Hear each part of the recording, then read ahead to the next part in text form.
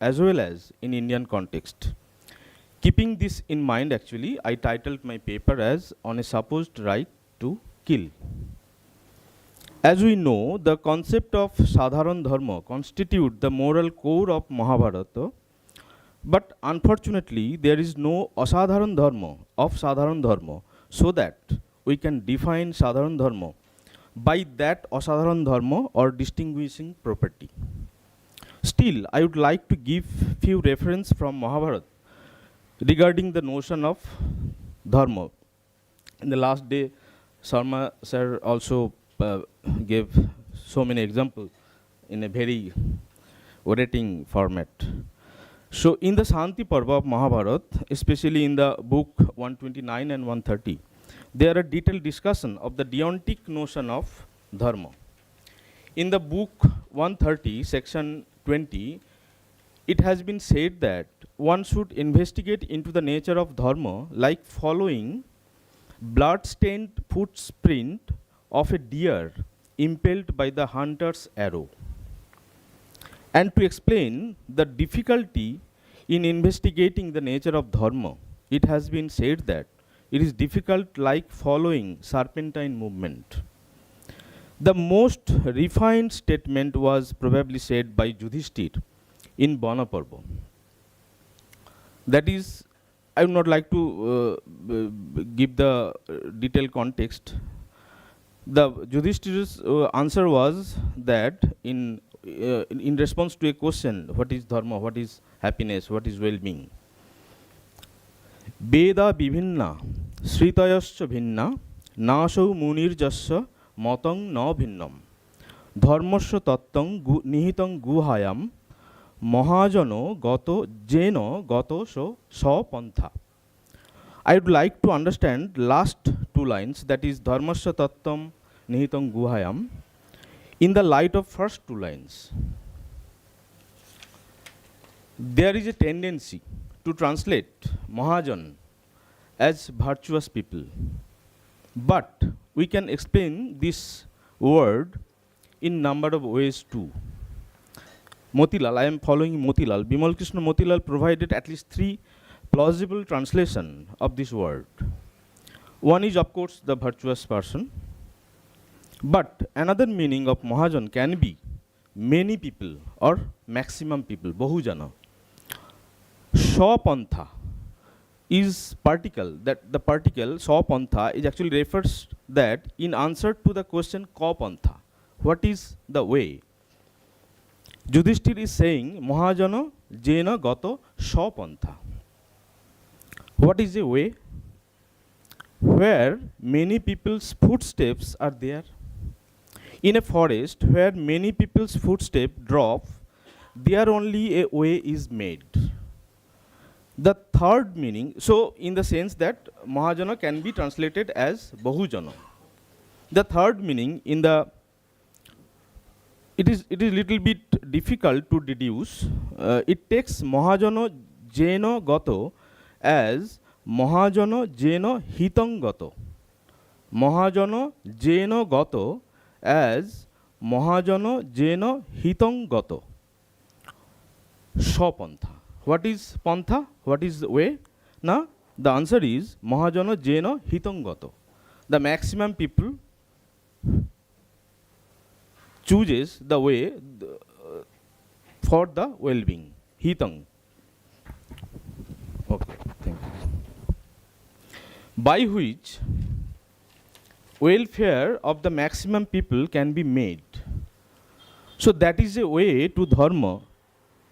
This translation is little bit utilitarian in nature. This notion is very much compatible with the notion of anrisangsa in the Mahabharata.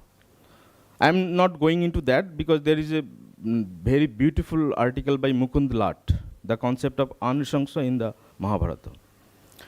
In this context, I want to refer Manu Sanghita, which is seemingly the most notorious text for both liberal and neoliberal.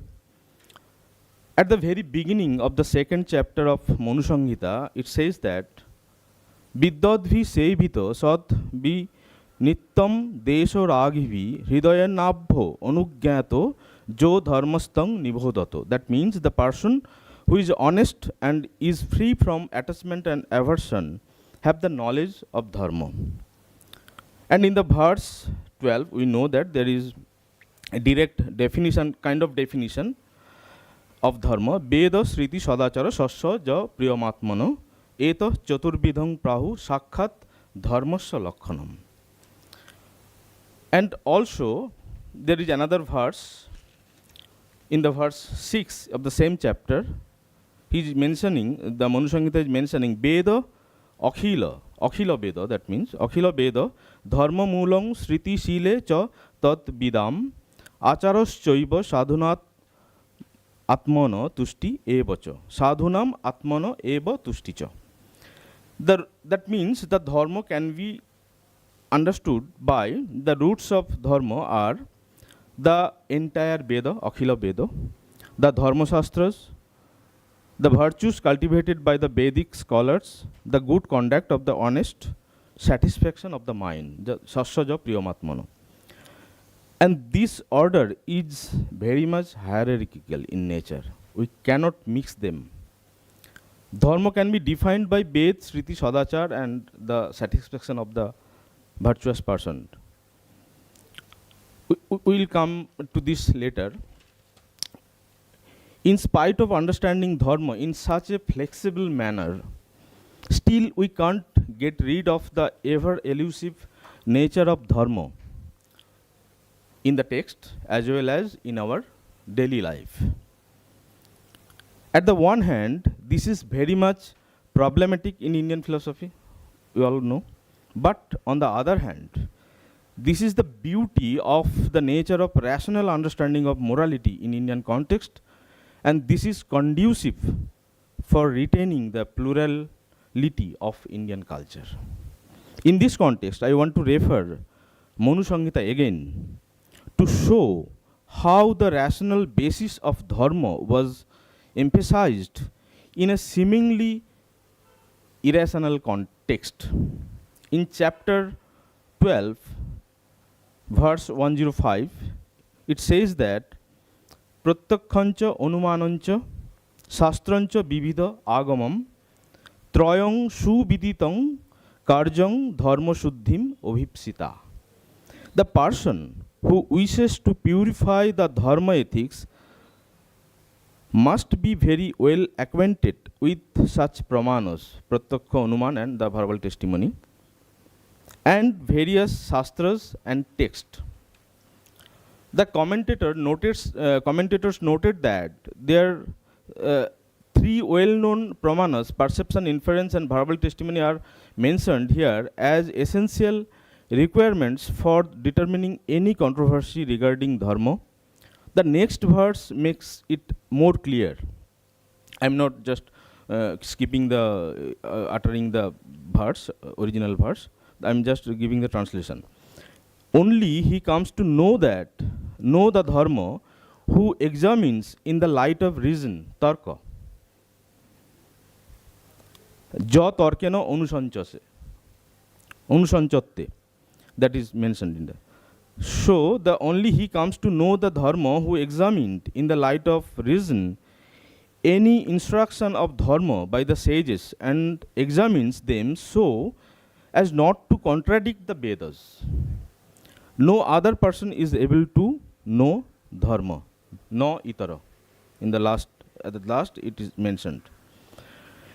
In the case of dispute over Dharma, where it is not easy to decide which course of action should be followed or by which action Dharma morality would be sustained, Manu suggested another very interesting method which undoubtedly foreshadowed the upholding of rational democratic principle. In verse 110 of the chapter 12, it is said that actually it is proposing a group of people, a democratic structure by which the course of action which can follow the Dharma can be decided. An assembly of 10 persons or not less than 3% where 10% is not available, should deliberate and reach a decision of dharma, and that dharma should not be transgressed. In the next verse, of course, the selection procedure of these 10 people has been mentioned. There are 3 scholars versed in 3 Vedas, Rig, Sam and Yajur Vedas. 3 persons. One logician, Hoituk, it has been mentioned, Hoituk. One dialectician or the arguer, Tarkik. One expert in semantics and etymology, Nairukta. One scholar of the Dharma Shastras. 3 laymen from 3 different groups, means 3 different ashramas. One celibate student, one householder, and one retired person, the person who is in Banprastha. Now, I would like to enter into another debate where there is a prohibition, no hingsat. One should never physically harm another living being, and there is a prescription, one must sacrifice an animal during the ritual X, suppose. In such a scenario, one may either seek for a solution beyond the command themselves by applying one's personal criteria, sasyaja priyamatmana, in attempting to decipher the intention of the author, or one could seek to resolve the apparent contradiction on the basis of the commands themselves, seeking therefore a hermeneutic solution to that. Perhaps one may contend that in this conflict between no hingsat and Ogni Samyang Pasuma Labhet, etc., the latter command pertains to a specific occasion in contrast to the former general rule, and should thus override the former whenever the specific occasion arises. This kind of solution has been given by also Madhusudan Saraswati in the 18th chapter of the Gita in his commentary. But there are also further discussions regarding this. This is then an application of the deontic principle that specific rules overturn more general ones. However, here too, there are several ambiguities. For instance, what is the epistemological basis for accepting such a principle of specificity? It is very much possible to argue that both commands derive their authority from the same source and hence have equal deontic force at each moment of their applicability. One may think that command 2, that is there is some kind of killing in associated with some rituals, that one must sacrifice an animal during the ritual X simply as a sentence remainder or Vakya Sesha or appendage of comment 1 with comment 2, thus needing to be construed in conjunction with comment 1, that is, one should never physically harm another living being except for the animal sacrifice during ritual X.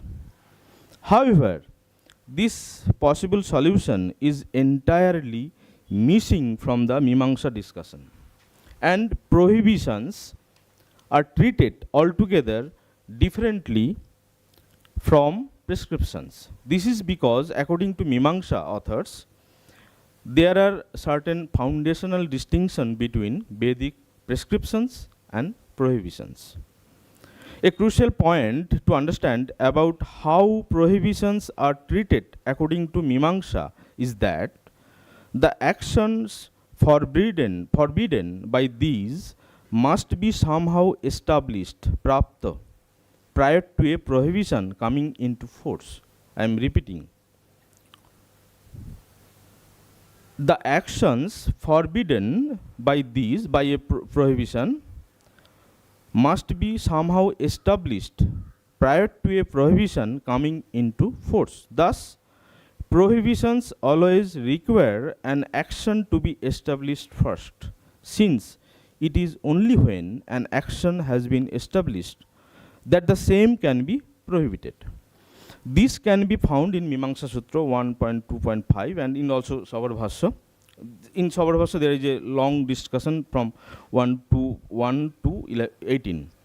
This discussion has been made in response to the Purvapakshi. Actually, in Mimamsa Sutra, there is Purvapakshi, to answer the Purvapakshi, this kind of definition has been arised. In response to the Purvapakshi, who demonstrate the absurdity of considering something to be a prohibition when it prohibits an action which is itself impossible. So, what was the Purvapakshi's position? Purvapakshis position goes like this: the fire should not be kindled in the air nor in the sky, prohibit something which is not entitled to a prohibition, or apratisedha bhagi. It is certainly known that fire is not kindled in the air or in the sky. So, a prohibition can only act in regard to matters which are actually possible. Prapti purva hi pratisedha bhavati, it has been said. And also prapto hi sattam pratisedha. Thus, if a prohibition were not dependent upon the action being previously established, the Mimamsakas argue that prohibition could be understood as meaning simply those who do not want to do this need not. There are two ways for an action to become established. That is how an action, the prapta, there is two types of prapta initially. On account of naturally arising passion, which is natural to humanity, to the universe, that is raga prapta, and by means of a Vedic prescription, shastra prapta. There are also further discussions in Sabar Bhashya regarding the fourfold classification. They actually classified in further in four types. Fourfold classification of establishing an action on the basis of kartavya and purushartha. I am not going into that. And in Bhasha Parichhed also, there is kind of solution to this. Yeah. What will be the definition of, possible definition of hingsa? And this is kind of a textual solution, actually intertextual solution to a conflict like this. But my question is, my position is little bit different. I am now describing my position. This intratextual solution, we should keep in mind that this kind of solution was not available to all people. At least the time during this discussion was made, and also till now, not only in a very rigid power structure, but also people are not, they are not aware of this kind of solution. So, in our practical life, how do we have the solution of this kind of conflict? So, there my take is actually, it's a intertextual solution I will give you, that is by following Gita and also Manu Samhita. In Gita, there is actually, in Gita there is all sorts of philosophy, like from moral philosophy, epistemology is there. So in Gita, I just want to mention 2-3 things, that after giving the elucidation of the Niskam Karma in the second chapter, it has been mentioned that the doer, who will be the perfect doer, and it is defined as Sthita Prajna. And we know that there is a definition, and also sir was mentioning yesterday that thing, and there actually three questions was made by Arjuna. Sthita Prajnasya ka bhasha. The Kim Asit, the three question was Kim Asit, Kim Brajit, and Kim Prabhasit. And in answering to that question, Krishna was elaborating the whole thing, whole characteristics of Sthitopragya. And I'm now shifting to the 13th chapter, where Gita is not only mentioning the perfect knower, but also defining knowledge in terms of virtue. That is in 13th chapter actually. There are 5-6 verses from 7 to 11, where just uttering the long list of virtues like amanitya, adhambitya, ahimsa, khanti, arjavam. And the last line, that means the last line of the verse 11, it has been said that etas jnanam iti. How can the virtue can treated as knowledge? Probably it reminds us the Socratic dictum that virtue is knowledge. And not only that, etos jnanam iti proktam ajnanam jat ataha annatha. The opposite of these virtues are actually can be defined as ajnana. So, in the light of this Gita's understanding, we can have a proper understanding of perfect knower, perfect doer, and the perfect seer, not in the sense of the rishis, vision, seer. So, who have this kind of characteristics, who can be considered as the perfect doer, perfect knower, etc. Only in that context we can apply the notion of sassaja priyamatmana. That means first we should practice, we should exercise the all means, all rational, democratic means of deciphering the course of action, course of dharma.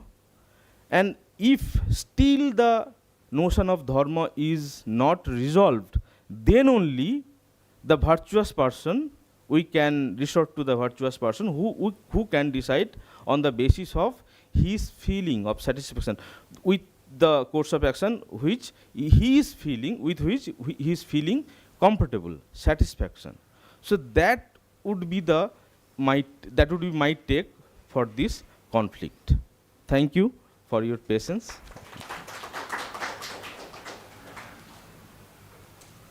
Friends, Dr. Sunirmal Das has made very crucial points, and he has mentioned Manusmriti, Mahabharata, Mimamsa Sutra, and Bhasa Pariched, etc.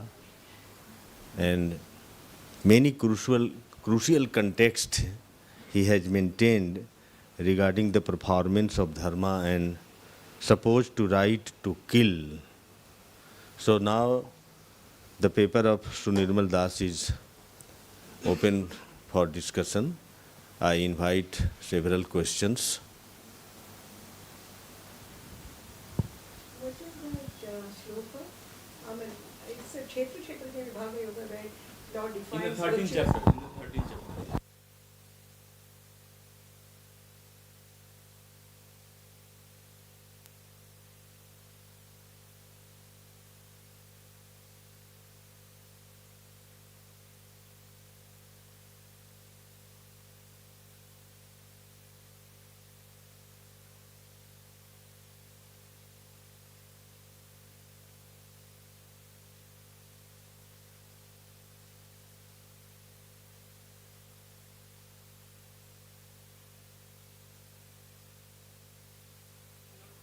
You haven't said.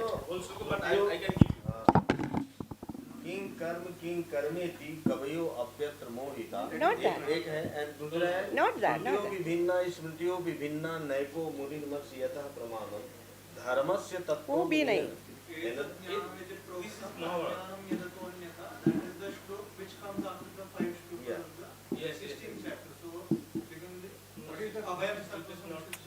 No, it is not 6. No, it's not. I just in the morning I have seen also. It is about Daily Sampada. You Just the meaning of the thing, then Professor Srikala, what you want to know from What I want to know is where, Lord has, it hasn't come to my mind where Lord has equated virtues with knowledge. That is a very crucial claim. So I really want to know which text says this. It hasn't come to my notice. So I mean you can tell me later. Yes, You know, in Gita and also we well, can. that is a huge claim. Yes, It's a yes, big, yes. huge claim. Yes, yes. But I haven't. think you have mentioned that there are 5 verses. 5 verses. From In 7 to the nature of knowledge has been defined. So what is knowledge? What is Suppose that the first verse of start from Sarva Bhuteshu Ainekam Bhavam Abhyay Vikshate Avibhaktam Vibhakteshu Jnanam Tad Vidhi Satvikam. That is 13th. I don't know that. No, that is Satvika Jnana. No? That comes in later chapters where he distinguishes between everything in terms of Satvika, Rajasa, Tamasa. Yeah. Yes. Gunatraya Vibhaga Yoga. Anyway, I mean, That is 60. your question. That is you are saying. But anyway, he can tell me later. Yes, He can- I think. Now, about Manusmriti, personally I feel that this Vidvadhi Sevita Saddhihi Nityam Advesha Ragivi, etc. This is something like an advertisement. I mean, whether it should be taken, people have taken it seriously and they have taken it as a description of whatever is said in the Manusmriti. That it has been said by those people who have no dvesha, no raga, etc., beyond all things. So they have, whatever they have said is very judicious, just claim. But that does not follow. I mean, I personally think that this verse should be taken just something like like Arthavada, rather than a true statement. Now, when you talk about pramanas, I mean, Vedasmriti Sadachara, etc., etc., and there is a kind of hierarchy. I mean, I think you did not mention that. That is, where you do not find something in the Vedas, then you may go for Smriti. Yeah. Yes, I mentioned So if there is Smriti Dvaidha, then you can go to Sadachara. And Sadachara also means Sadhunam Satam Acharaha, not good conduct. Conduct of the good people. And who are good people? Who follow Vedas and Smritis. So ultimately, Vedas and Smritis, and the last thing comes when you have no way in Veda, Smriti and Sadachara. Even there are no people who will tell you, who follow Vedas and Smritis, and who will tell you that this is the right conduct. Then you can follow your own, say, inner voice or whatever. So ultimately, I mean, it is based on Vedas and Smritis, the injunctions which are there, and it is not, I mean, although he talks about Tarka and all that, this Tarka should be should be consistent with Vedas and Smritis. So even reasoning is to be used for justification of Vedas, not for questioning Vedas. So this also, I mean, you accept that or not? I mean, it was not very clear from your talk, so I am just asking it. No, actually, that's why I am giving emphasis on the virtues. Because actually, if we hello, Sonal. So if we consider this ethos gyanam thing from Indian from Gita, actually, if we can define knowledge in terms of virtue, then many sorts of problem will be solved. Like at the ancient time, when the Manu Samhita, when that type of text was written, that time the knowledge was actually kind of property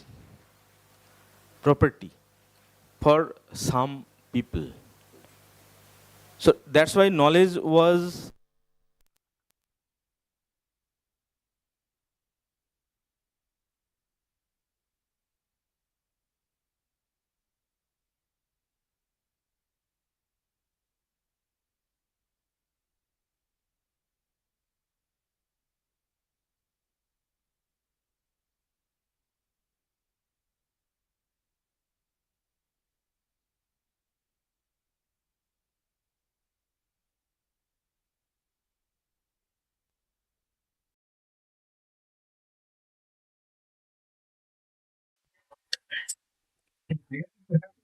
Stand that I accept this text, even in the Gita,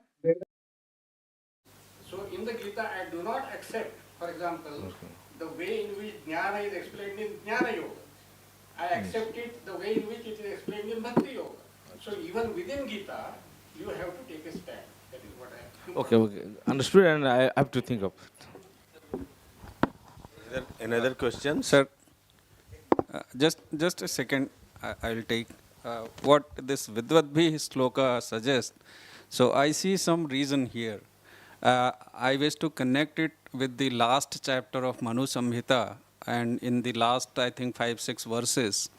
If you see, if things are not resolved, then you call such knowledgeable people who are living different principles in their life, and the number is mentioned that if it is possible, bring 10 people, and if it is not possible, at least bring 3 people of this kind. And then they will decide, and whatever decision is made, maybe in a democratic way. It will not be democratic. Because majority will be of Vedic people. They all are Vedic. They all are Vedic, sir. They, in the, Even Haituka. Huh. Haituka may not be Vedic, but he is in minority. He is only one. All others are Vedic. but Manu Samhita brings in So it is only not democratic, like. that is what I am saying. It is all Shabda Pramana. Authoritarianism. You want the exact word? One who Maybe knows the it can be read like that. One who knows the Yajur Veda and one who knows the Sama Veda shall be known to form an assembly consisting of at least 3 members Ah, to decide doubtful points of law. right, right. Excuse me. So these things are interconnected basically. If we see an exclusion, then of course there will be problem. Yes, that we can take decision. Yes, thank you. Excuse me. I'm sorry. I know the professors are always in some debate. Okay. Just a general question on when you mention about virtue and knowledge. I think there, from my perspective, and maybe others when I've debated it with them about students, is equating knowledge and virtue, there are 2 different things. Knowledge is knowledge, and knowledge should be absolute, versus virtue, which is they talk about knowledge as in Gyan, and Gyan above all things. We get confused between Gyan and everything else. That's my confusion. I don't know if you can clarify that, or anybody else can clarify that for me. Okay, actually, metaphysically, there is something called knowledge, of course, from the perspective of Gita. But I am here actually try to combine virtue with knowledge, because we should keep in mind that the virtuous people with very high kind of knowledge have, but the very knowledgeable person without being virtuous, Gita actually this type of person will be rejected by this if we take the Gita like this position. Gita. Please conclude your Okay, okay. response because we have Okay. So, sir, can we discuss it? Okay, okay. Thank you. Thank you. So, thanks for a very good discussion on the paper of Dr. Sunirmal Das ji. Now I invite Dr. Sachidanand Singh to deliver his lecture and present his paper.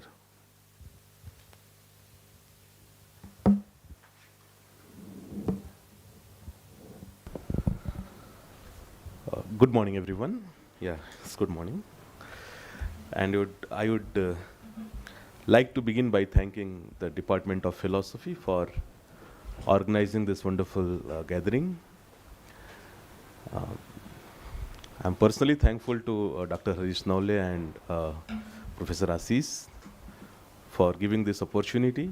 And I would like to clarify that I'm not expert in Indian philosophy, but this conference gave me opportunity to read, think, and personally I am thankful to Professor Pradeep Gokhale sir for writing such a wonderful thing on Indian philosophy in very lucid language that actually helped me to understand some basics of it.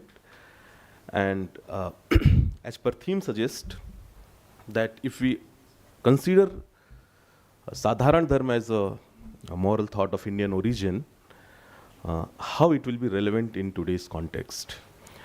And one such problem with applying moral thought in today's context is in the form of moral dogmatism. We are experiencing that legitimizing any particular moral ideas to make it universal, to apply it in every context, is equally risky as religious dogmatism or any other form of dogmatism. So what can prevent, if we consider Sadharana Dharma as a moral thought of Indian origin, to turn it into a dogmatic belief system? And here I found two very important positions. One by Dr. Pradeep Gokhale himself, and the another is by Jain Mohanty. What I will do here is, as we have already heard Pradeep Gokhale sir and his positions on Sadharana Dharma yesterday in keynote address, so I'll briefly present his views, and then I'll present account of Jain Mohanty, and we will evaluate that which particular positions will probably help, or probably some middle point that can help us to overcome any dogmatic fall for Sadharana Dharma. So the assumptions that dharma and morality are interchangeable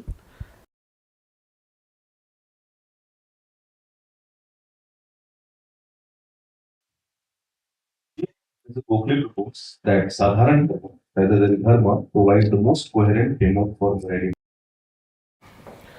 This distinction between Dharma and Sadharana Dharma is key to comprehending the form of rationality that underlies moral thought in the tradition.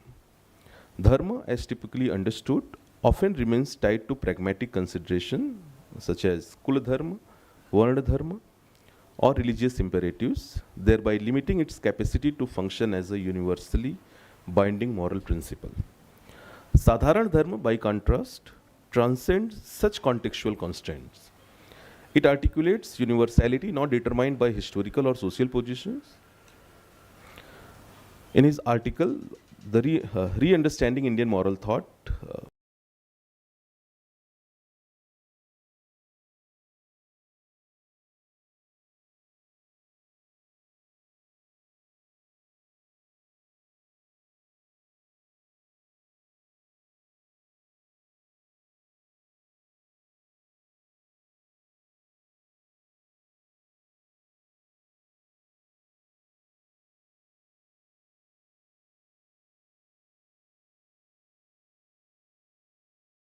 structure of human relationship, most notably interpersonal trustworthiness.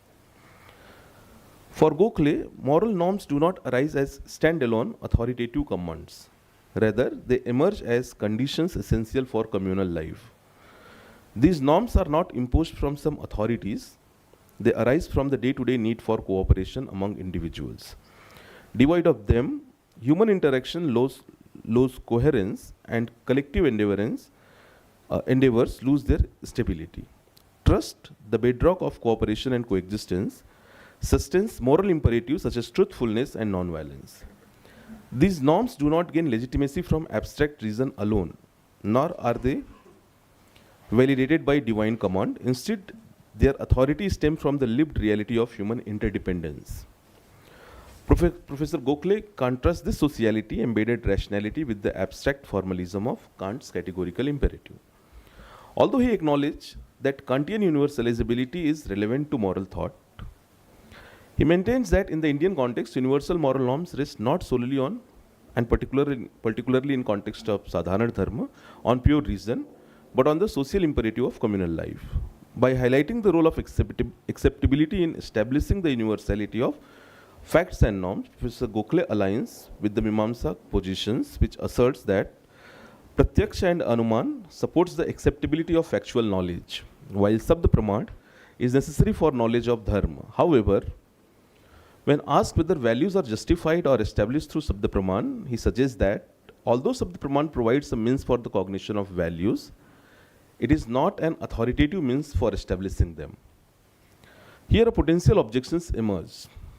If Sadharana Dharma is indispensable to social stability, Might it not devolve into mere form of pragmatic consistency rather than a genuinely universal moral standard? Is it simply an expression of social utility rather than a rationally binding ethical principle? Here, Professor Gokhale's response is very nuanced, and I was amazed. He concedes that Sadharana Dharma has practical consequences and argues that its moral weight arises from the intrinsic relational needs of human beings. As he puts it, a value as a value is not a matter of experience. Realization of the value can be a matter of experience. In other words, trust is not merely beneficial, it is indispensable for a moral life. Hence, any norms that reinforce trust is not simply advantageous, it is rationally unassailable. Consequently, Sadharana Dharma qualifies as universal, in effect, because every society, regardless of its historical or cultural context, depends on these core moral commitment for its continued existence. What I will do now, I will present Jane Mohanty's account, and then we will evaluate how Professor Gokhale's suggestions of intersubjective universalizability play a significant role in making Sadharana Dharma very relevant and can engage with the contemporary ethical challenges faced by our society. So Mohanty discussed the account of Dharma as, in the very Hegelian term, Sittlichkeit in contrast to Moralitat. Though he acknowledged other accounts of Dharma, his inclination was to transcend the moral codes that derive their justification primarily from scriptural tradition. This approach allowed for a broader and more universal conceptions of Dharma beyond scripturally mandated imperatives. He emphasized the scripturally rooted tradition at the same time and its rationality as a justification of Dharma. It's a very unique position he took. His claims that the Vedas are authorless play a very significant role in bringing this dual aspect of his thought about tradition as a ground for a morality, but at the same time not rooted in scriptural authority. His claim that Vedas are authorless is not merely an assertion of their spontaneous emergence, but rather an epistemological stance with two key implications.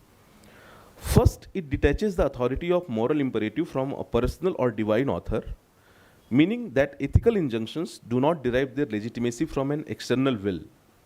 Second, this detachment places the burden of interpretation on the community itself, requiring a continuous and rational engagement with the text rather than passive acceptance of a fixed meaning. As Srimal just discussed in his paper, that how there is a structure when the problem occurs. But Mohanty positions I'll discuss here in detail. In this way, moral reasoning within the tradition is not ahistorical but remains dynamic, shaped by ongoing interpretative discourse. For Mohanty, the apaurusha status of the Vedas grants them a kind of textual autonomy. This is not to be confused with the rigid, literalist authority, but is instead an invitation for sustained reflection. Mohanty argues that Mimamsa tradition, which historically emphasized the self-sufficiency of Vedic commands, claims that imperatives or vidhi-vakyas within these texts motivate action not because a speaker issues them, but because of their intrinsic structure. The structure that is grounded in grammatical, hermeneutic, psychological construct of the imperative sentence itself. So he doesn't require author to claim intention, rather statement itself has power to assert intention. The structure that is grounded in grammatical, hermeneutic, psychological construct of the imperative sentence. Hence, the absence of a personal author means that the text must be understood in terms of their function within the interpretative community, rather than through the lens of intention of author. This shifts moral reflection from being about compliance with the divine or human lawgiver to a rational process of negotiating meaning within the tradition itself. In his attempt to establish the morality with textual tradition, Mohanty argues that over time, interpretative engagement has rendered the moral imperatives of Veda inexhaustible, allowing them to remain open to adaptation while still being anchored in a stable textual foundation. The ability to reread and reinterpret these texts ensure their continued relevance, preventing them from becoming mere relics of the past. This process fosters a self-corrective dynamic. The text is read, debated, re-examined, and when necessary, adjusted to maintain moral coherence. If a textual command conflicts with a broader ethical principle, the tradition does not rigidly adhere to it, but instead engage in hierarchical reasoning, prioritizing foundational values over context-specific injunctions. Expanding on this, B.K. Matilal illustrates that how Dharma Shastra upholds, as we have just discussed, a rational democratic principle by involving a diverse group of individuals with varied expertise, whose collective wisdom help determine dharma in case of dispute. Now, introduction of this self-corrective mechanism is particularly significant in case of Sadharana Dharma, because it coexists with the more particularized obligations such as Varnashram Dharma tied to caste and social roles. The Apaurushya nature of the Veda paradoxically facilitates both the preservation and modification of norms, while the text provides a stable reference point. The absence of definitive author empowers interpretative community to reassess moral priorities in response to shifting historical and philosophical context. Moreover, this corrective mechanism is further reinforced by external influences from Buddhism and Jainism, which have continuously provided alternative moral belief system that expand the scope for critical negotiation within the interpretative tradition, collectively shaping a dynamic ethical community. Here, Mohanty briefly shows that how Buddhist account of Brahma Viharas and Pratitis Mutpad and rejections of, had forced basically to redefine various account in Bhagavad Gita and various other ethical literature. There are a few issues that arises with the belief of traditionally grounded account of moral thought, interpreted by multiple people or community, causing lack of consistency in moral thought and lack of uniform criterion to resolve the moral issues. Here what Mohanty suggests that we can transcend, and the tradition transcend the boundary of consistency and completeness for the sake of pluralism in the points of interpretations that can incorporate the burden of moral emotions such as shame or remorse in order to consistent with practical wisdom. So here what Mohanty is trying to address moral acrasia, moral wickedness, can also be incorporated in moral thinking and moral interpretation within an interpretative community with the help of traditions. For instance, if we differentiate between Kant and Krishna, this is what Mohanty is suggesting, based on their approach to ethical duty. Mohanty observes that Kant derives duty from a formal universal principle that is independent of specific context. In other words, the deduction of norms arises from general principles rooted in the law of reason. In contrast, Krishna situates duty within the lived reality of individuals and the larger social order. According to Mohanty, Krishna acknowledges that ethical decision making must consider the needs of diverse community, including a vast majority of imperfect individuals who rely on social ethics for their own and their community survival. Hence, Dharma in that sense characterizes a community's factually handed down traditions. This perspective suggests that moral reasoning is neither rigidly fixed in scriptures nor entirely contingent on social pragmatism. Instead, it operates in a space of tension between textual inheritance and rational deliberations, between universality and contextual adaptations. Though Mohanty except Sadharana Dharma, all the other notions of Dharma are hypothetical, but the objective of his discussions articulate Sadharana Dharma sustains its rational foundation by being open to reasoned negotiations. It retains its universal claim while allowing for interpretative flexibility, ensuring that moral norms are neither obsolete relics nor arbitrary social constructs. The result is a moral framework that is at once anchored in tradition and responsive to reason, a vision of universality that is alive precisely because it is continuously reinterpreted. However, a tradition-centered interpretative framework raises significant concerns about hierarchical interpretative power. If a dominant community can effectively dictate how the tradition is read and implemented, it is unclear whether the tradition has any intrinsic safeguard against such monopoly.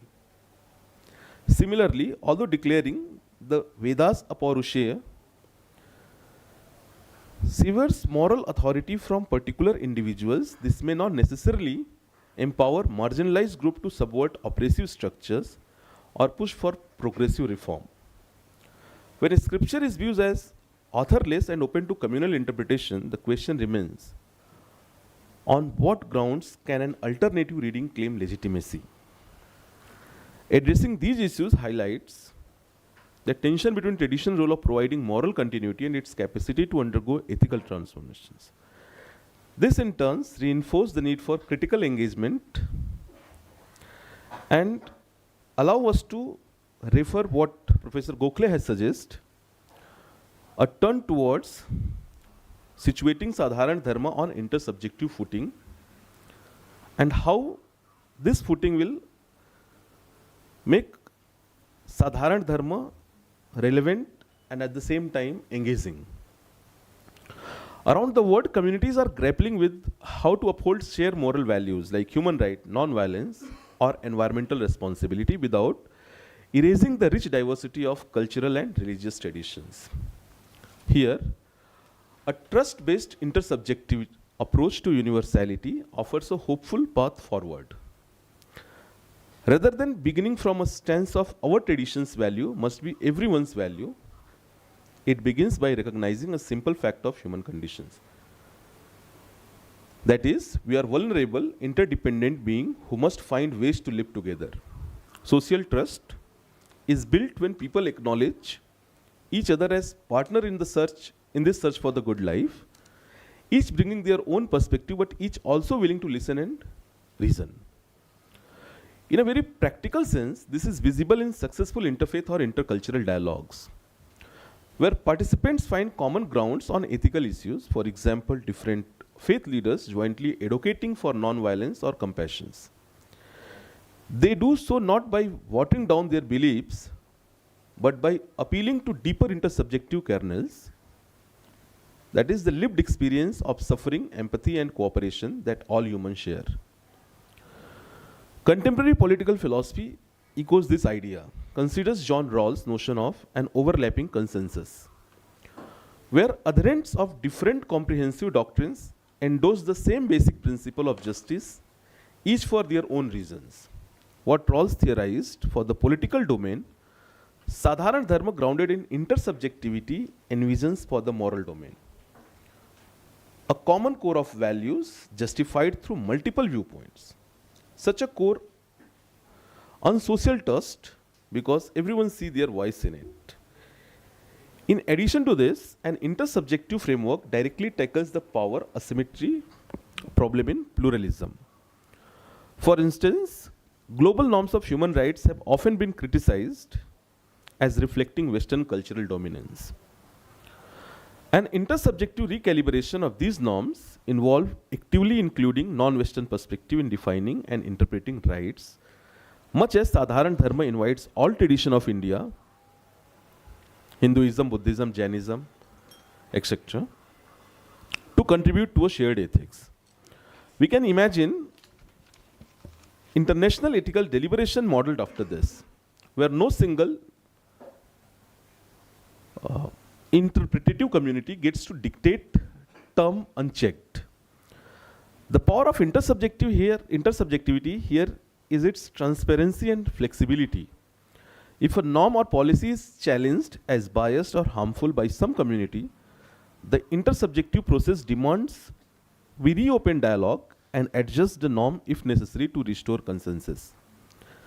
This is analogous to the self-corrective hermeneutics within the Aparusheya Vedic traditions. In concrete term, fostering intersubjectivity means cultivating institutions and practices that encourage communication and empathy across divides. Education that teaches perspective taking and critical thinking, public forums that are genuinely accessible to minority voices, truth and reconciliations commissions after social conflict. These are few examples of application of interpersonal trustworthiness. They build trust by showing that no single narrative will be allowed to dominate unchallenged, that there is always a space for dialogue and vindications of claims through reasons instead of force. In a pluralistic democracy, for example, policy gains legitimacy if they result from deliberation where citizens or their representative exchange reasons and understand each other's stake rather than from the fiat of one factions.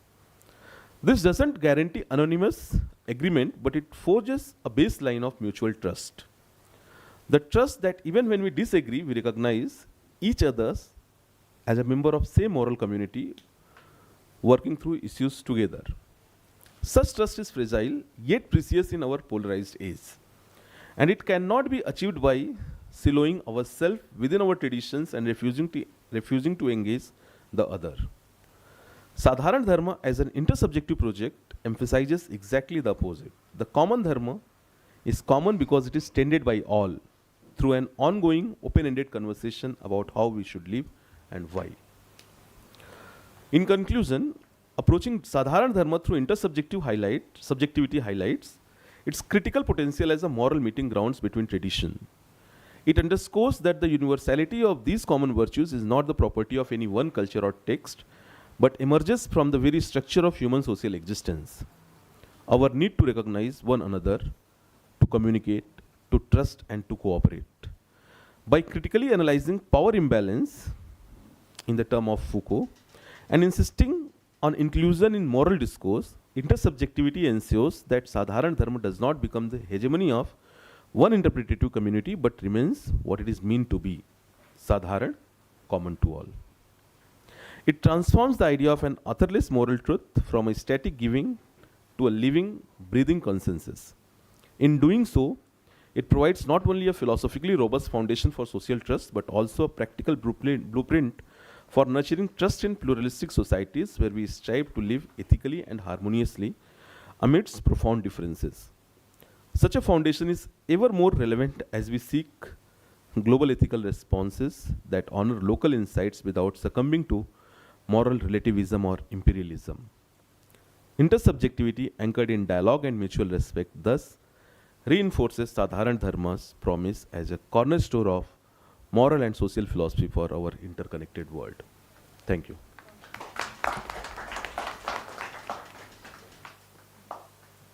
Friends, Dr. Sajjan's paper is open for discussion. May I? I learned that you have given up the interpretative method. Interpretative method, fearing that it will have a grip. It will have the grip of the powerful, and then opted for the intersubjective. I fear, well, I in your shoe wouldn't, for the simple reason that there is no metaphysical backing for it. It is all oversimplified. There is no philosophical footing for it. Take, for instance, your own example of human rights. See, a call from the UN to have, to follow the human rights. Did any community respond to that? You have instances before us. So a shallow call, there are multiple objections with regard to the call for human rights, because the rights are just not to be confined to the humans. And there are several issues. I've presented a paper on human rights, how shallow it is. So, I mean, the argument is that even from a Western conception, human rights has been criticized, particularly from the Indian position where metaphysics has been the footing. And just the reverse from your position, I would argue that now, virtues gets defined in terms of knowledge, not the other way. Virtue doesn't, knowledge supports virtue. It's not the virtue defines knowledge. That has been the Indian tradition. I'll argue out in my paper as well. So, thank you.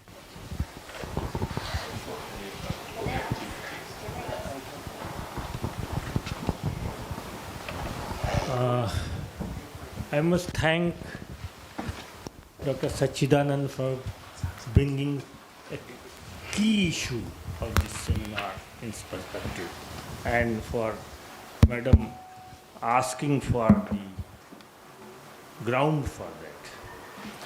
I think we must look into Habermasian position also, where he talks about communicative rationality, developing communicative rationality, maybe intersubjective also.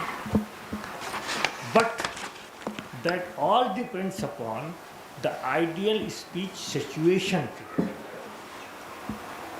And that's why Habermasian project is doomed. It did not take off. But the question, important question is how to counter this, what you call hierarchical interpretative power. This is the reality of the world. And it has been the reality of the world, and it may continue like that. Superpowers who dominate and who interpret what is good, what is wrong, what should be done in Palestine, what should be done in Ukraine, and all that. And these powers, they dominate the interpretation and they impose their rationality, whatever it is, on the public. Then the question will come how to counter that. And I think here Gandhi has found a way out of it. That once the conflict is not resolvable by rational means, you have to look into other means also.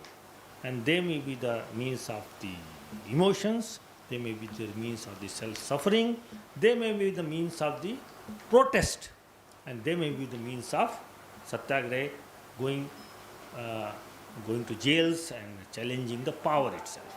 So, in your paper, I think when you look into Professor Gokhale's and Professor Mohanty's positions, the real question still remains to be unanswered. Thank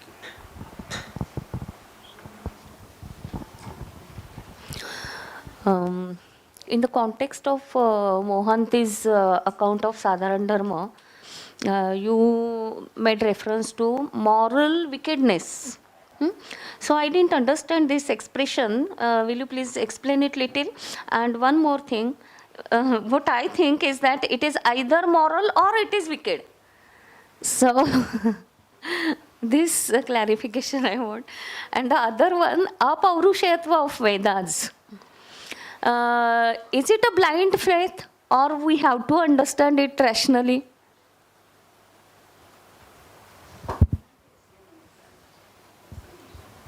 What I think is that we have to understand it rationally. It should not be a blind faith. Any other questions from the student side? Yes. Sir, I want to ask about authorless text. Sir, authorless text is related to folk literature or oral history? Authorless text. Suppose this text is authorless text. And I want to ask, this is related to oral history which is coming from folk people.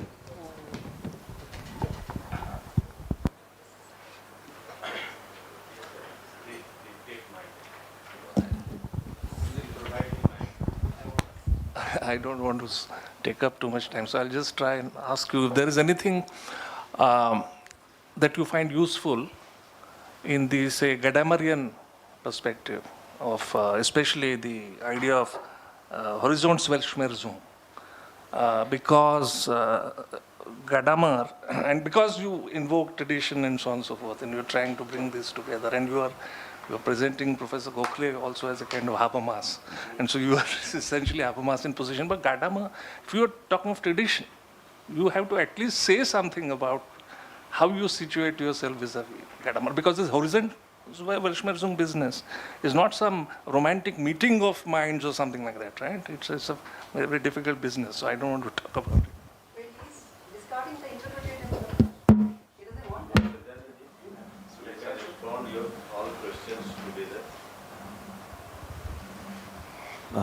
It's working? Yes. Thank you, everyone. So I really don't know how far I will able to respond, and if I miss some questions, I will probably love to respond later on. So I will begin with ma'am response that yes, human rights particularly sound very superficial when we look from the very universalistic point of view, that how far it is universalistic. So my whole contention is not that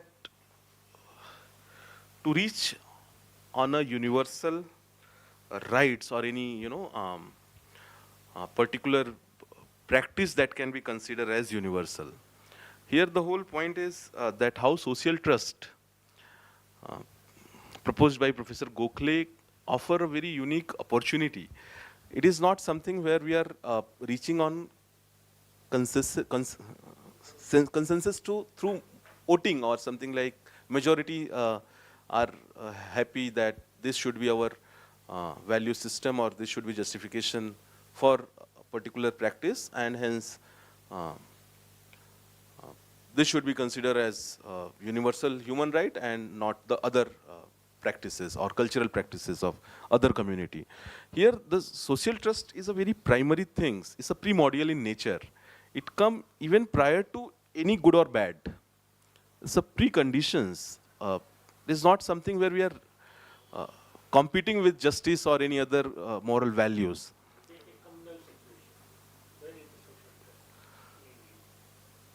So here there is this critique, as you just said, that is it something that is practical at all? We are not talking about reaching on a very holistic ground, at least acceptance of minimum ethical consideration. That much we all are having at least, or to an extent we are trying to. So the aim is not that we will give up list of the strategy through which we can reach on social trust, or will make attempt to reach on social trust. And as what Rawls says, we reach to consensus, but not necessarily for the same reason. So a ground of trust can be possible. We have made a lot of international treatises, not with the same reason, but at least we reach to some amount of trust where we can see how Russia and America are becoming friends. They started their airlines. And on the other hand, reason can be anything. But we reach on a consensus and a minimum trust they too shared. I know, it's a very bold claim, but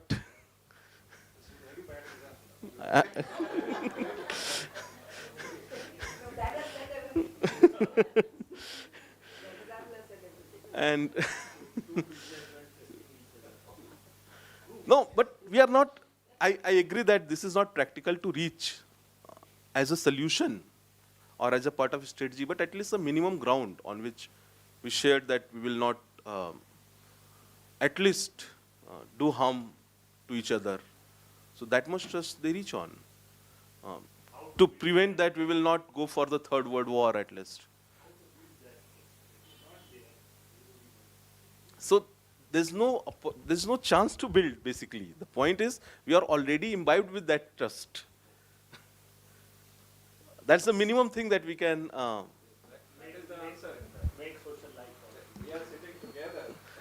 And in order to make any ethics today relevant, it should accept the fact. Yeah. It's not 0-1 situation.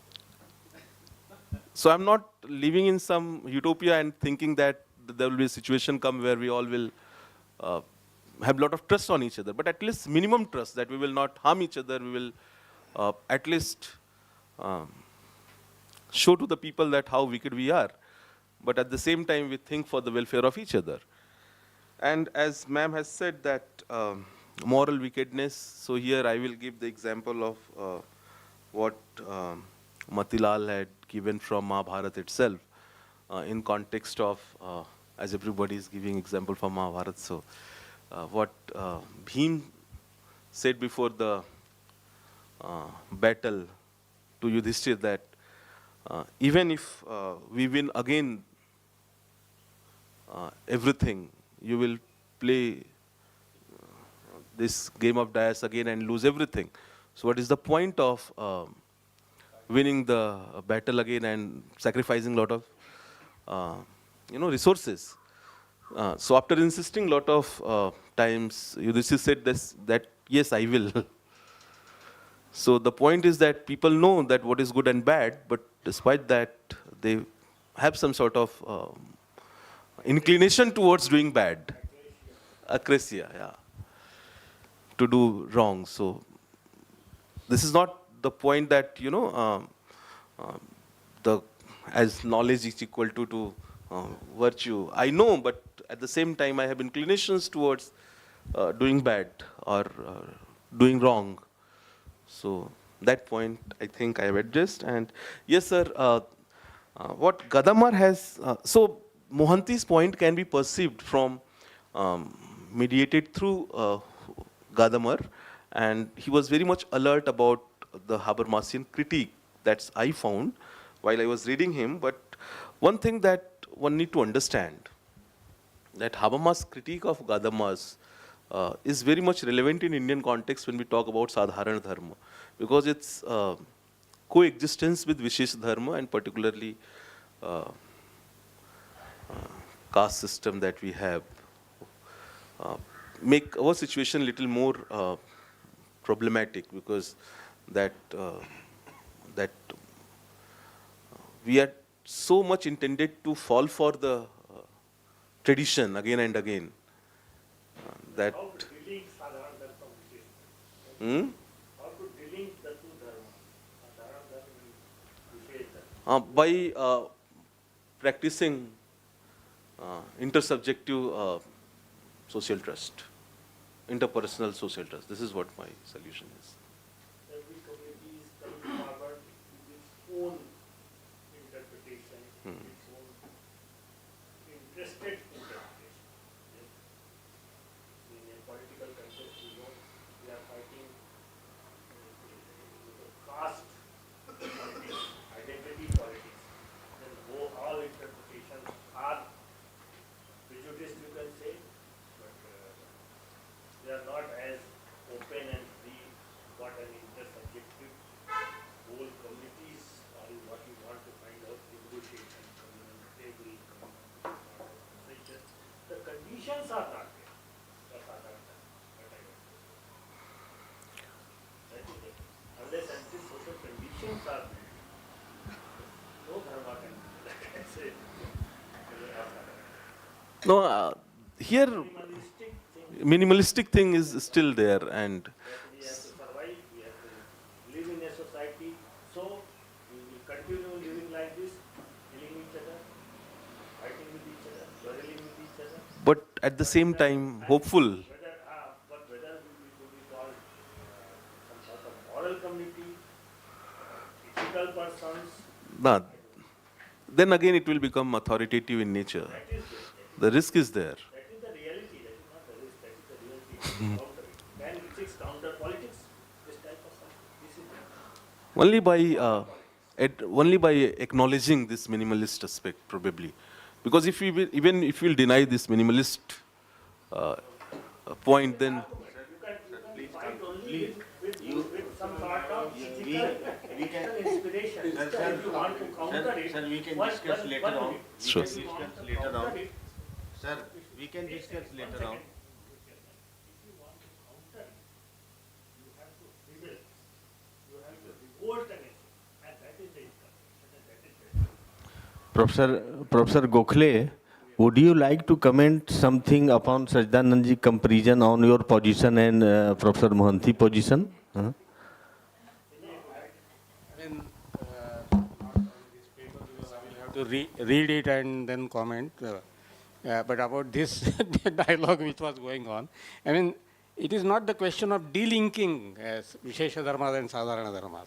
Vishesha Dharmas, specific dharmas have to be there. But the question is what should be regulated by what? Should Vishesha Dharmas regulate Sadharana Dharmas, or Sadharana Dharmas should regulate Vishesha Dharmas? So concern for Sadharana Dharmas is inevitable. I mean, whatever, even when you want to revolt, why do you want to revolt unless you have some concern for Sadharana Dharmas? So that is the approach.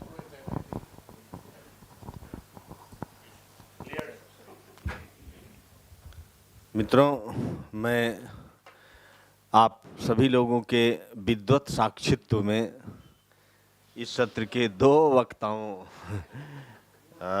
Doctor Sunirmal दास और doctor सच्चिदानंद सिंह को मैं बधाई देता हूं अपनी तरफ से और आप लोगों की तरफ से भी कि इन्होंने सेमिनार के विषय के साथ बहुत अच्छा न्याय करने का प्रयास किया और बहुत सारे आयामों को संकेतित किया अपने शोध पत्र के माध्यम से। मैं केवल सुनिर्मल दास जी से इतना कहना चाहूँगा कि वैदिक हिंसा न हिंसा भवती और उसका जस्टिफिकेशन पशु बलि इत्यादि से मुझे लगता है कि अब हम लोगों को हिंसा का जो प्रॉब्लम है ना, प्रॉब्लम ऑफ वायलेंस है, उसको हमको अब ब्रॉडर पर्सपेक्टिव में देखना चाहिए। हम एक ऐसी सभ्यता में जी रहे हैं जहाँ वायलेंस जैसे तालाब में शैवाल अंदर अंदर फैल जाते हैं, वैसे वायलेंस जो है वो हमारे सिविलाइजेशन में इम्प्लिसिट होते जा रहा है। जब हन्ना एरेंट ने द ह्यूमन कंडीशन ये पुस्तक लिखी तो बताया कि पूरा जो सिविलाइजेशन का स्ट्रक्चर है वो कैसे वायोलेंट होता जा रहा है। तो हम लोगों को अब वायलेंस के प्रॉब्लम पर ना सोचते हुए इंडियन कंटेक्स्ट में अब objective violence, non objective violence, cultural violence, structural violence, इन सब चीज़ों को भी अब हम लोगों को संदर्भित करना चाहिए और अपने विमर्श को एक बड़ा आयाम देने का प्रयास करते हैं। कितना दिन तक हम वैदिकी हिंसा हिंसा न भवती मतलब इसको लेके चलेंगे। भागवत में एक जगह कहा गया कि अहस्तानि सहस्तानाम अपदानि च चतुष्पदाम फल्गुनी तत्र महताम जीवो जीवस्य जीवनम। जिनके हाथ नहीं हैं उनको हाथ वाले खा जाते हैं। अहस्तानि सहस्तानाम अपदानि च चतुष्पदाम, जिनके पैर नहीं हैं उनको चार पैर वाले खा जाते हैं। फल्गुनी तत्र महताम जीवो जीवस्य जीवनम। तो हमारे मतलब हमको तो जिस दुनिया में हम जीते हैं ना, वहाँ भोग्य भोक्ता का संबंध कुछ ऐसा है जिसमें वायलेंस तो होता ही है। तो हमें एक ब्रॉडर पर्सपेक्टिव में उसको देखना चाहिए और मैं समझता हूँ कि भविष्य में आपके पास क्षमता है, ऐसा आप करेंगे। सच्चिदानंद जी, आपने बहुत अच्छा किया कि हमारे देश के दो लीडिंग फिलोसफर्स, एक प्रोफेसर गोखले और प्रोफेसर महंती के इस डिबेट को आप लोगों ने, कम से कम हम लोगों के लिए तो ये सुपरिचित डिबेट है, लेकिन जो नया जनरेशन यहाँ बैठा हुआ है उसके सामने आपने इसको रखा, इसके लिए आपको बहुत बहुत धन्यवाद और साधुवाद। और मैं फिर से दोनों वक्ताओं को, आयोजकों की तरफ से, सभागार में उपस्थित जितने लोग पार्टिसिपेट किए उनकी तरफ से मैं आप दोनों को धन्यवाद देते हुए इस सत्र को यहीं समाप्त करने की घोषणा करता हूँ। धन्यवाद।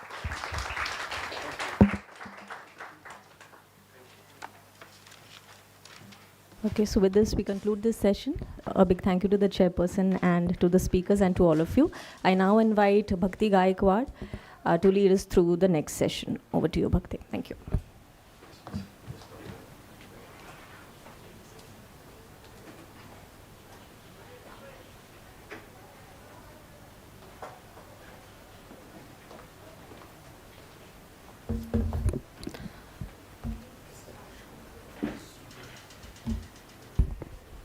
Good morning, everyone. I am Bhakti Gaikwad. It is my privilege to compare this session 5 of the national seminar. Let us begin by inviting our chairperson, Professor Anil Kumar Tiwari, to take the chair for this session. I also invite the speakers for today, Professor Shrikala Nair and Dr. Mamta Upagade, to take the chair.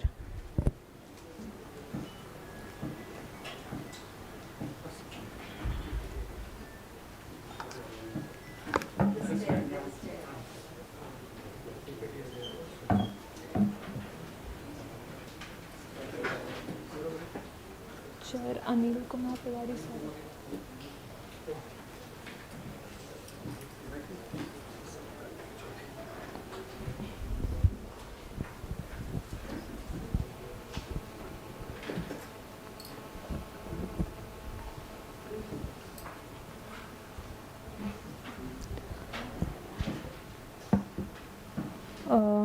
Before moving forward to the felicitation, I would like to give introduction for our chairperson. It is an honor to introduce our chairperson, Professor Anil Kumar Tiwari, Associate Professor, Head of Department of Philosophy at Hari Singh Gaur University.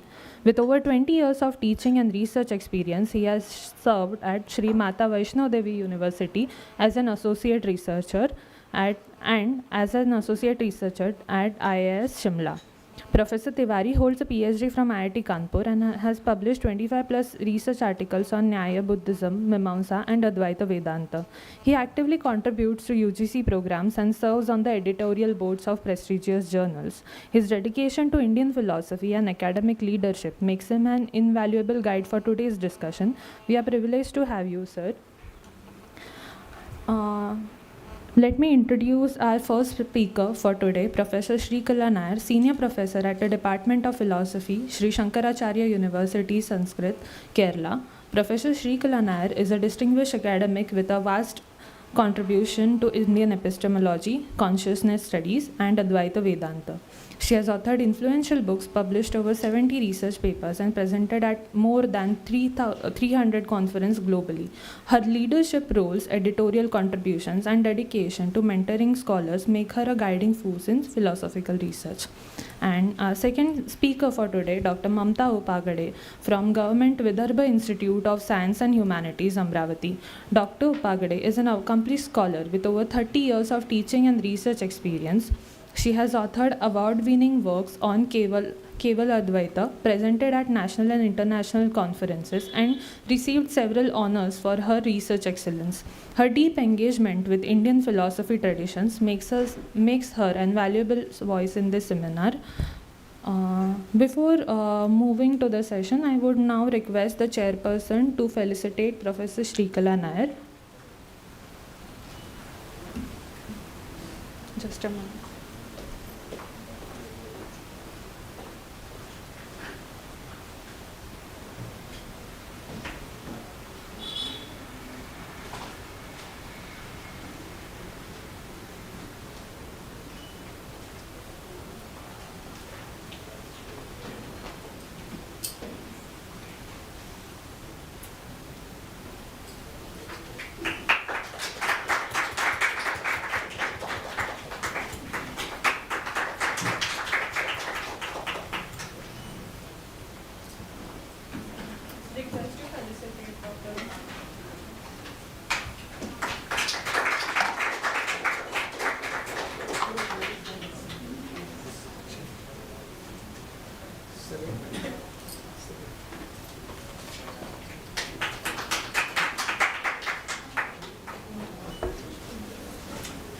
I request the chairperson to take over the session.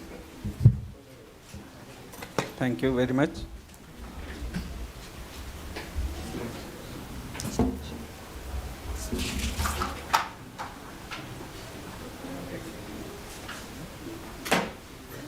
So, very good afternoon to all. This is a little makeshift arrangement. I was supposed to chair the next session. Since Professor Mangala Chinchore was unable to join us. So I'm really grateful to the organizer for providing me this opportunity. In this session, we have two distinguished speakers, Professor Sri Kala Nair from Sri Shankaracharya University of Sanskrit, Kaladi in Kerala. She will be speaking on the elements of asadharanatva in Sadharana Dharma, a play of contextual factors in Indian ethical discourse. This very interesting issue. Dr. Mamta Upagade from Government College, Amravati. She will be speaking on Sadharana Dharma, theory and its praxis. So I welcome both the speakers and welcome you all for this session and request Professor Sri Kala Nair to present her talk before us.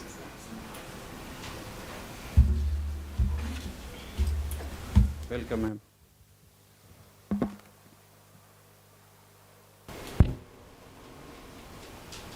Shri Gurubhyo Namaha. Good afternoon to the distinguished audience. I like this podium. For a change, it is gender sensitive. Salutations to the Pune University people. Friends, we have moved quite a bit on debating on Sadharana Dharma. I'll make my presentation very short because a lot would be repetitions. Fault is not mine, Harish's fault.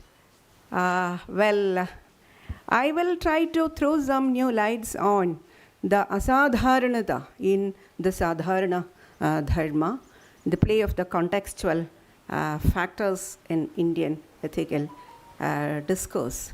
So far we have seen that Sadharana Dharma refers to the moral duties that apply to everyone. Why don't you shift the slides?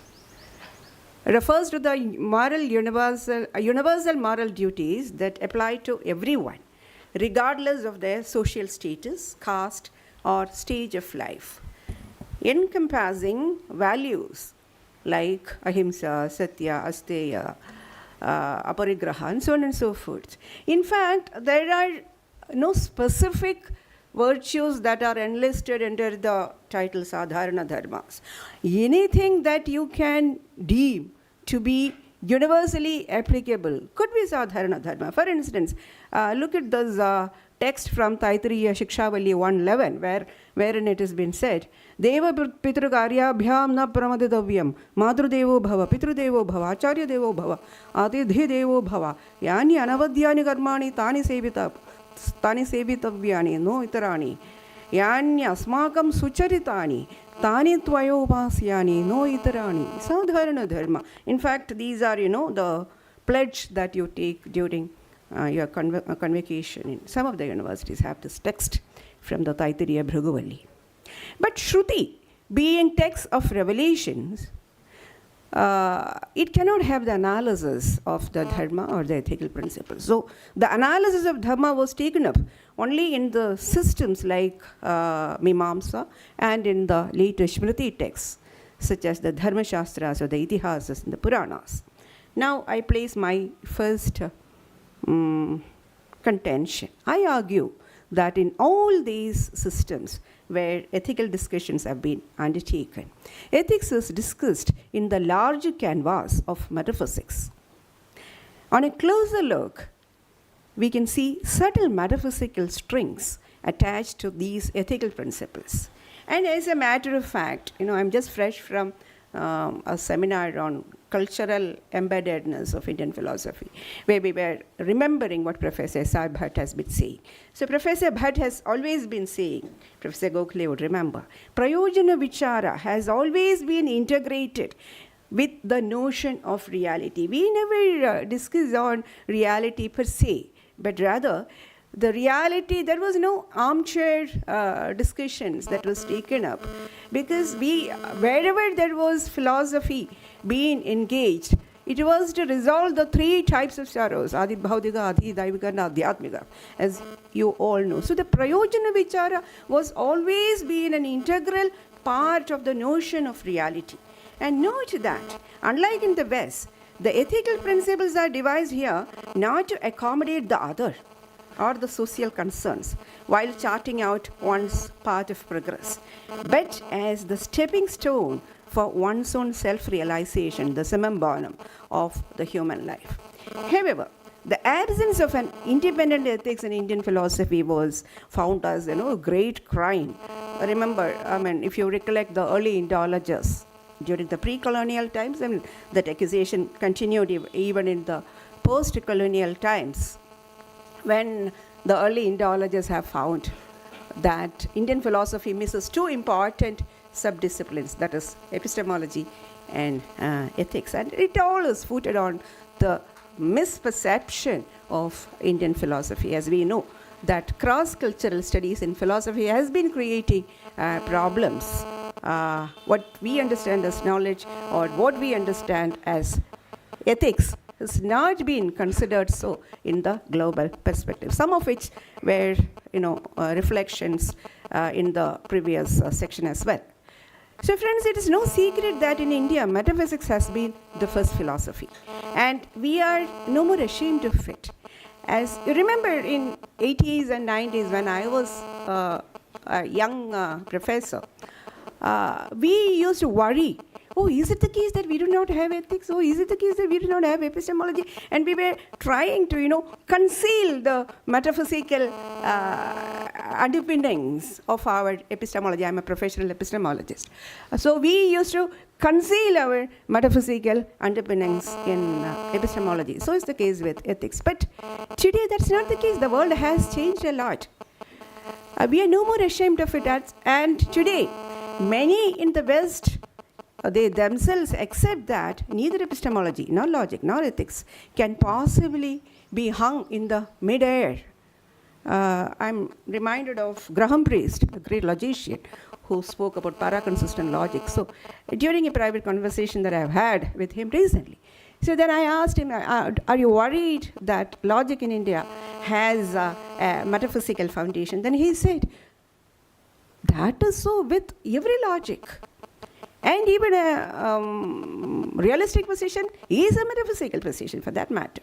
So now to continue with our discussion, though all agree that discussions on ethics should be placed in the larger and stronger foundations of metaphysics, the schools differed in the way they accommodated ethical principles and the way they integrated them to the main tenets of the school.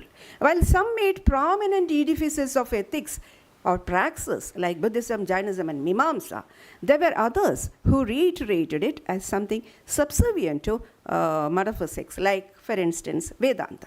For instance, Buddhism brought to us a magnificent model, ever charming model, where an effective symbiosis is made between metaphysics and ethics. Similarly, orthodox schools like Mimamsa gave a praxis turn to the idealist pronouncements in the Upanishads. If you look at the Upanishadic texts, they all seem to be metaphysical pronouncement. But there's a beautiful discussion that goes between Mandana Mishra and Sureshwara regarding the in Mimamsa, Chodana Lakshano Dharma.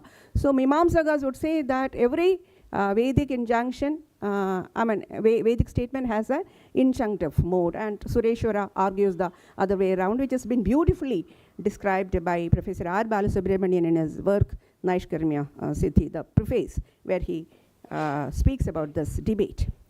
So I was trying to bring before you how the Mimamsa school bring about the injunctions and prohibitions that underlie in the otherwise innocent-looking metaphysical assertions. Again, though all Indian schools agree that a set of normative ethical principles ordained by the scriptures are to be self-imposed by those desirous of self-redemption, they stand divided on where do these ethical principles start and where they end. For instance, Sankhya speaks on the efforts one needs to make to convert the Rajas to Tamas, Rajas and Tamas to Sattva, because we will have to systematically work to convert the Rajas and Tamas to Sattva, and that is the way. But its ethical lifespan is very short. Very soon, metaphysics hijacks it. But with yoga, however, normative ethical practices have a relatively longer stay or longer life. Though in the Eightfold Path, that is Ashtanga Yoga, they are retained only at the initial 2 levels. Surprisingly, though Advaita Vedanta provides equal space for ethical norms, quite like, at par with yoga, it somehow has gained ill reputation for not having accounted ethics as a discipline at all, one that deeply engages human well-being. I still remember in one of the conferences that was held in Madras University, where the topic was the ethics of Advaita Vedanta, and people were struggling to, they were wondering what to speak, because they really run short of topics, because it's very hard to locate ethical principles in Advaita Vedanta. So further, now I'm trying to bring another distinction. Further, the schools also stand divided on what exactly these ethical practices are expected to do in their respective systems. In fact, what they are supposed to do depends on the fundamental metaphysical positions adopted by these schools. For instance, in Advaita, the role of the sadhana chatushtaya, where Shama and Dhamma appear as part of the Shatsambhati, amount to refining the external and internal senses. And they have the sublime task of making the practitioner an adhikari, one deserving to learn tattva viveka. Tada tattva vivekasya adhikari bhavanti. After practicing the shama and dhamma, you become adhikari, that is all. You are yet to start the process. So it's clear that in Advaita, shama and dhamma are just the cleansers to prepare the ground. It has nothing to do with the real process of knowledge acquisition as such. But the very same principles, when they form part of the yoga system, are expected to do a different task. Look at the definitions of yama and niyama. Yama being ahimsa, satya, steya, and the brahmacharya and aparigraha, then the niyamas like shaucha, santosha, tapasva, dhyaya, and ishvara pranidhana. Evidently, they overlap with the advaita, shama, and dhamma, but they are meant for a different task. The task of quietening the inner turbulence of the self. Note that, unlike in Advaita, Yama and Niyama are well integrated into the path of Ashtanga Yoga. Here the ethical principles form or the constituents of the 8 steps that ultimately takes you to redemption. But when we come to the Jaina, the picture is again very, very different. The 5 Mahavratas, yesterday Professor Gokhale did make reference to all this. The 5 Mahavratas occupy the center position in the path to Kaivalya. They are not stepping stones, nor are they, the stairs, but are indeed the single means by which you can redeem yourself. The Purushartha Siddhyubhaya, the Purushartha Siddhyubhaya says, the man who incessantly, I'm quoting, the man who incessantly observes all the vratas and Salekhana forms the Shilas, and he is fervently garlanded by the maiden called liberation. Again, when we come to Buddhism, we have an altogether different picture. Here, though Shila comes at the beginning as the routine ethical principles, they don't disappear anywhere, as in the case of Advaita Vedanta, or in the case of yoga for that matter.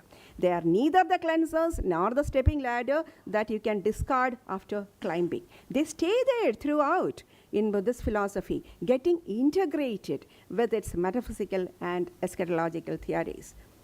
I'll exemplify with Mahakaruna.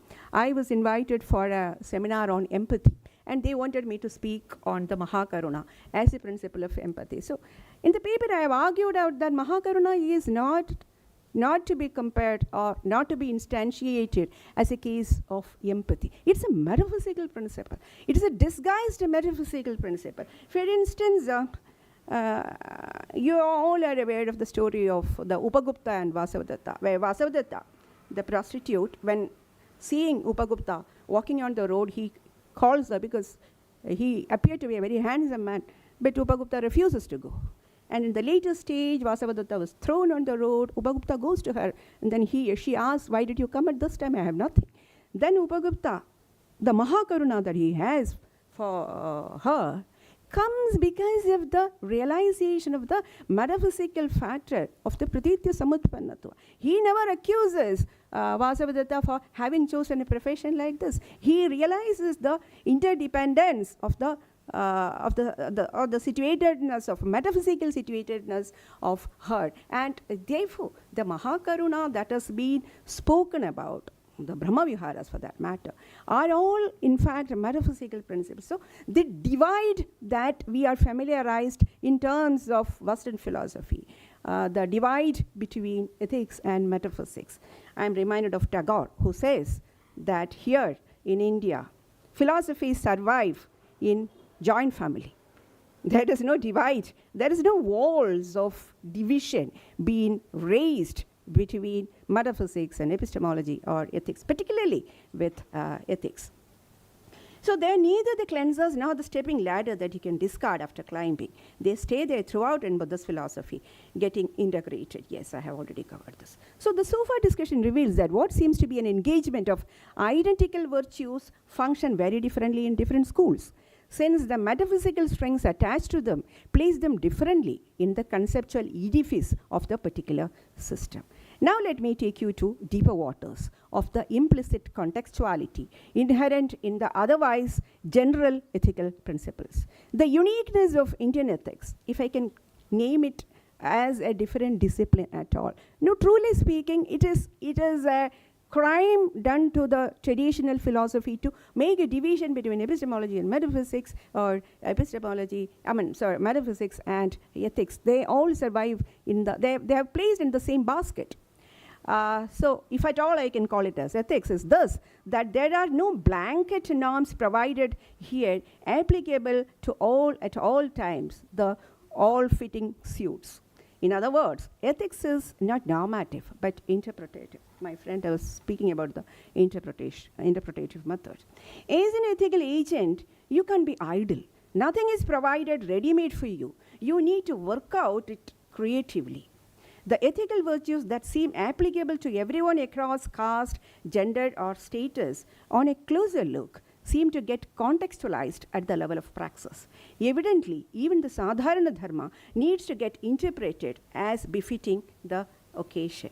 And I don't have to bring before you any other example. The best example that you have is Arjuna Vishada, where he was overpowered by the ethical demands he has to fulfill. Remember, what is a series of laments where he says, if I kill these Kshatriyas, their wives will be orphaned, and then they'll remarry, and there will be casteless children, and the whole community will become astray. And so he thinks that his himsa is causing the series of happenings in the society. And the thought that killing his relatives in the war goes against the Sadharana Dharma of non-violence. And the Gita is nothing but a creative reinterpretation on the Sadharana Dharma of ahimsa. Again, in Mahabharata, we have instantiations of how speaking the truth with the malicious intentions becomes no virtue. I don't want to bring in those instances. All they're very, very popular. I'll just speak about one creative reinterpretation of the dharmas. In fact, Mahabharata is filled with this because it's a transition where reinterpretation of the dharmas was at most, if Mahabharata is to be remembered, it is for this reinterpretation of the dharmas. I'll just bring one instance where Bhima was trying to beat up Duryodhana below the waist, and Balarama says that both are my students. He is going against the norm, and so he just leaves the station. He says this is all wrong. But Krishna states, and he gives a silent permission also. The word used is krichrena, with difficulty. He stands there, he witnesses it, he permits for the justice for Draupadi. And it is, of course, it is debatable whether justice to Draupadi has to be credited in this fashion. That's another topic. But the point is that there was a creative reinterpretation that has been happening in Mahabharata. Now let me move on to Lord Krishna's beautiful rendition of the second mantra in the Isha Upanishad. Kurvaneveha karmani jijivishechadam samaha. So this power of action, I think that is the motto of this university also. That might arise in the path of actions. There is this danger that the performance of actions would create further vasanas and will eternally tie you down to the samsaras. If you perform something again, you have the tendency to repeat it, and then the fresh vasanas are instilled onto you. Also, there is this problem of your self-interest being at the loggerheads with the interest of the other, leading to conflict of interest between the self and the other. How to deal with the society. The Gita comes up with an amazing formula by which every act of an individual will naturally become beneficial for the other. And also that these actions no more bind the individual to samsara. All of you know the answers. This formula is encased in the principle of yajna. In the third and the fourth chapters of the Gita, Lord extols that every action of us, like eating, drinking, etc., should be performed in the form of a sacrifice. One can convert eating as a yajna when you consume the remaining of the food after feeding the other. Again, I'm reminded of Professor Yajna Shishtasana Sando Muchyante Sarvakilbishai Bhunjade te tu agham baba e pachanti atma karanat. Professor Arindam was telling me that I'm cooking. Since I'm staying all alone, I'm cooking for myself, so I'm just eating the sit. Bhunjate te tu agham baba e pachanti atma karanat. He also warns us, Lord warns us, that if actions are not performed following the principle of yajna, you'll get bound by it. Nayam lokos tyayajnasya. This world is not meant for a person who is not being informed, bound by yajna. So this way, every entity in the world, for its meaningful existence, has to give rather than beget, the very principle upon which the universe itself functions. One is reminded of the first mantra again of the Isha, Tena Tyaktena Bhunjidhaha. Thou shalt enjoy by sacrifice. Now, there are any number of interpretations for how we can enjoy by sacrificing. One interpretation which has come to my notice is to fix the minimum. What is the minimum for your life? It's a very, very rich mantra. So when you convert every act to an yajna, a sacrifice, we thereby serve the society, wherein the material benefit of it is received by the other, and the spiritual benefit of it comes to the agent. The spiritual benefit of having performed the act without being bound to it is the result of the self. So the secret formula is the physical benefit for the other and the spiritual benefit for the self. It has been said by Lord Krishna that in order to creatively reinterpret Swadharma, this is very, very crucial, and that is my response to the first paper that we have heard here also. We just can't interpret the ethical situations in a layman's fashion. We need to be informed. One need to have knowledge of the three things. What are these three things? First, the nature of being at the absolute level. You will have to discriminate between the Atma and the Anatma. In Drigdrishya Viveka, Shankara speaks about that, how to distinguish between the Atma and the Anatma. One need to have a distinction, distinct or clear understanding of the nature of reality, first requirement. Second, the nature of the individual or the phenomenal self. What is the nature of the phenomenal self? And the third is the situatedness of the self in the world. So first you should have the discriminatory knowledge of the nature of the absolute real, and then the nature of the phenomenal self. Shankara in his Prakarana Grandhas, all of them, be it Drigdrishya Viveka or Viveka Chudamani, all of them speaks about the ontological stages of Jiva, the phenomenal self, as Jnana Karma Adhikarin. Again, like Krishna, he says that the very Jiva, the phenomenal self, is being defined as Jnana Karma Adhikarin.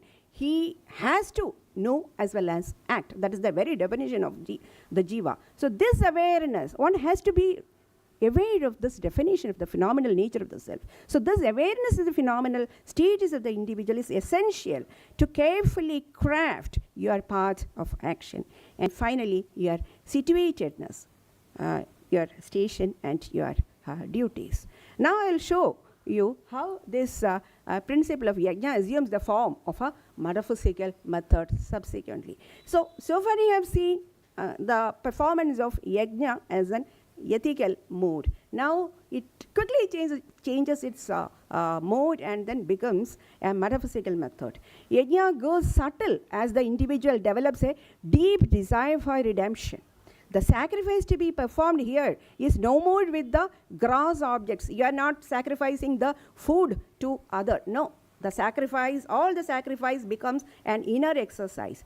The first sacrifice to be performed here is with the objects of worldly experience. You know that first, the most external thing is your phenomenal experience. Now the phenomenal experience has to be sacrificed onto the senses.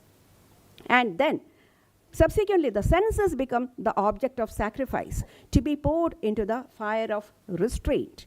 Further, the life breath, the prana, into the fire of the mental restraint, and the mind onto the ahankara and onto the buddhi. And finally, when all these get sacrificed, the absolute self shines supreme. So this ascent along the path of self-culture should be gradual, and what is called for is an attitudinal change and not a physical restraint from actions. So this also indicates that the principle of yajna helps us tie down the individual being, tie down the individual well-being with the well-being of nature and humanity in one single string. In fact, Lord Krishna doesn't speak about how you can contribute to the well-being of the other or for the nature. It follows. That is what I have been trying to say, where the metaphysics form the foundation of all the ethical discussions. The ideal of progress or development of man should not be on the loggerheads with that of the well-being of the nature. It will not be also. It is expected that man has the highest evolute of nature. Remember, it is not anthropocentric. We were discussing about the human rights, which is purely anthropocentric. Not only that, it has several problems. In fact, it has only problems. But with regard to the model that Bhagavad Gita puts forth, human being is special. Why he is special? Because he has special responsibilities as the highest evolute. And therefore, he should be able to envision and intuit the program of the nature. See, nature has a program. We will have to intuit the program of the nature and support, or extend a hand of support to Mother Nature for that. So that here, nature is, is a conscious agency, so that he can keep pace with her and work out his own ideas of progress in tally with that. So thank you very much.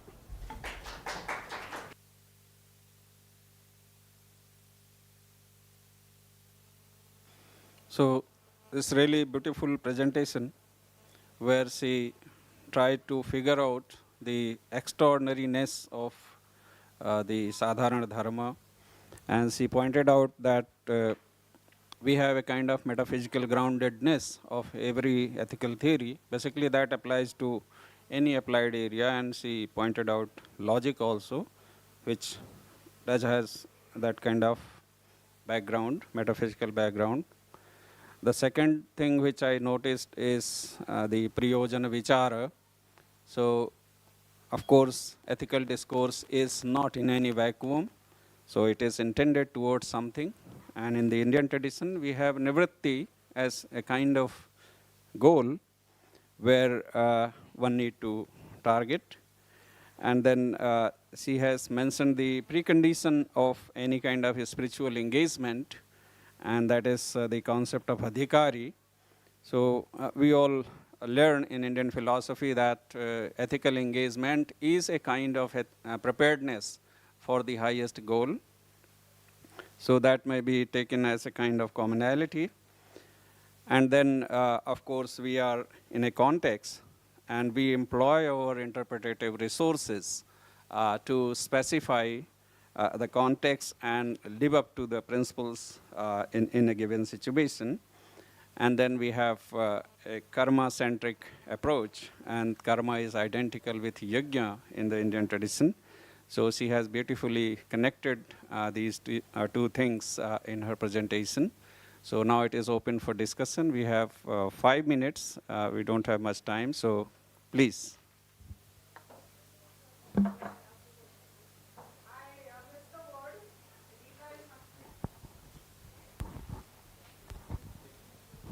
I missed the word. The Gita is nothing but creative interpretation or expression of Sadharana Dharma. I mean, the example of Bhima below the waist, beating Duryodhana. So that was mentioned. And so what does it become? Gita is interpretation or expression? No, not with regard to that instance of the Mahabharata. Yes. I was citing the example of the Arjuna Vishada Yoga, where Arjuna has the Vishada of, he is trying to follow the principle of ahimsa.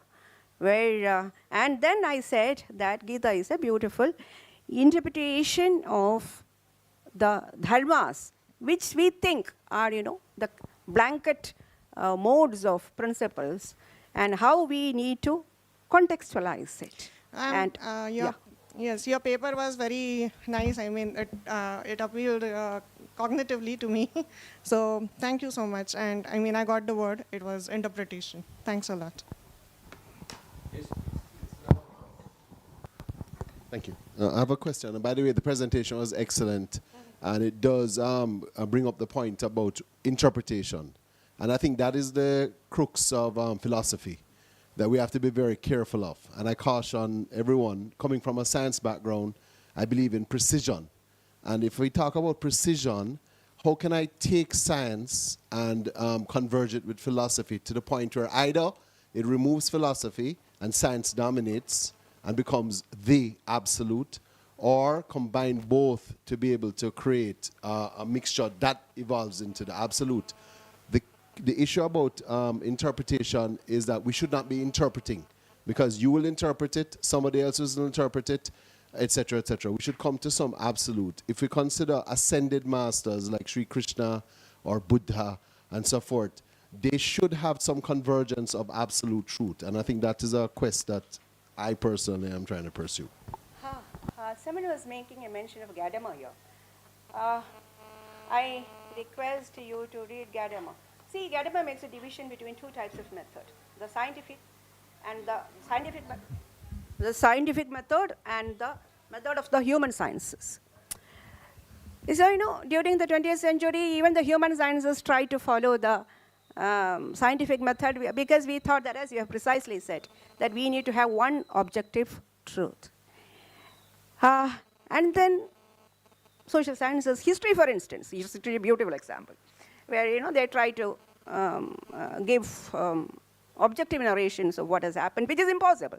But we all followed. And then it was Gadamer and series followed, wherein he said that we need to have a different method, wherein we are trying to interpret, and you are not looking for, primarily you'll have to wipe off that notion of truth, wherein the truth, where there is a merge of, please read Truth and Method, where he speaks about the method being elevated to truth.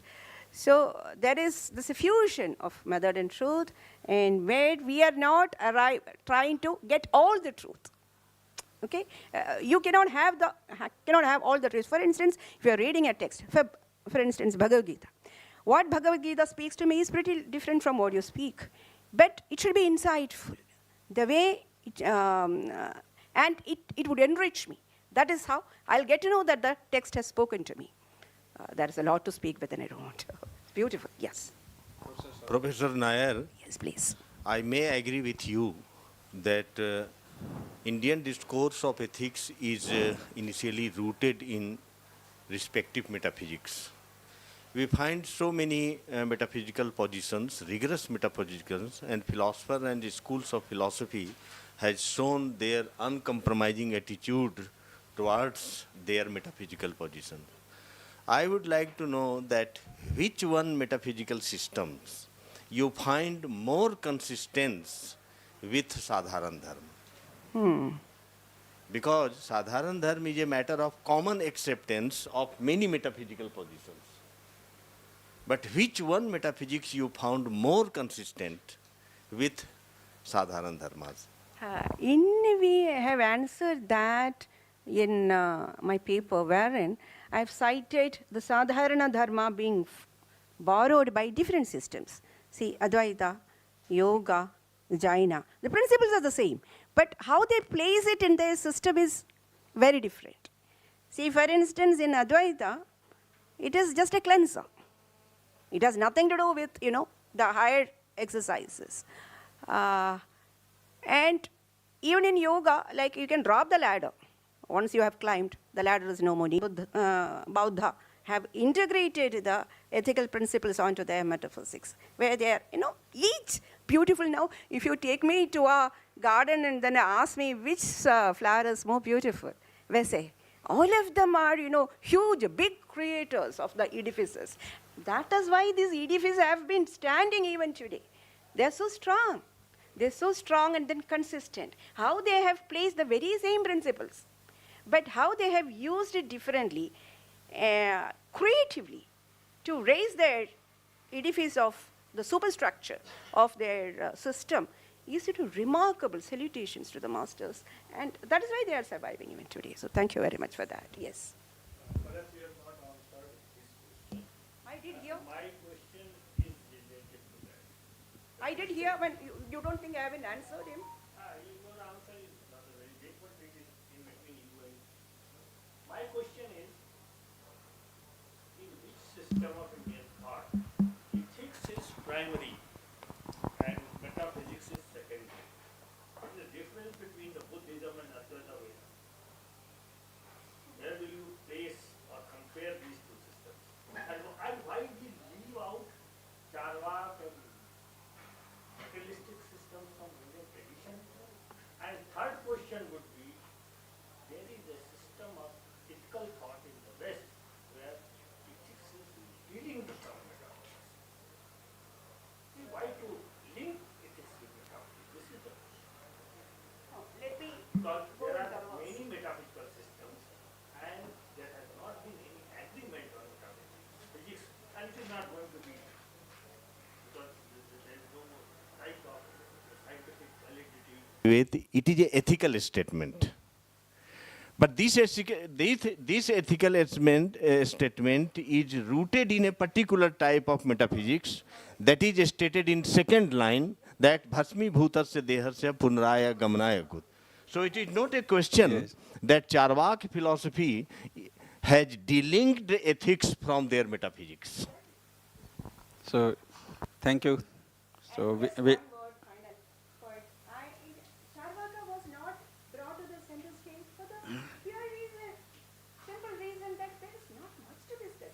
The one thing that we all discuss with Charvaka. We leave Charvak, we don't discuss, we discuss other. Eight minutes, let me complete. Contradiction of our life. So No, let me complete. See, the single thing that we discuss in Charvaka is their critique of induction. For the first time, Hume has discussed in 18th century. Centuries before Charvaka has brought in the criticism of induction. So that is one thing that we discussed. okay, ma'am. Thank you. Thank you, ma'am. We are running short of time. So, big hands to Madam Nair. And thank you all for participating in the discussion. Now I invite Dr. Mamta to present her paper. Madam, please.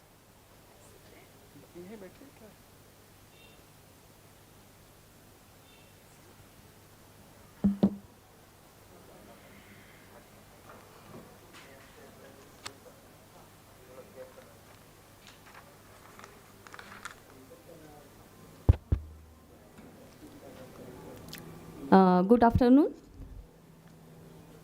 Respected Chairperson Anil Tiwari ji, dignitaries present over here, Ambika Datta Sharma ji, Professor Gokhale sir, Shrikala madam, faculties present over here, and dear friends, members of his organizing committee for inviting me over here and giving me an opportunity to present my research article.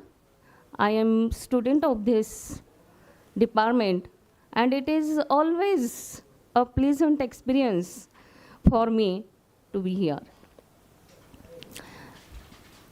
Title of my paper is Sadharana Dharma, Theory and Praxis. There are three important parts and three important issues I have discussed in my paper, which are interrelated with each other. In the first part, I have discussed that religion, which we normally, dharma we normally translate in terms of religion and religion in terms of dharma.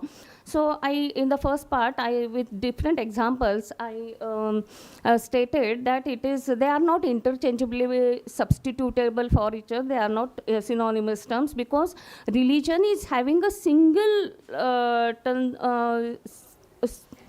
single connotation, but this dharma in Indian philosophical tradition is a technical term and it is having multitude of connotations. So we cannot, we have to be very much careful while translating English expression dharma, English expression religion in terms of dharma and dharma in terms of religion. So I will not discuss much about this, I will skip this. because of the short of time. And in another part, I have discussed many important issues which are related to Sadharana Dharma. That is the meaning of Sadharana Dharma, classification of Sadharana Dharma, the different pramanas, authentic pramanas that have been accepted in our tradition, the number of Sadharana Dharmas that is accepted, and difference between Vishesha Dharmas and Sadharana Dharmas. In the third and important part, I have discussed that the difficulties arise while practicing Sadharana Dharmas. Now we know all this, all that Indian philosophy is having holistic kind of approach. So no discipline is developed separately, or all the disciplines of knowledge have developed in such a way that they are interlinked with each other, and secondly, they are also related to the moksha, that is the highest or supreme end of our life. Let us say the difference between, I will skip this part, third.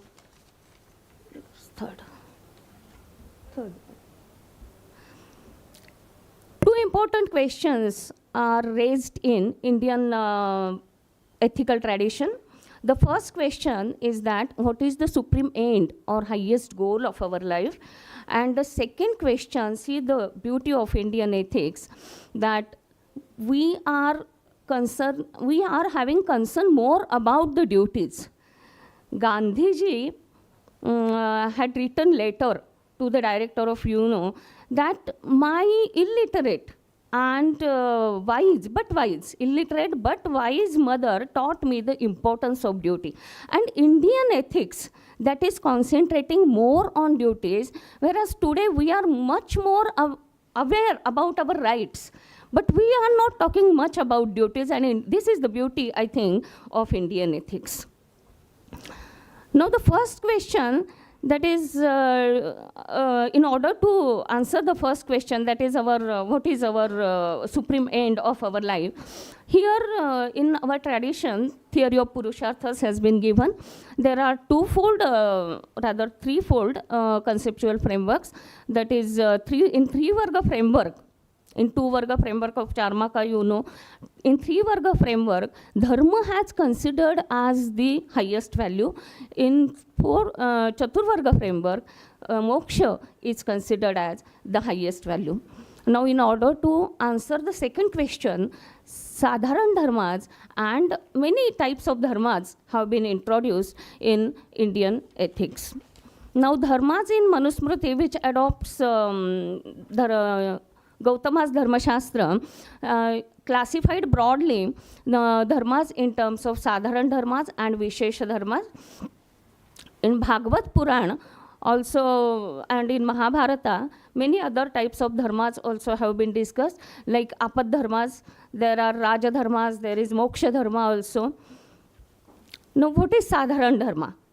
The meaning of Sadharana Dharma can be explained in various ways, that they are a set of universal ethical principles, their general duties, codes of conduct, rules of behavior, and unlike Varna Dharmas, they are not related. They are common to all. They are not related to particular group of people, or they are not related section of our life, and they apply to all members of the society or all human beings, regardless of their social duties. They are irrespective of men, women, caste, creed, religion, position held in the society, and not only common to all, but they pertain to all, every walk of our life. This is uniqueness of Sadharana Dharma. So they are also called as Nitya Dharmas. Sadharana Dharmas are, and it would not be wrong to say that they are like cardinal virtues of Plato. Now, what is the need of Sadharana Dharma? Why should we follow Sadharana Dharmas? We all know that we are born as animals. Obviously, we are having animal-like instincts, passions, negative emotions.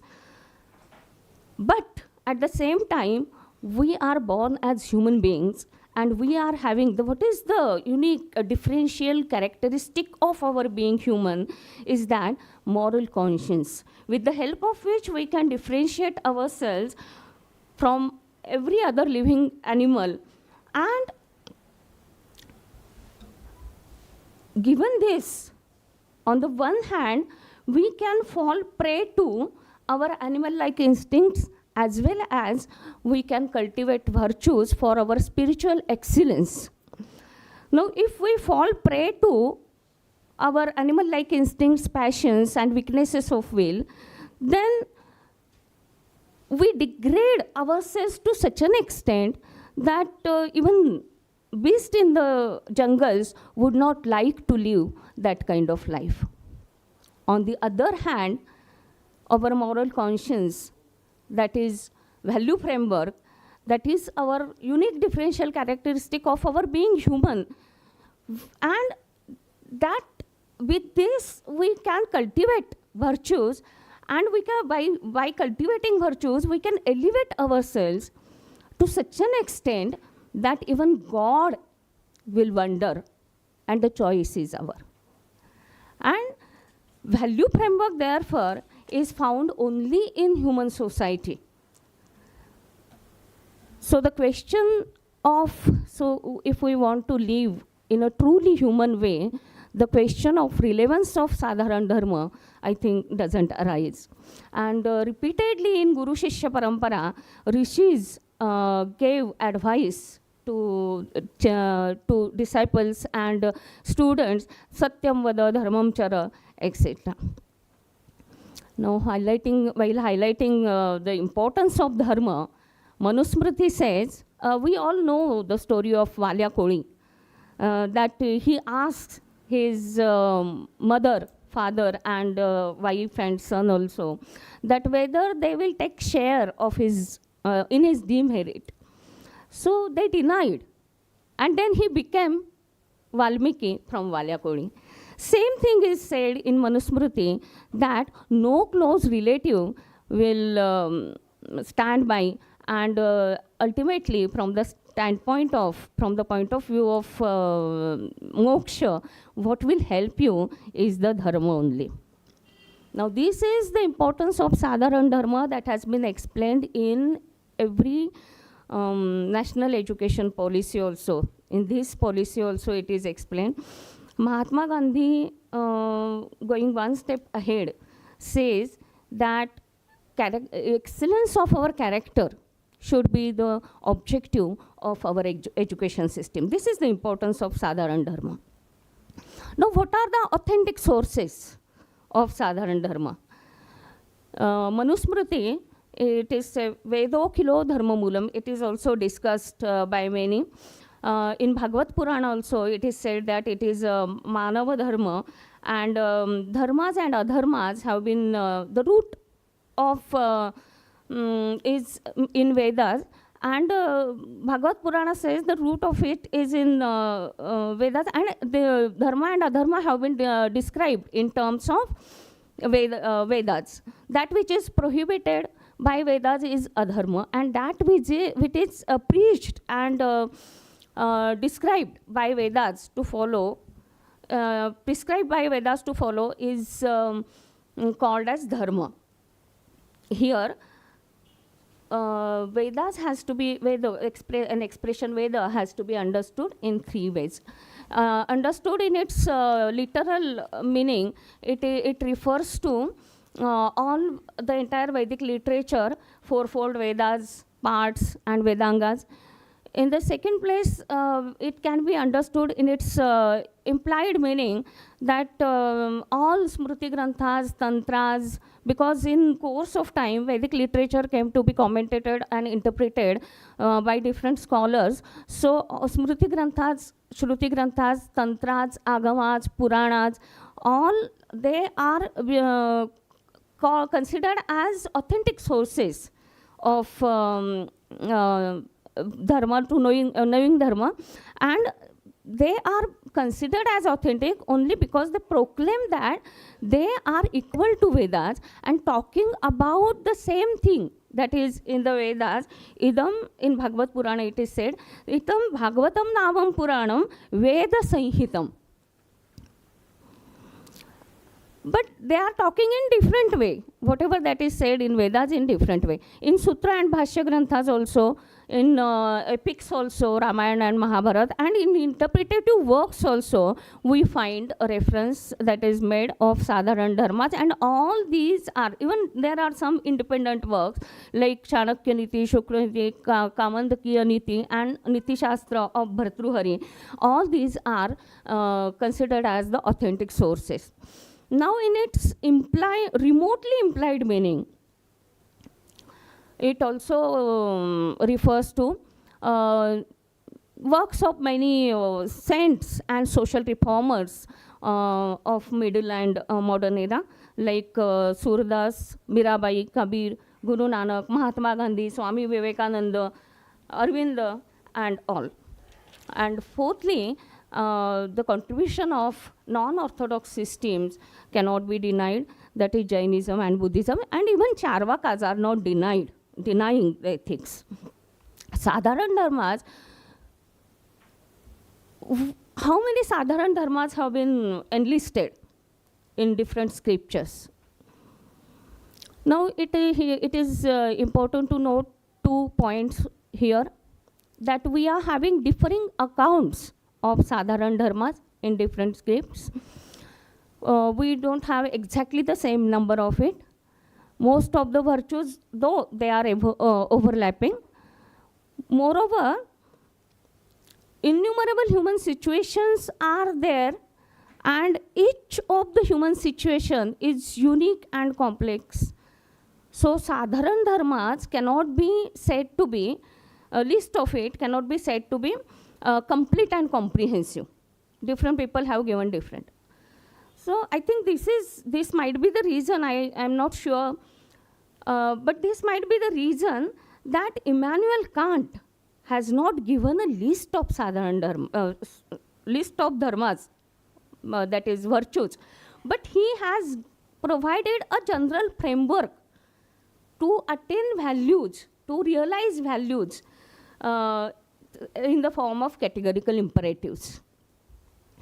Second important point here, we have to mention that the list of Sadharana Dharmas in Indian context is not mutually exclusive or collectively exhaustive. Some virtues are overlapping. In Bhagavad Gita, Shama, Dama, Tapa, they come as Vishesha Dharmas, but they are also considered as Sadharana Dharmas in other scripts. Now, Manusmriti, 10 dharmas have been given. In Mahabharata, 9 dharmas have been given. In Bhagavad Purana, in Yajnavalkya Smriti also, 9 dharmas have been given. In Bhagavad Purana, 30 dharmas have been given. And in different schools also, orthodox and non-orthodox schools, Patanjali refers to dharmas in the form of yamas and niyamas. Jainism and Buddhism, in Buddhism in the form of Panchashila, we know. And in Jainism, in the form of the same yamas and niyamas, in the form of Mahavratas and Anuvratas. With different name, obviously. Now, let us come to the important point, that is praxis and realization of Sadharana Dharmas. Theory, merely theory without praxis, we know that it is fruitless, is of no use. So praxis is practice or realization in day-to-day life is always important. I would say here that it is very easy to understand the theory, but it is very difficult to practice Sadharana Dharmas. And our Dharma Shastrajnas, they were knowing about it. Even Buddhism and Jainism, we know that they have given different Mahavratas and Anuvratas. They have given, they say that we have to realize in different degrees, these dharmas, because they made a little bit flexible for the common people, day-to-day ordinary people, compared to Shramanas.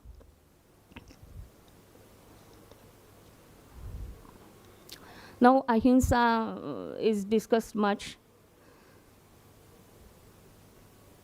I will discuss on truth. It is also considered as a great value. Now, truth, it is said that satyam vada, it should be realistic. Satyam vada means it should be, truth must be realistic. Whatever you speak must be realistic. Priyam vada, na bruyat satyam apriyam. Now, I will tell a story of Priyam Vada. There was a king, and he wanted to know about his future. So he calls upon a renowned astrologer and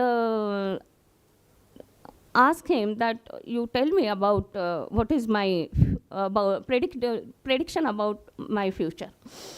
So he was renowned. He studies carefully the horoscope, and he says that, Lord, you are so unfortunate that you will have to see the death of all your family members. So King gets angry and orders soldiers to imprison him. Now he calls upon another astrologer and again says the same thing, that you predict about me.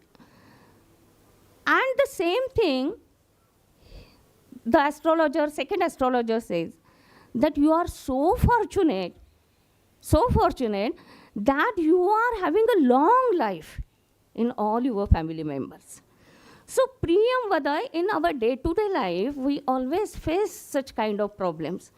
Satya, we should have to hear the role of language is very important. Satya we can express with not harsh language, but with pleasant language also. In Mahabharata, Yudhishthira says, Ashwathama hato, narova kunjarova. This is half truth. This also we face.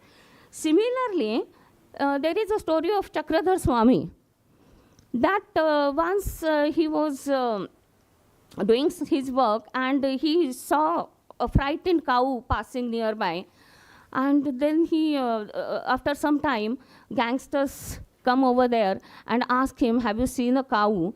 Then there is a dilemma before him. He was in a difficult situation, whether to tell a truth or not. And we also face such things. Gokhale sir yesterday was talking about doctor-patient relation. So he tells the half truth, that is, yes, I saw a cow, but she went that way, not this way. So this is, we have to do in our day-to-day life. So Bhishmacharya gives a beautiful suggestion in this context to Yudhishthira, that we have to keep mum if there is no necessity to speak. And if it is absolutely essential to speak, then sometimes even if we conceal for the favor, doing favor for non-guilty, or if we speak falsehood also acceptable if it is supporting non-guilty. And even if sometimes we conceal the truth, that is okay, that will be a virtue. And that will not against the general law, Satyam Vada. So while realizing and practicing virtues in our day-to-day life, we have to make use of our own emotional and as Ambika Datta Sharma ji yesterday was saying, contextual wisdom. We have to make use of contextual wisdom. That is IQ as well as EQ emotional intelligence, both are important here. Now, cleanliness, yes, yes, only few minutes, only few minutes. Cleanliness is also very of vital importance, and cleanliness, shaucha, it is repeatedly highlighted, importance of it, right from Vedas to even modern era. Sant Gadge Baba and Narendra Modi ji's cleanliness drive we know very well. Cleanliness can be understood in two ways. It is not only cleanliness of body, but it is cleanliness of our surrounding. And as we know that we have polluted all natural resources, air, water, and we don't know whether for the next generation there will be clean water to drink or not. It is also the most important thing as far as Chaucha is concerned, that is inner life cleanliness, that is cleanliness of mind, chitta and antakarana. We have to wipe out all our negative values. They are called as shadriputes in Indian ethics: kama, krodha, lobha, moha, matsar and maya. And in modern terminology, we can say that it is a kind of SWOT analysis. Contentment is also very important. Nowadays, new generation, for few means they get angry. Yeah. So contentment is also. Children go for committing suicide when they don't able to fulfill their small needs. So this is something wrong. And contentment, for one story also I would like to tell you. There was a fisherman, and he was having a small aid of fishing, and another man was watching him repeatedly every day, and he came to him and he said that, why don't you get a big net to collect fish? Then he says, what will happen then?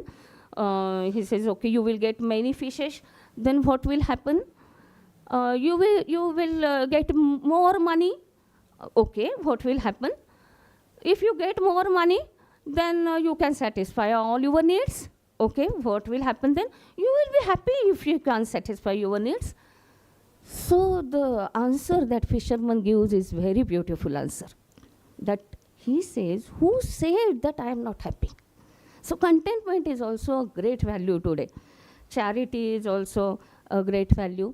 In Mahabharata, Bhrityabharana is also stated a value as far as charity is concerned.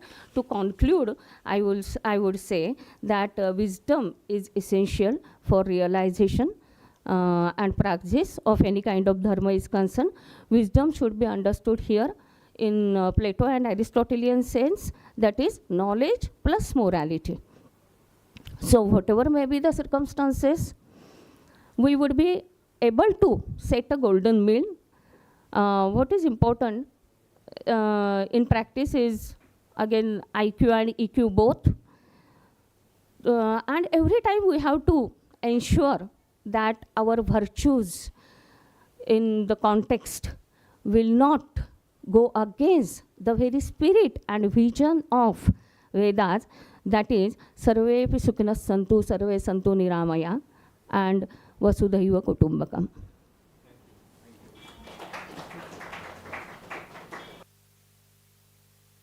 A survey of Sadharana Dharma and uniqueness of a human being, where we have moral conscience, which is a distinctive character of human being. Thank you, madam, for pointing out very nicely the characteristics of Sadharana Dharma. And since now we have some Sharir Dharma also, we are getting late, so we can have one or two questions. Yes, please. Since madam has talked about the list of Sadharana Dharma, I think the list is still in there. And why not add some other Sadharana Dharma in this list, considering the problems of our modern age, why not add equality, liberty, and fraternity and social justice in the list of Sadharana Dharmas? Because having all these Sadharana Dharmas, we could not do justice to women and Dalits in our history. That is also a issue. Thank you.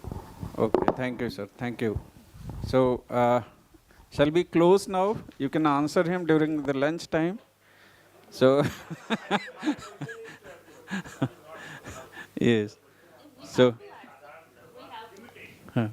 so,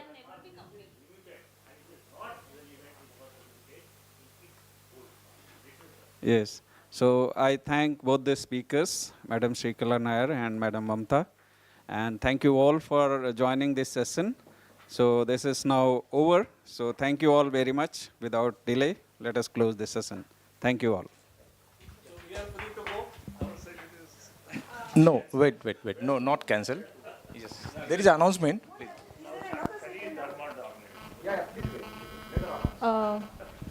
Thank you so much, the speakers and the chairperson. Now we move on to our next session. For next session, I invite Gobind to take over. Okay. There is just one announcement because we have started late in the morning. So today we'll take the first of the session before the lunch. We'll go to immediately to lunch at 2 p.m. And then after lunch, we'll again resume the second half of that session. I hope that's fine with everyone. See, some of us are diabetics. Oh, but I don't want to miss this talk either. So we can proceed for lunch? No, but it's okay.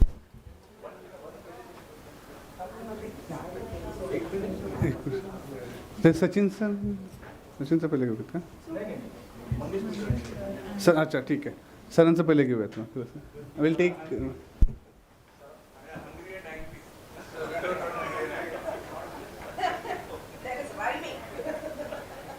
So it's up to you now, sir, to keep the crowd engaged and not hungry.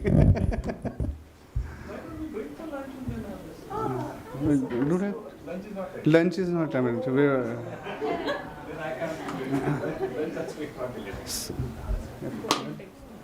Govind, and immediately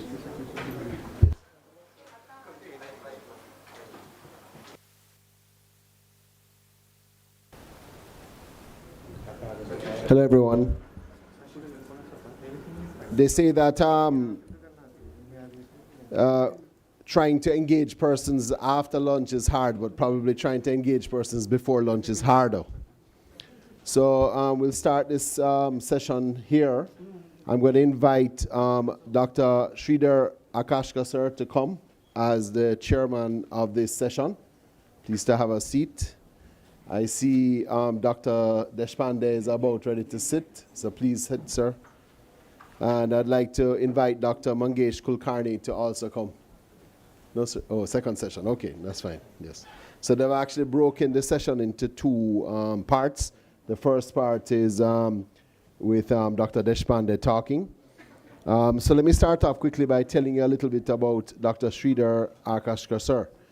He's actually my professor and actually welcomed me into this department with open arms, along with some others. So we start off with he being a PhD as well, and from the Department of Philosophy here at SVPU. He has a MA Net Set from the Philosophy Department and BA from FC Ferguson College here in Pune. He's a professor working Department Philosophy as faculty from 2004. Work experience more than 20 years in the Department of Philosophy, 1 year in FC Pune, 6 months at CHB Garware College, Pune. Attended more than 45 states, national and international seminar, workshop, and lecture series. Did many publications, which I can give you a copy of. He doesn't. He wants me to cut it short. But I'm sure that a lot of persons who are familiar with him will know that he's done quite a bit of work and research. All right, let me start off. I think Dr. Kulkarni also joined, but I'll talk about Dr. Sachin Deshpande. He's actually my mother's favorite doctor, right? Yes, I'm actually well known to him. Been in the department quite a while. So Dr. Sachin Deshpande is an independent consultant surgeon. He's an MS in Ayurveda in Shal Yat Antra, working in Pune, having 18 years of experience, and a postgraduate diploma in emergency medicine from Symbiosis Center of Health Care. He's a Vaidya Scientist Fellow from Transdisciplinary University in Bangalore, and also has special interest and experience in critical care.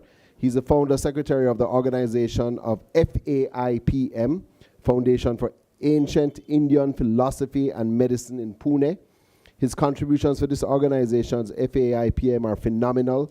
He's completed his PhD in the subject of philosophy from the department here. And the main topic or the focus was Tridosha. He tried to explore various dimensions of philosophy of medicine. He's also worked in academia for some period. He has a special interest in philosophy and philosophy of science, and he tries to explore the integration between philosophy and medicine. He has been invited for guest speeches in reputed Ayurveda colleges in India. He has given a number of scholarly lectures and presentations, as well as public lectures on the subject surgery as well as philosophy, and has also written scholarly articles for various medical journals. Yes. And then let me just quickly introduce Dr. Kulkarni. He's actually been quite vocal in previous seminars as well, taught and done research in political science over the last 4 decades. He was formerly professor and head of the Department of Political Science. He's also taught at the University of Leipzig, the University of Vienna, and the University of Malawi. Dr. Kulkarni has contributed to reputed journals like the Economic and Political Weekly in Mumbai, and a couple other journals, which I just want to cut it short. He's also translated V.A. Dahake's poems, A Terrorist of the Spirit. He's also followed edited volumes to his credit, Politics in Maharashtra, India in World Affairs, Interdisciplinary Perspectives in Political Theory, and Global Masculinities. He's been a member of many advisory boards, right? And he's also been associated with a recent seminar that we did, which is called IPQ, which is the Indian Philosophical Quarterly. Many should know that. And Shudarti. Yes. Okay. So sorry, sir. We'll cut it a bit short. Yes, sir. Okay. So we'll hand over to Dr. Akashkar, sir. And we'll felicitate the speakers. So we'll start. Yes. So we'll ask Dr. Akashkar, sir, to felicitate Dr. Kulkarni. Yes.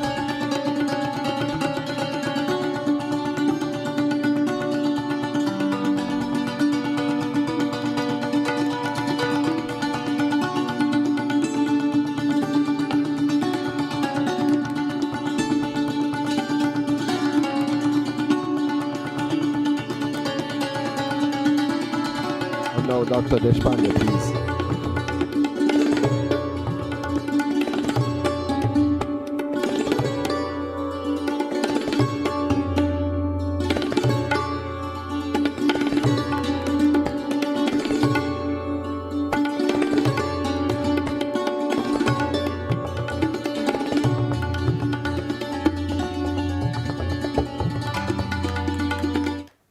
Okay, I'll hand over to Dr. Akashkar, sir, to proceed with the session. Thank you.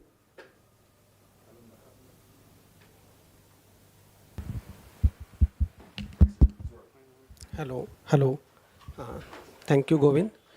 Since I remind you, all of you, most of you are getting recorded there, and we are on live. So speak as much as less. That is the profitable to my both speaker. And lunch is getting cold also.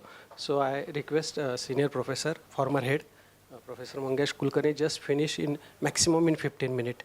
Just summarize, paper is getting presentation in new upcoming IPQ or some ICPR here. So those are interested, they may raise the questions later on also in lunch break. After this paper, we take lunch break. So I humbly request, since time is very short, just come to summary and thing. Thank you. Okay. So you can see that I am a sort of an odd man out, because everybody else here is a philosopher amongst those who those who spoke. So I'm not a philosopher, and the shawl has the university's motto, which says Yak Kriyavan Sa Panditaha. So not being a pandit, see, I'm just a vachal person, so I'm not even a pandit, not being Kriyavan. So I'm neither a pandit nor a philosopher, and so on. So you will have to be tolerant with me, and also because you are all hungry. So I'll try to be as brief as possible. Now this is going to be the second paper focused on particular individual's ideas. The other in this seminar, the other one that you heard was on Fule, who was born in the 1820s, and so now we are moving about a century ahead, and we are going to talk about. I'm going to talk about a philosopher who was born in 1924 and who died in 2000. Some of you might have heard about him, perhaps, and I've chosen to focus on his ideas for a number of reasons. The most obvious is that he actually had a serious engagement with this whole notion of Sadharana Dharma. That's the obvious reason. But also because I think, we really need to also discuss modern Indian philosophers, which doesn't happen often, actually, right? Most discussions about philosophers in philosophical circles are about Western thinkers or about, ancient Indian thought and so on. So 20th century, the contributions made by 20th century or even 19th century Indian academic philosophers, those are not discussed sufficiently, I think. So that's the other reason why I took this up. All right, so here goes. I think it will be probably easier to read this. Now, considering the situation, I wish I had a PPT and I could have simply read out the PPT. But I didn't have it because the paper is short, but now time is also very limited. So I'll try to skip some parts of it, quotations and things like that I will skip. MP Rege, since not everybody knows about him, I'll say a few words. But before that, I must say I was tempted to speak in Marathi. And even now I can speak in Marathi, though the text is in English, because I'm used to doing that sort of thing. I can just spontaneously translate. Because, you know why? Because people spoke in Hindi. So why not? Pune is the cultural capital of Maharashtra. I thought I should really speak in Marathi. But anyway, many people may not understand if I do that. So Rege was I just said he was born in 1924 and he died in 2000. So that's the period. He was a renowned Indian philosopher of the post-independence generation, and he studied philosophy in Mumbai and also at Oxford for 1 year. He was actually one of the two persons handpicked by A.J. Ayer when Ayer visited India. And they were given two people were given from Maharashtra at least full fellowship to go and study at Oxford. So he was one of them. That was in the 50s, I think. So he studied philosophy in Mumbai and Oxford and taught the subject to college and university students as well as other interested persons for over half a century. His writings in Marathi and English, spanning Western as well as Indian philosophy, dealt with many branches of the discipline, including logic, epistemology, and ethics. But primarily he wrote in Marathi. That's the other reason why many people don't know about him. And it's sad that we don't know people, who have written primarily in, say, Bangla or other Indian languages, though they might have produced significant work, in fact. Another thing that he did, a major initiative, that was the Pandit Philosopher Dialogue Series. I think that was a very innovative project for those who know about this. He was also an outstanding public intellectual who helmed journals like Navabharat in Marathi and New Quest, which was an English interdisciplinary journal. And he actively supported social reform movements, such as Ukraine, for example. This was a youth movement which was particularly prominent in the late 1960s, 70s, etc., especially here in Pune itself. And he served as the chief editor of the Marathi encyclopedia, Vishwakosh. So that's about him. So now I have a section here, which is the caption of which is from a semblance of skepticism to Sadharana Dharma. Dharma Chintana, or a reflective engagement with religion and allied matters, has a distinguished lineage in modern Maharashtra, comprising a broad spectrum of thinkers, from the Hindu revivalist Vishnubhava Brahmachari, who was born in 1825, to the advocate of Sautrantika Marxism, Comrade Sharad Patil, who was born exactly 100 years later. MP Rege too contributed to this stream of thought. So Dharma Chintan was definitely one of his major concerns, and I'll briefly explain why that was so, in fact. He has told us why he focused on what I'm calling Dharma Chintan. Now, what I want to point out that there is an article of his which is, I think, little known. It's in English, and it was published in an American humanist journal called Free Inquiry. So let me point out that this was actually, I'm grateful to Dr. Dipti Gangavani, who is a very fine philosopher based in Pune, Professor Sundarajan's student in the old days, who shared this article with me. That's how I came to know about it. This article was published apparently in 1986, so I assume he wrote it around that time.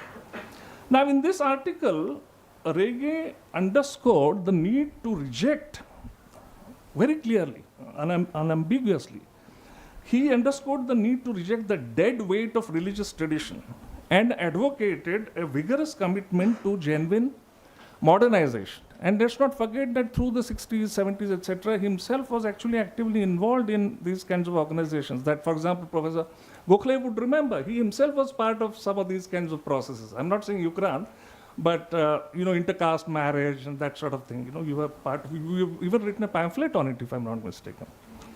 A critique of Manu,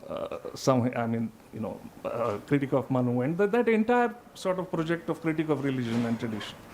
So there is a quotation here from that article which I skipped now. But let me also point out one of the positive things he says in that article. Let me read that. Rege also endorsed in that article Ambedkar's vision of Dhamma as a way of liberating the country from the shackles of superstition and social oppression. Here again there's a quotation which I skipped. Yet, 2 years later, around 1988, Rege started writing a series of editorials in the Marathi intellectual periodical, Navbharat, of which he was the editor, in fact.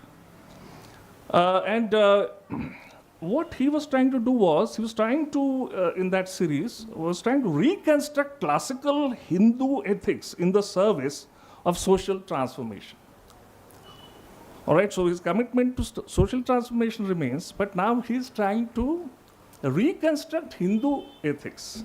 And the title of that text is the original text in Marathi, which was then published in book form in 1994. For some strange reason, I was invited also when I was very young to discuss, I was part of that discussion in 1994 in YE, Pradnya Patishala.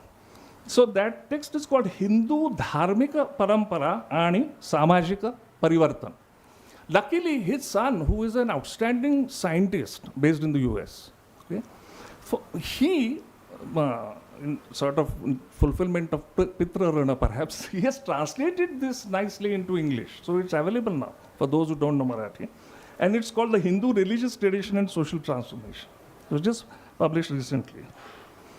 And that one also includes, this text also includes the English version, also a subsequent Marathi version. Actually, they include responses by some fellow intellectuals, and the authors, there's Rege's response to at least one of them.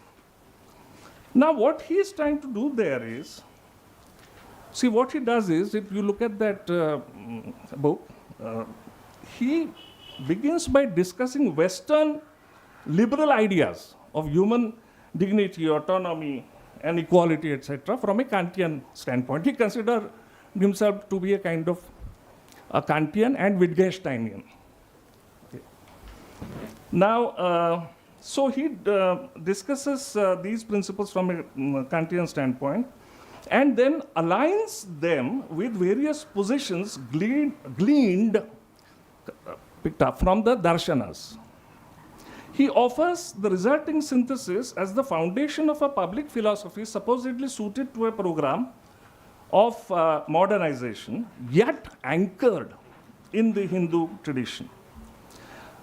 So where is Sadharana Dharma in this picture? So my contention is that a broadly construed notion of Sadharana Dharma is deployed to bind together the Dharma-derived and secular ethical imperatives in his presentation. Now, I have again quoted, in the preface, I think I should read this because it's very interesting. In the preface to that text, Rege states, and now I'm reading from his son's translation, the point of view from which this series of articles has been written may be described as follows. We are familiar with the analysis of the Indian moral spiritual tradition that is carried out from a viewpoint based on modern Western knowledge and values. Yeah. However, imagine, it's a thought experiment, imagine that Pandits firmly rooted in the Indian moral spiritual tradition were to encounter modernity. How would they have responded to it? Which values and principles in modern ethical thought would have appealed to them as novel, distinctive, and valid? If they were to adopt these values and principles, what questions about their own tradition would have arisen in their view? How would they have responded to those questions? This is the agenda, essentially. Now, I think the vision guiding this seemingly counterfactual exercise in reconstruction has a twofold origin. Rege had wholeheartedly accepted the suggestion of his friend and peer, here is somebody that many more people know about, K.J. Shah, Kantibhai Shah. Many people know about him, who was his contemporary and friend. So now Shah said, and this Rege had wholeheartedly accepted, that the modern Indian philosopher's task should be to focus on social philosophy, ethics, and philosophy of religion in a manner compatible with indigenous realities.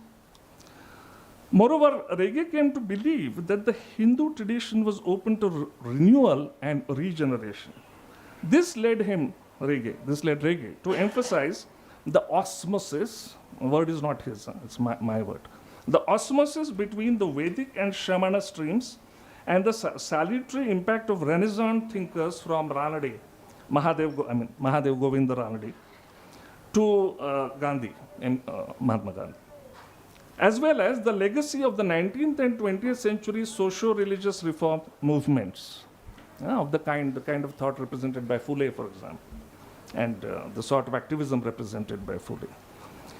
Rege held that these developments strengthened the Hindu spirit of tolerance for diversity and culminated in a liberal, inclusive, secular, sorry, please, I'm not using the word secular, because there's a whole new terminology that has been generated, right? Secular, prostitute, this, that, so English is not my first language, so, but I mean secular. Secular ethic, which found expression in the Constitution of Independent India. So let me just read that again. He held that these developments strengthened the Hindu spirit of tolerance for diversity and culminated in a liberal, inclusive, secular ethic, which found expression in the Constitution of Independent India. Now, Rege uses, I think, a Kantian lens to locate the truly valuable core of Western modernity, which sees humans as fundamentally rational, hence autonomous and equal beings governed by common moral principles, which each individual prescribes to himself and to all other persons in a spirit of universality. Human beings are ends in themselves, and every person ought to fulfill his desires in conformity with universal moral principles. Rege finds a remarkable affinity between this ethical outlook and the one embodied in traditional Hindu ethics, particularly in the notion of Purushartha, encompassing the four key goals of human life: Kama, Artha, Dharma, and Moksha. The ideal of a good life is one which is based on a successful attainment of the Purusharthas. Now, Kama, or happiness and well-being, is the most basic Purushartha, which requires Artha, wealth and other analogous resources. Their pursuit must be regulated by Dharma, or right conduct, and the notion of Moksha has been, of course, variously conceptualized by different darshanas. And that becomes very central to his discussion later, we will see. The Sankhya Darshana, because now he turns to a discussion of darshanas, it's not a comprehensive discussion, it's selective. So he begins with Sankhya. The Sankhya Darshana is formally Vedic, and this is, I am now summarizing his thought, and I'm not saying this. The Sankhya Darshana is formally Vedic, but it actually belongs to the Shramana stream, he says. The Sankhya understanding of moksha, seen as the supreme goal, involves a complete detachment from the world and the purging of the self. Such a liberation presupposes a rigorous practice of Sadharana Dharma. Okay. Now Hamlet enters the picture, okay. Sadharana Dharma, including ahimsa, that is nurturing all sentient beings, Maitri, that is loving kindness, Karuna, compassion, Mudita, unselfish sympathetic joy, and Upeksha, equanimity. These are actually Buddhist virtues. We'll see, we'll just go into that. Regge considers this conception of moksha problematic chiefly because it sees the liberated person as one who is utterly aloof and bereft of all duties in the Sankhya perspective. Consequently, this idea of moksha cannot be reconciled with the other three purusharthas. That's a problem for Regge. So Regge therefore turns to Vishishtadvaita in search of a better alternative. The Vishishtadvaita view of moksha does not consider it to be exclusive of the other three purusharthas.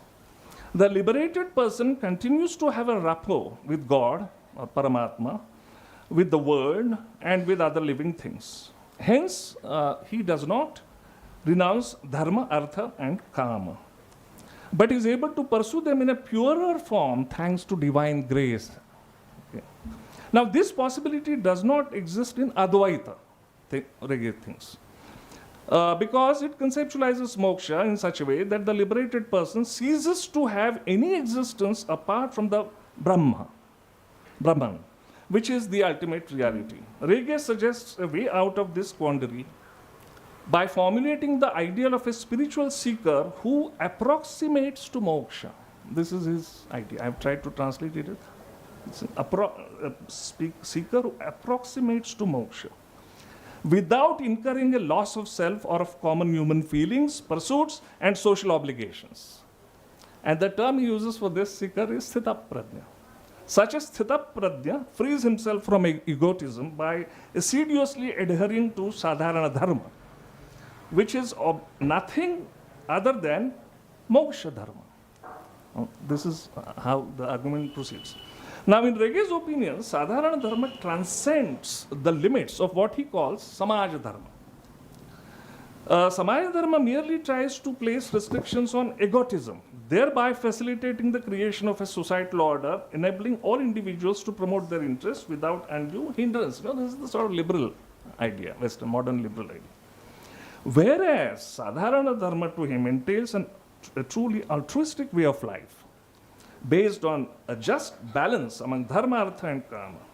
And Regge holds that it's both possible and necessary to integrate modern Western principles like individual autonomy, dignity, and equality with this broader notion of Sadharana Dharma to bring about the desired social transformation in India. It seems reasonable to assume that only contemporary avatars of the Sthitaprajna ideal can bring about such a, can actually give a concrete shape to such a project, to a project like this. Okay. Now, this is what now I want to say about Regge's project. The antinomies of Sadharana, well, I've called it the antinomies of Sadharana Dharma. Now, as is abundantly evident, Regge's formulation of Sadharana Dharma heavily relies on a selective reading of the darshanas, which I think is quite vulnerable. This selective reading is quite vulnerable to the charge of cherry picking. What's called cherry picking. His exegesis is not informed, I think, by a cogently articulated hermeneutic position, nor does he provide an adequate map of the philosophical terrain under investigation. So, the proposed integration of pre-modern Hindu axiology and post-Enlightenment Occidental ethics sounds wishful, as it is not founded on a coherent comparative methodology. Above all, I think his intellectual enterprise reveals major internal tensions and contradictions. Why? Because the classical notion of Sadharana Dharma, which Rege tries to salvage, I think, irretrievably embedded in a worldview incorporating the deeply illiberal, hierarchical stratification stemming from Chaturvarane. A clear instance of this nexus appears, I think, in I'm just giving one example out of many. In the seamless blending of universal or samanya, that is sadharana, and varanashrama specific obligations, sadharana obligations and varanashrama specific obligations, I think there is a seamless blending of these in the classical tradition. Now I've just picked up Prashastapada Bhashya. Okay. Now here is a quotation from the Prashastapada Bhashya, which is a very major text, and I think one or two people mentioned it here. Tatra samanyani dharme shraddha ahimsa bhutahitatvam satyavachanam asteyam brahmacharyam anupadha krodha varjanam abhishechanam shuchidravya sevanam vishishta devata bhakti rupavasa upavasa apramadascha. Okay. Now this entails, you want, okay, later on I'll give you, I have a standard commentary actually published from Kashi, but we don't have time. Later on somebody asks, I can read out from that. There's Nyaya Kandali and there's also Hindi commentary. So this entails, I think, respecting general principles like truthfulness and non-stealing along with the performance of daily rituals, nitya karma, such as acts of worship at auspicious hours. For example, Sandhya Vandana, I think, would be one of them. It's just an example I'm giving. And rituals associated with special occasions, Naimittika karma, like commemorating the dead, Shraddha, an example I'm giving. These rituals are closely connected to and affirm one's position in the traditional social order. Right? And so in view of the above, I think, I wish Rege had taken to heart his own previous animadversion, his own original critique in that article which I mentioned. And I quote now, this is a short quotation. The very vagueness of the Hindu tradition makes it vulnerable to evidence and logic. In the end, it is just a form of transcendentalism that can be comfortably added on to and blended with scientific knowledge. This is a favorite project of ours, which has gained a fresh breath of life now, as you know. I have something to say about this quotation, but I will not, for want of time, say it, because I think there is a printing error in it, committed by the sub-editor. I won't go into it. Rege's subsumption of Buddhist parameters, we have seen that, he does that. He subsumes Buddhist parameters within Sadharana Dharma, which I think is kind of questionable. After all, Buddhism had been at odds with the Hindu orthodoxy for over a millennium before its virtual disappearance from India. Moreover, it was revived by Ambedkar in the mid-20th century as an alternative to Hinduism. Remember Ambedkar, who he had praised in that article which I quoted. And he knew him, Baba Saheb, by the way, personally. He had worked in one of his colleges and so on. Professor Pradeep Gokhale cogently argues, in a Marathi article actually, cogently argues that Rege sought to dissolve Buddhism into Hinduism by incorporating the Buddhist notions of Maitri, Karuna, Mudita and Upeksha in the pursuit of moksha. So he dissolves the Buddhist paramitas into moksha. That's what Professor Gokhale argues in his article. That article is on Rege actually. He further points out, that is Professor Gokhale points out, that Rege overlooked the momentous, prolonged conflict between the Buddhist and Vedic worldviews which involved the former, that is Buddhists, rejecting the Vedic advocacy of an ascriptive and God-given Varna system, its faith in an immortal soul, and its affirmation of universals, which is a very old technical problem. I think the scholastics were very fond of it. It's an old philosophical problem. Gokhale highlights Ambedkar's account of Indian history for grounding the tussle between Brahmanism and Buddhism, and pertinently questions Rege's treatment of the Dalit leader as no more than a Hindu social reformer. The primary addressees, I think, of those, you are my addressees. Right? So the primary addressees and vehicles of the Sadharana Dharma-based public philosophy seem to be like-minded elite intellectuals. Rege's addressees, I think, are like-minded elite intellectuals. Remember, he was talking about Pandits. As we have noted above, that passage about Pandits, this philosophy was formulated through a thought experiment centered on the worldview of Pandits, firmly rooted in the Indian tradition. The leading social role Rege ascribed to the Hindu, I quote, Hindu educated classes elsewhere, he does this elsewhere, is also evident in his other writings. Now, this top-down attempt at social transformation, to my ears, as a social science student of social sciences, sounds like an atavistic, a throwback, atavism, throwback to the past, an atavistic endeavor reminiscent of the spiritual nationalism expounded by Bankim Chandra Chatterjee. And so, as Partha Chatterjee, who's a very major contemporary political theorist, he says about Bankim Chandra, he critically summarizes Bankim's position like this: the West has a superior culture, but only partially. Spiritually, the East is superior.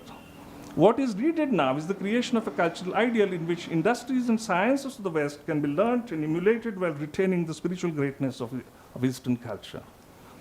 This is the national cultural project at its moment of departure, because Chatterjee is writing there's a moment of maneuver, there's a moment of arrival and things. So we don't go into that. Maneuver is Gandhi and arrival is Nehru, by the way. And elitism now becomes inescapable, because the act of cultural synthesis can in fact be performed only by the supremely cultivated and refined intellect. It is a project of national cultural regeneration in which the intelligentsia leads and the nation follows. I think this is how is reminiscent of what Rege is doing. I'm coming to virtually to the end. I can even stop in 2 minutes by just dropping the last section. So this is the last paragraph before that section. Even within its own terms, Rege's revisionist project remains unfinished at best. Perhaps it calls for this wild speculation on my part. It calls for a kind of Hegelian sublation, right? Consonant with the spirit of a remark made by Kantibai K.J. Shah. Now, Rege quotes this remark made by K.J. Shah in Marathi. I have translated it. Apparently, K.J. Shah said to him, it is, now this is Shah's opinion, no? It is inevitable that Hume would be followed by Kant and Hegel in that order. And then Kantibai said, Russell is the Hume of our times, Wittgenstein is Kant, and we now await Hegel. All right, now, in this context, we may consider, I think, the eminent Canadian philosopher, Charles Taylor, who was I was thrilled to hear from Professor Ambika Dattaji, that he mentioned that particular text. Yeah. Politics of recognition. Yeah. In this context, we consider the eminent Canadian philosopher Charles Taylor, who was actually Rege's and Shah's contemporary in that sense, who is still, of course, still with us, who has published major commentaries on and drawn inspiration from Hegel as a contemporary representative of the Hegelian tradition.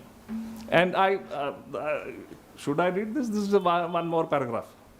I'll just read. So that will then mean actually finishing the paper. Huh? Yeah.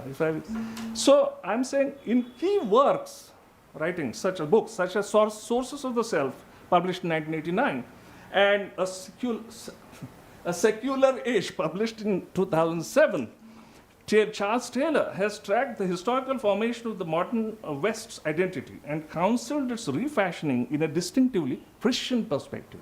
Now I think this is an interesting project, like what Rege is trying to do here. For creating a robust ethical order suited to our times. Okay.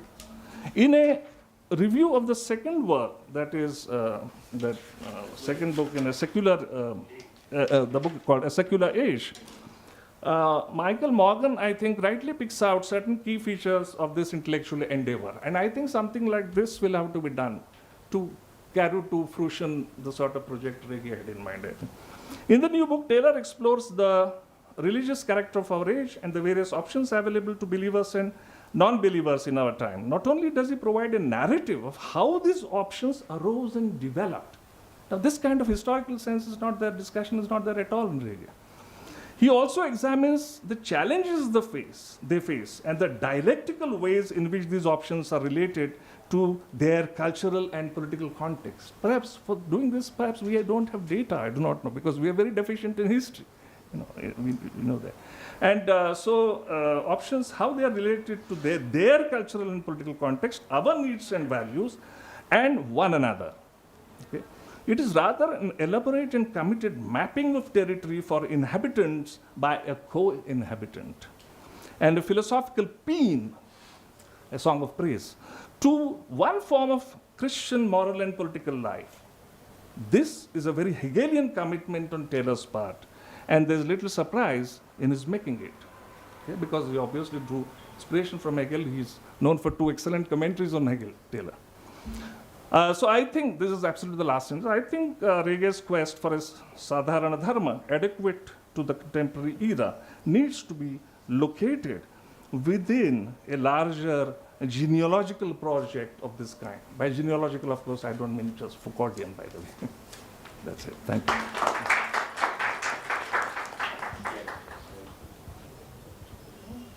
Thank you, Professor Kulkarni. Lunch is getting late, so we take 30-minute break and immediately we take the question answer after that. Thank you. Sorry for keeping you away from He has done so much hard work for paper. I know there are so many questions, but other thing we have to finish. So, thank you. एक छोटी announcement है, there is small announcement. Firstly, the staff will be served the lunch over here. I mean the speakers and the guests, and until then, the other teaching staff, non-teaching staff, and volunteers will go and stand in the line and fetch the lunch, because there is a small space and we can only include one counter.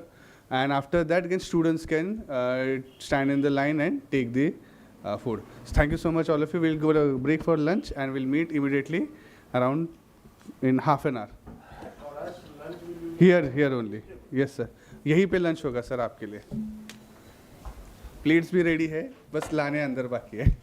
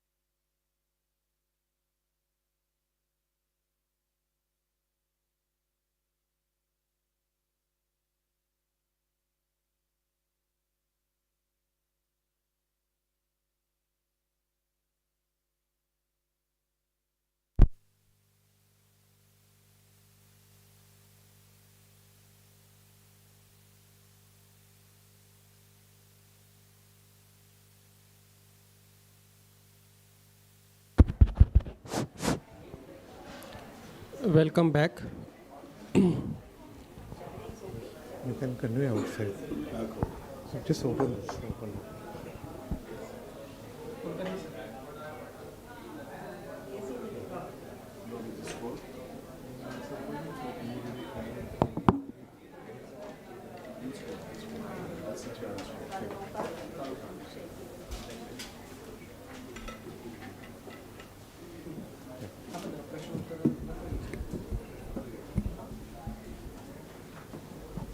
So you can just announce. You can announce.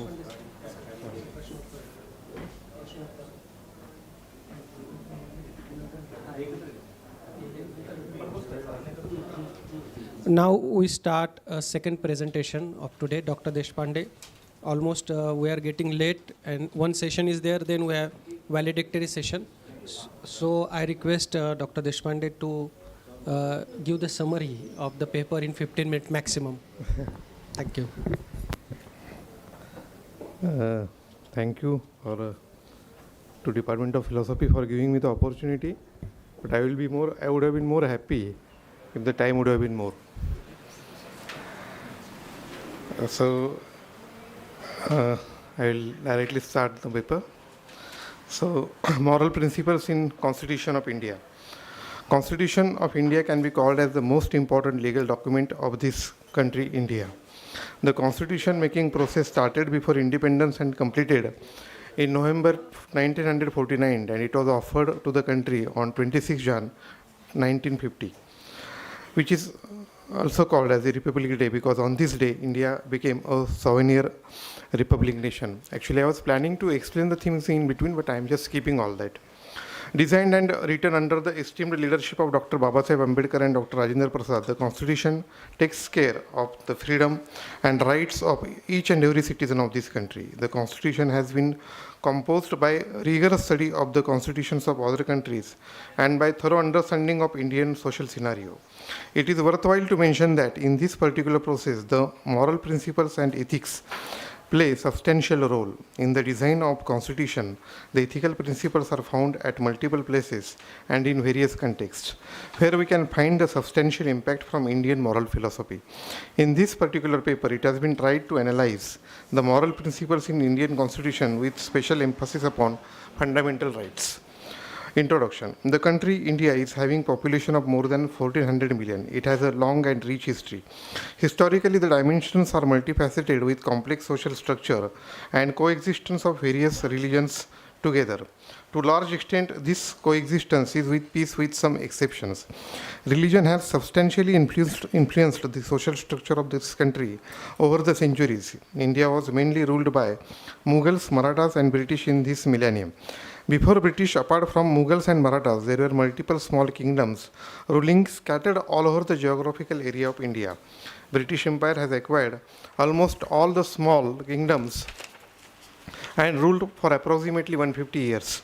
Indian freedom fight has long and great history, which inculcated and strengthened the value of unity amongst all the religions and castes. The challenges in front of the nation after independence were twofold. The damages because of the partition were on one side, and on the other side, the challenge was developing the united sovereign nation from merging of smaller kingdoms scattered all over the country. The statesmen of that period overcome these challenges and contributed to the formation of India into a sovereign, socialist, secular, democratic republic in a short period of 2 years from independence, in spite of the damages caused by partition and Indo-Pak War of 1948. Before British period, there was no such single kingdom ruling entire land of India. Due to multiple kingdoms, there was no such uniform legal system operative which can take care of the independent nation.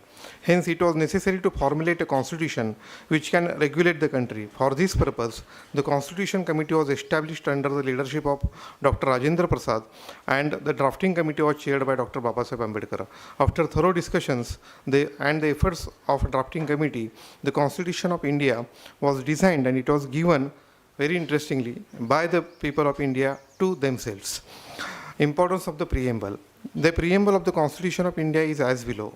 We, the people of India, having solemnly resolved to constitute India into a sovereign, socialist, secular, democratic republic and to secure to all its citizens justice, social, economic, and political, liberty of thought, expression, belief, faith, and worship, equality of status and of opportunity, and to promote among them all fraternity, assuring the dignity of the individual and the unity and the integrity of nation. In our Constituent Assembly, this 26th day of November 1949, do hereby adopt, enact, and give to ourselves this Constitution. I'll slightly skip here slowly.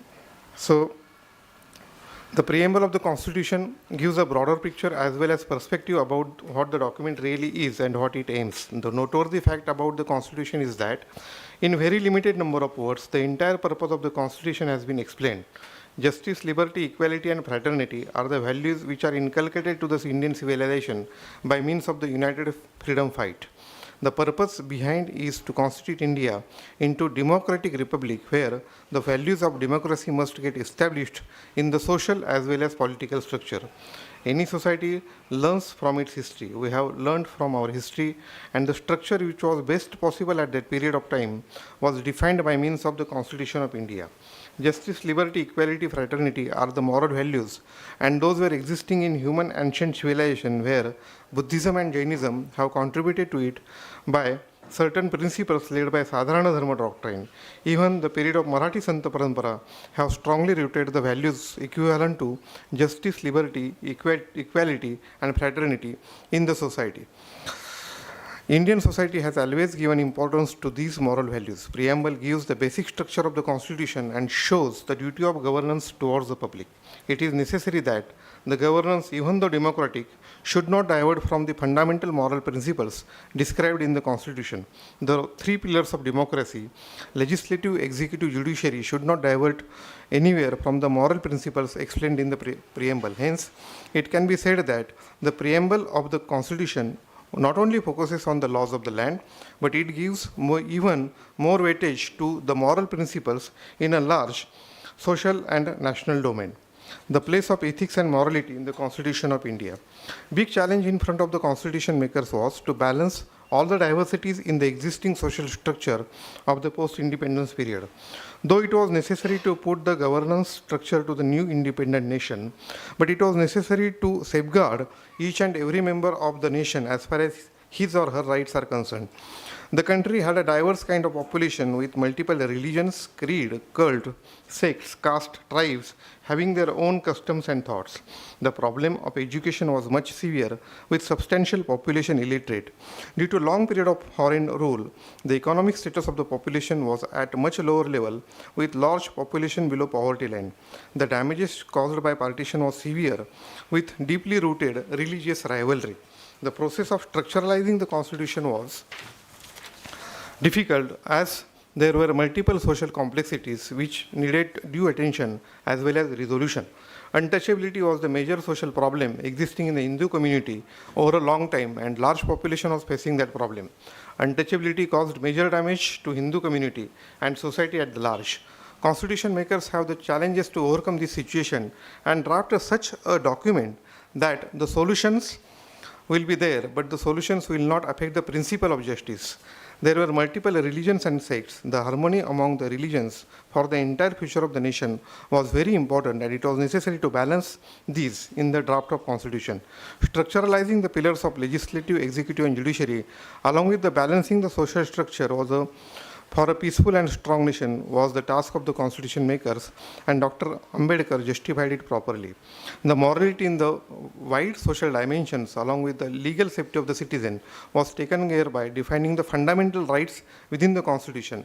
Fundamental rights, along with fundamental duties, give a strong moral plus legal base for the Constitution. The moral values in Indian context, especially common human obligation mentioned by Dr. Gokhale sir in his article about Sadharana Dharma, are inculcated in the fundamental rights. Those protect the liberty, equality, and justice as mentioned in the Constitution, not only on the individual scale but also on the large social scale. I have enlisted, I will not read all this, I have enlisted the articles which of the Constitution which have the moral principles hidden in that. So, After due consideration of the problems faced by Indian civilization in the historical period as well as pre-independence period, the makers of Constitution have given a special place for fundamental rights of the citizen. Unless the rights of the citizen are preserved, the democracy cannot be successful. So I'll skip some more. To establish liberty, equality and justice, it was necessary to make the strong provisions in the Constitution itself so that it can take care of the public welfare at the large. Ethics and law have a fine line of demarcation. Even though various acts and law exist, there was a need to focus on ethical and moral values and properly place them in the Constitution so that every individual of the nation can lead to the dignified life.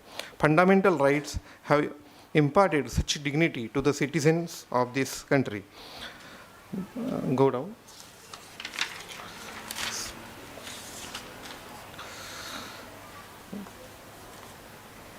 So I will shortly go through these fundamental rights. So Article 14 describes the equality before law. Every person is equal before the law irrespective of any financial, social or educational status. This principle was important to establish the system of justice in the social scenario. This article made everybody equal and it has a large democratic value. The success of democracy lies in this Article 14. Grounded on the Article 14, further articles like Article 15, Article 16 prohibits the discrimination and opens the avenues of public employment for all, irrespective of religion, caste and gender. The major social problem in the Hindu community was untouchability, which was taken care by Article 17, and the abolition of untouchability is the fundamental right. It is necessary to mention here that this is included in the Constitution before Dr. Ambedkar took the decision of converting to the Buddhist religion. Article 19 and Article 21 focuses upon the liberty and takes care of freedom of speech. Article 21A gives right to education. Article 20 and 22 are related to Indian Penal Code. So even in the criminal procedure also, the liberty has been given importance. Article 23 and 24 is about prohibition of human trafficking. Article 25 to 30 are very important for religious affairs. So here I will read this para. And it has been taken care that everybody has the constitutional right to profess his or her religion. And the minority religion should not get any threat from the people belonging to the religions having the more population.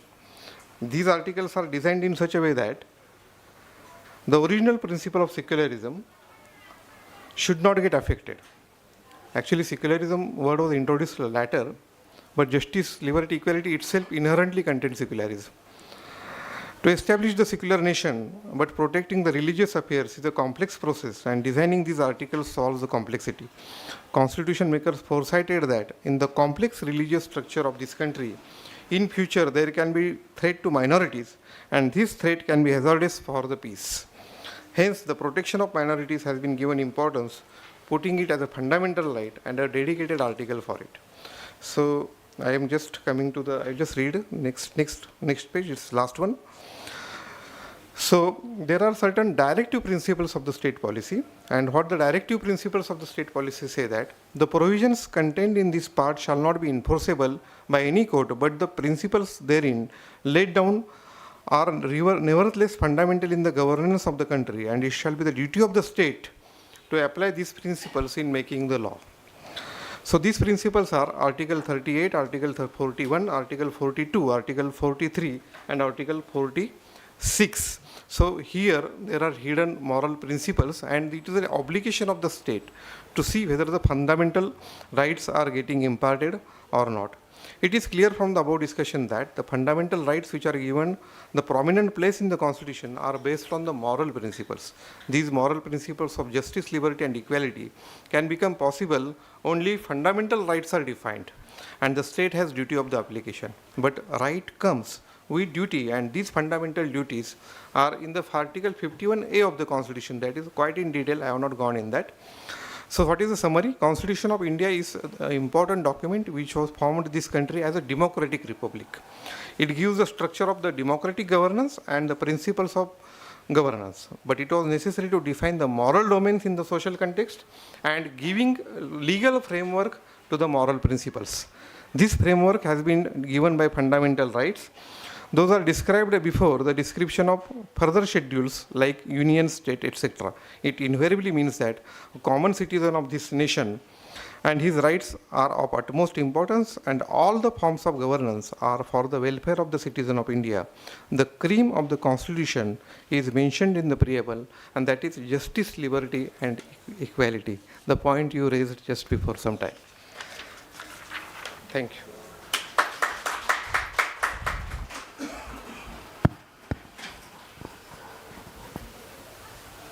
Can we raise some questions? Yeah. As per the converter inform, just 2 to 3 questions we take. Before raise the question and before answering the questions, this is the appearance. And reality is we are recording, and this record, some people are live looking. So I request formal and informal questions will be there. Here we will ask the formal questions. Yes, please, first question. This is a very difficult task to distinguish between formal and informal question. Why are you making us difficult? Actually, I have just 2 questions. One to Professor Mangesh Kulkarni ji. Do you support the view of Righe, if I am understanding him correctly, the way Taylor is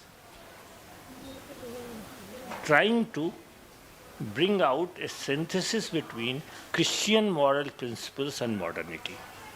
Do you suppose to bring out this project in India? And she should be taken up. My question to him is that there is a charge on constitutionalist morality or the constitutional morality of India, that it is un-Indian. How will you respond to that? Un-Indian. Nowadays, many people talk about it. How will you respond to this? That's just 2 questions. Actually, it is not non-Indian. It is, I don't know why this allegation has come. Probably because when he submitted this document to the Constituent Assembly, he has told that the justice, liberty, equality, though it is there in the French Revolution, he has not taken it from there. He has taken it from the Buddhist thought. And it is specifically, such paragraphs are there, means I have not quoted those paragraphs here. So that is one thing, so it is of the Indian origin. And allegation anybody can do of any type. So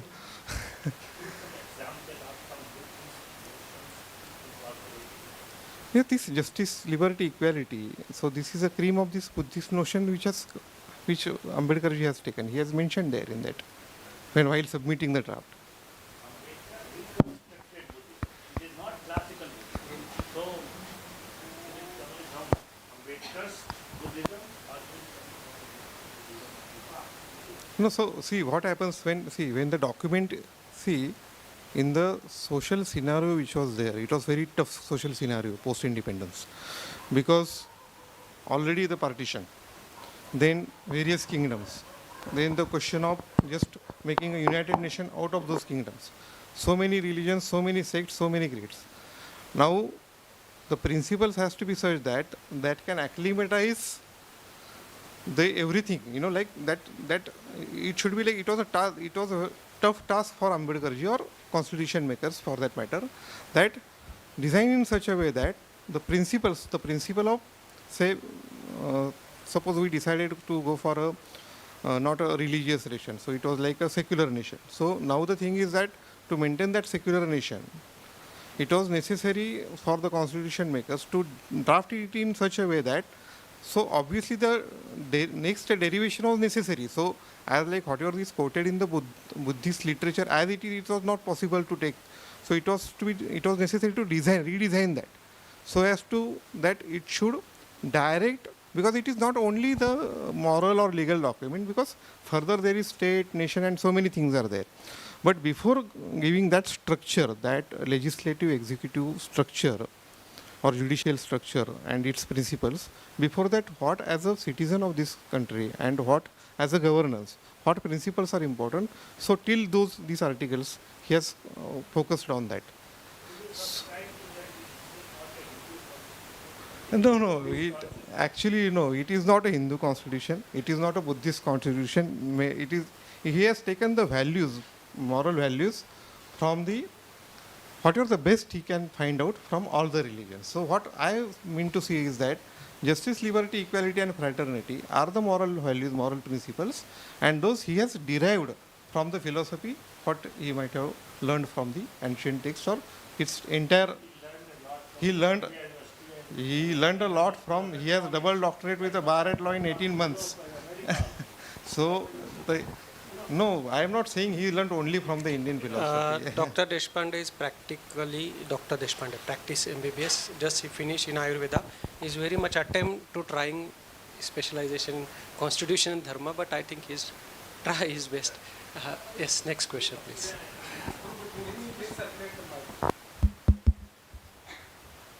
Respond to this, it's amazing that this constitution is being treated as if it were authored by one person. This is the biggest fallacy. So I'll not say anything about it. But it's not authored by one person. It's not authored by one person, but the maximum attempt was given. See, I have used the word constitution makers. No, I'm not talking about you. The question that you asked is as if. No, the 389 members and 200, we'll discuss it later. 299 remained after partition. So.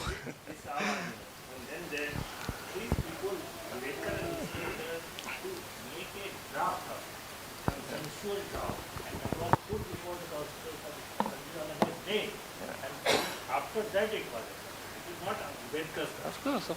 And a great. He had many things against this. Yeah, absolutely. Yes, that's true. And the question is whether it is Okay. Next question, Dr. Kulkarni. Anyway. Yeah.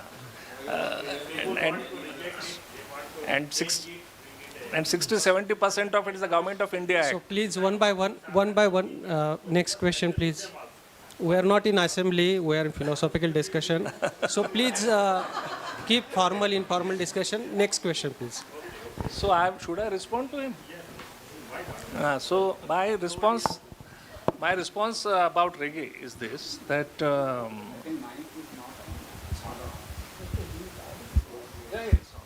so reggae, basically, I'm not saying that reggae's project is exactly the same as Taylor's. I'm not at all saying that. I'm not even sure to what extent reggae was familiar with Taylor's writings. And certainly these texts he 100% had not seen, because the second text that I mentioned came out in 2007, and the Sources of the Self, 1989. 89 he could have seen, but I doubt if he had seen. Now, my point simply is that I'm just saying, using a sort of hermeneutic of trust, that if one were to look at reggae's project sympathetically, and I'm saying that if it were to be carried out in a more coherent manner, more meaningful manner, more historically grounded manner, then it could perhaps be something along the lines that Taylor attempted vis-a-vis Christianity and the legacy of Enlightenment, modernity, etc. That's all.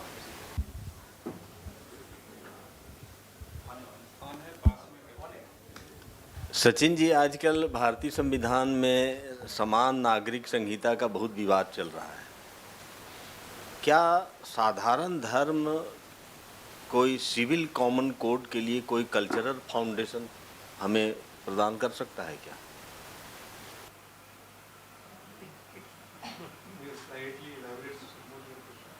नहीं, जैसे समान नागरिक संहिता का क्या आधार होना चाहिए? कोई उसका कल्चरल फाउंडेशन भी हो सकता है ना, एक तो लीगल फाउंडेशन उसका कोई कल्चरल फाउंडेशन भी हमें ढूंढना चाहिए।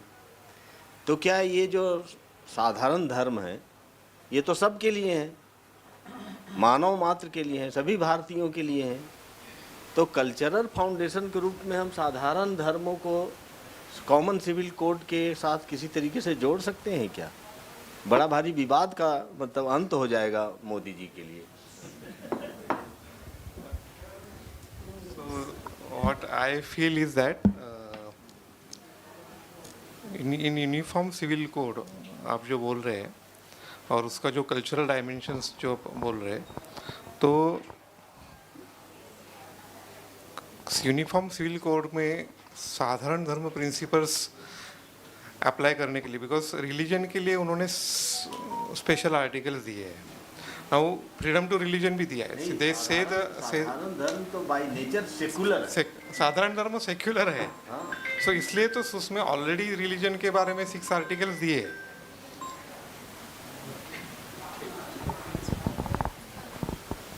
Okay, since we have less time, informal questions will be there in tea break. I thanks both speaker pre and post independent of India. They given very good constructive thought on Sadharana Dharma.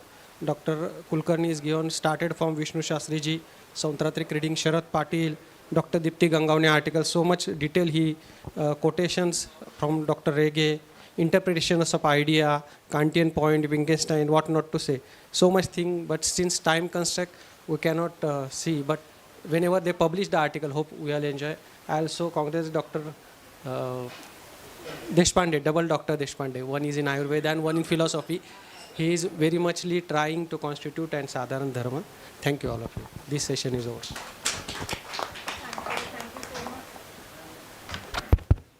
Thank you so much to the chairpersons and the audience for such an engaging session. Now we move on to our next session, which is going to be chaired by Professor Mangala Chinchore. I request ma'am to please take the chair. Speaker. I request Shrikala ma'am to felicitate Professor Chinchore.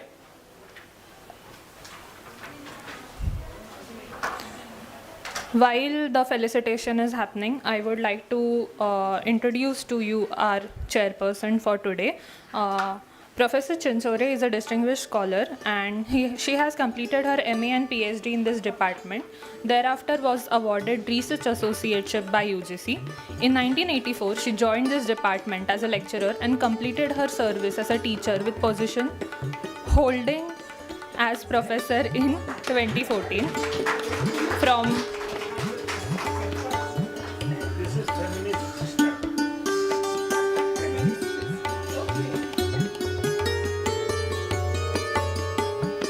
2018 to 2020, ICPR nominated her as senior professor in her career. From 1975 till 2015, she had 7 fellowships by UGC and ICPR. During her academic career, she was working as a teacher and completing her responsibility as a researcher. She has published 10 books, out of which 3 are awarded with the Book Awards, Swami Pranavanand Award from ICPR.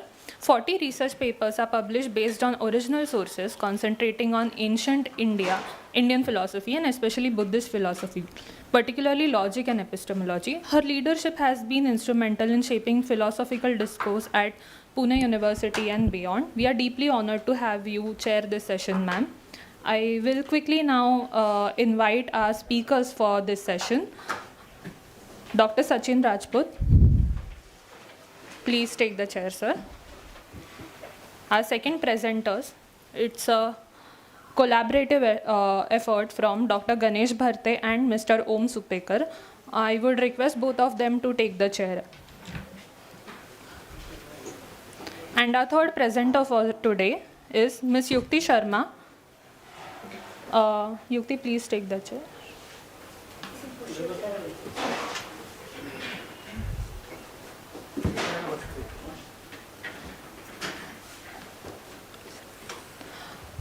Now I would request Professor Chinchore ma'am to felicitate Dr. Sachin Rajput.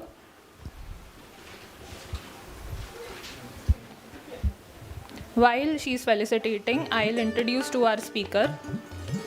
Dr. Sachin Rajput is an assistant professor in philosophy at Bhusawal Science Arts College, Commerce, Nahata. Dr. Rajput holds an MA, MPhil and PhD with specialization in the saints of Maharashtra and Indian philosophy.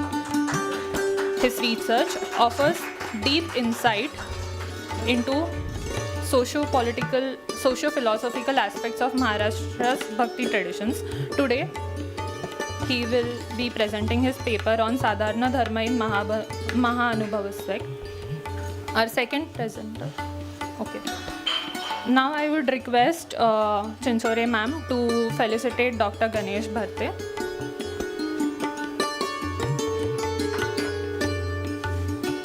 Dr. Ganesh Bharte, who has earned his PhD in philosophy from the IIT Kanpur in 2023. Dr. Bharte also holds MA from the University of Pune and from Ferguson College. His academic journey is distinguished by accolades such as S.S. Barlinge Prize and Anagha Joshi Prize for securing highest marks in MA examination. Now I request a ma'am to felicitate Miss Yukti Sharma, our third presenter. She is a dedicated research scholar pursuing her PhD in philosophy at this department. Her research focuses on mental health through the lens of ancient texts, Indian, specifically the Upanishads and Yoga Sutra. Ms. Sharma also holds a philosophical counseling certification from APA.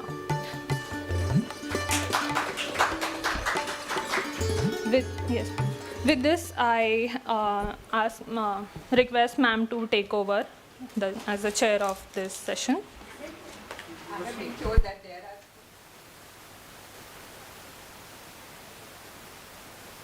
minutes and each paper should be presented within 15 minutes by each speaker, and then we will have either the discussion. If the topic is the same, then we will have the discussion immediately. Otherwise, at the end, in totality, we can have it. Whatever is convenient will be taken into account after reading the paper. So, may I request the first speaker, Dr.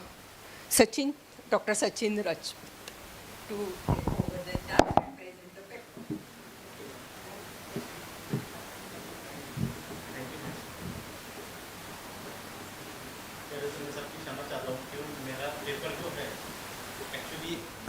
Marathi language में है, तो जिनको actually Marathi आती नहीं तो उनके लिए थोड़ा क्षमा चाहता हूँ.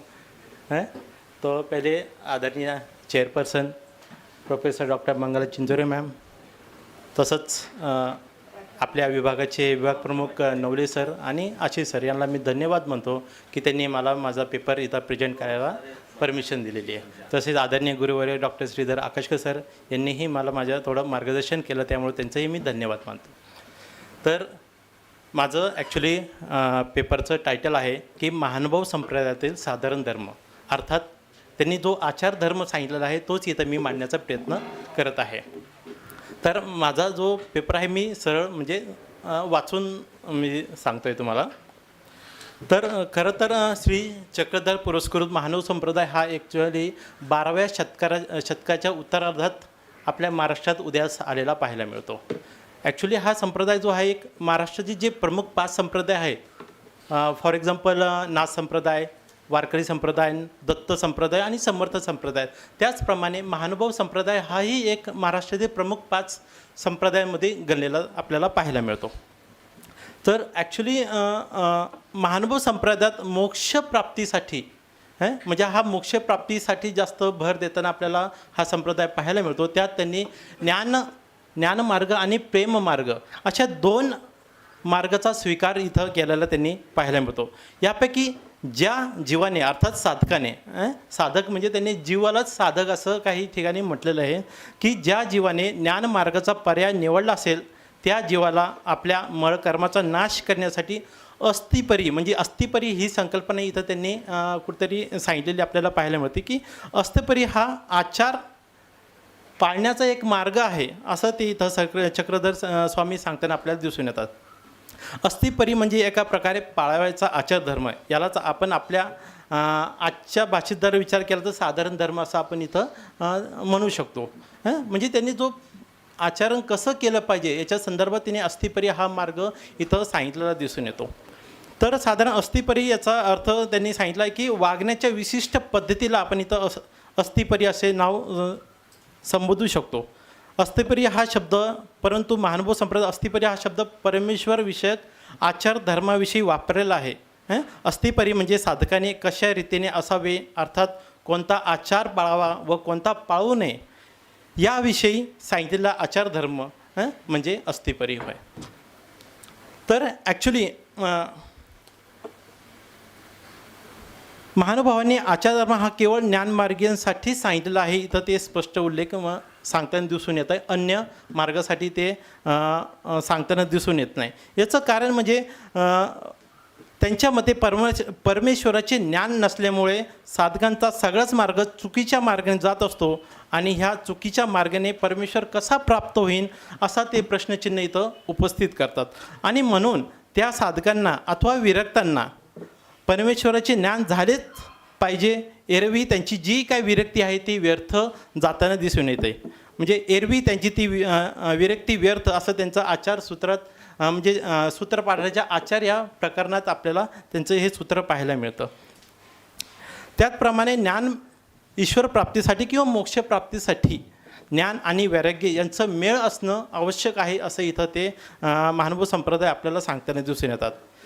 काही साधकांच्या ठिकाणी ज्ञान असते पण त्यांना वैराग्य आचारता येत नाही, किंवा काहींना वैराग्य आचारता येते परंतु त्यांच्या ठिकाणी परमेश्वराचे ज्ञान नसतं. याच्या संदर्भात ते म्हणतात की एक उदाहरण म्हणून ते इथं देत आहे की दात असती तिथे चणे नाही, चणे असती तिथे दात नाही. म्हणजे आहे म्हणजे परमेश्वर ज्ञान आहे पण वैराग्य नाही, किंवा वैराग्य आचारता येतं आहे पण परमेश्वराचं म्हणजे ज्ञान नाही असं तिथं म्हणताय. की म्हणून ते म्हणताय की जर तुम्हाला ईश्वर प्राप्ती जर हवी असेल तर तुम्हाला ज्ञान आणि वैराग्य यांचं मेळ घालणं इथं अपेक्षित आहे असं ते इथं आपल्याला सांगताना दिसून येतं. आणि त्यांनाच ॲक्च्युली परमेश्वर किंवा ईश्वर प्राप्ती होऊ शकते असं इथं सांगताय.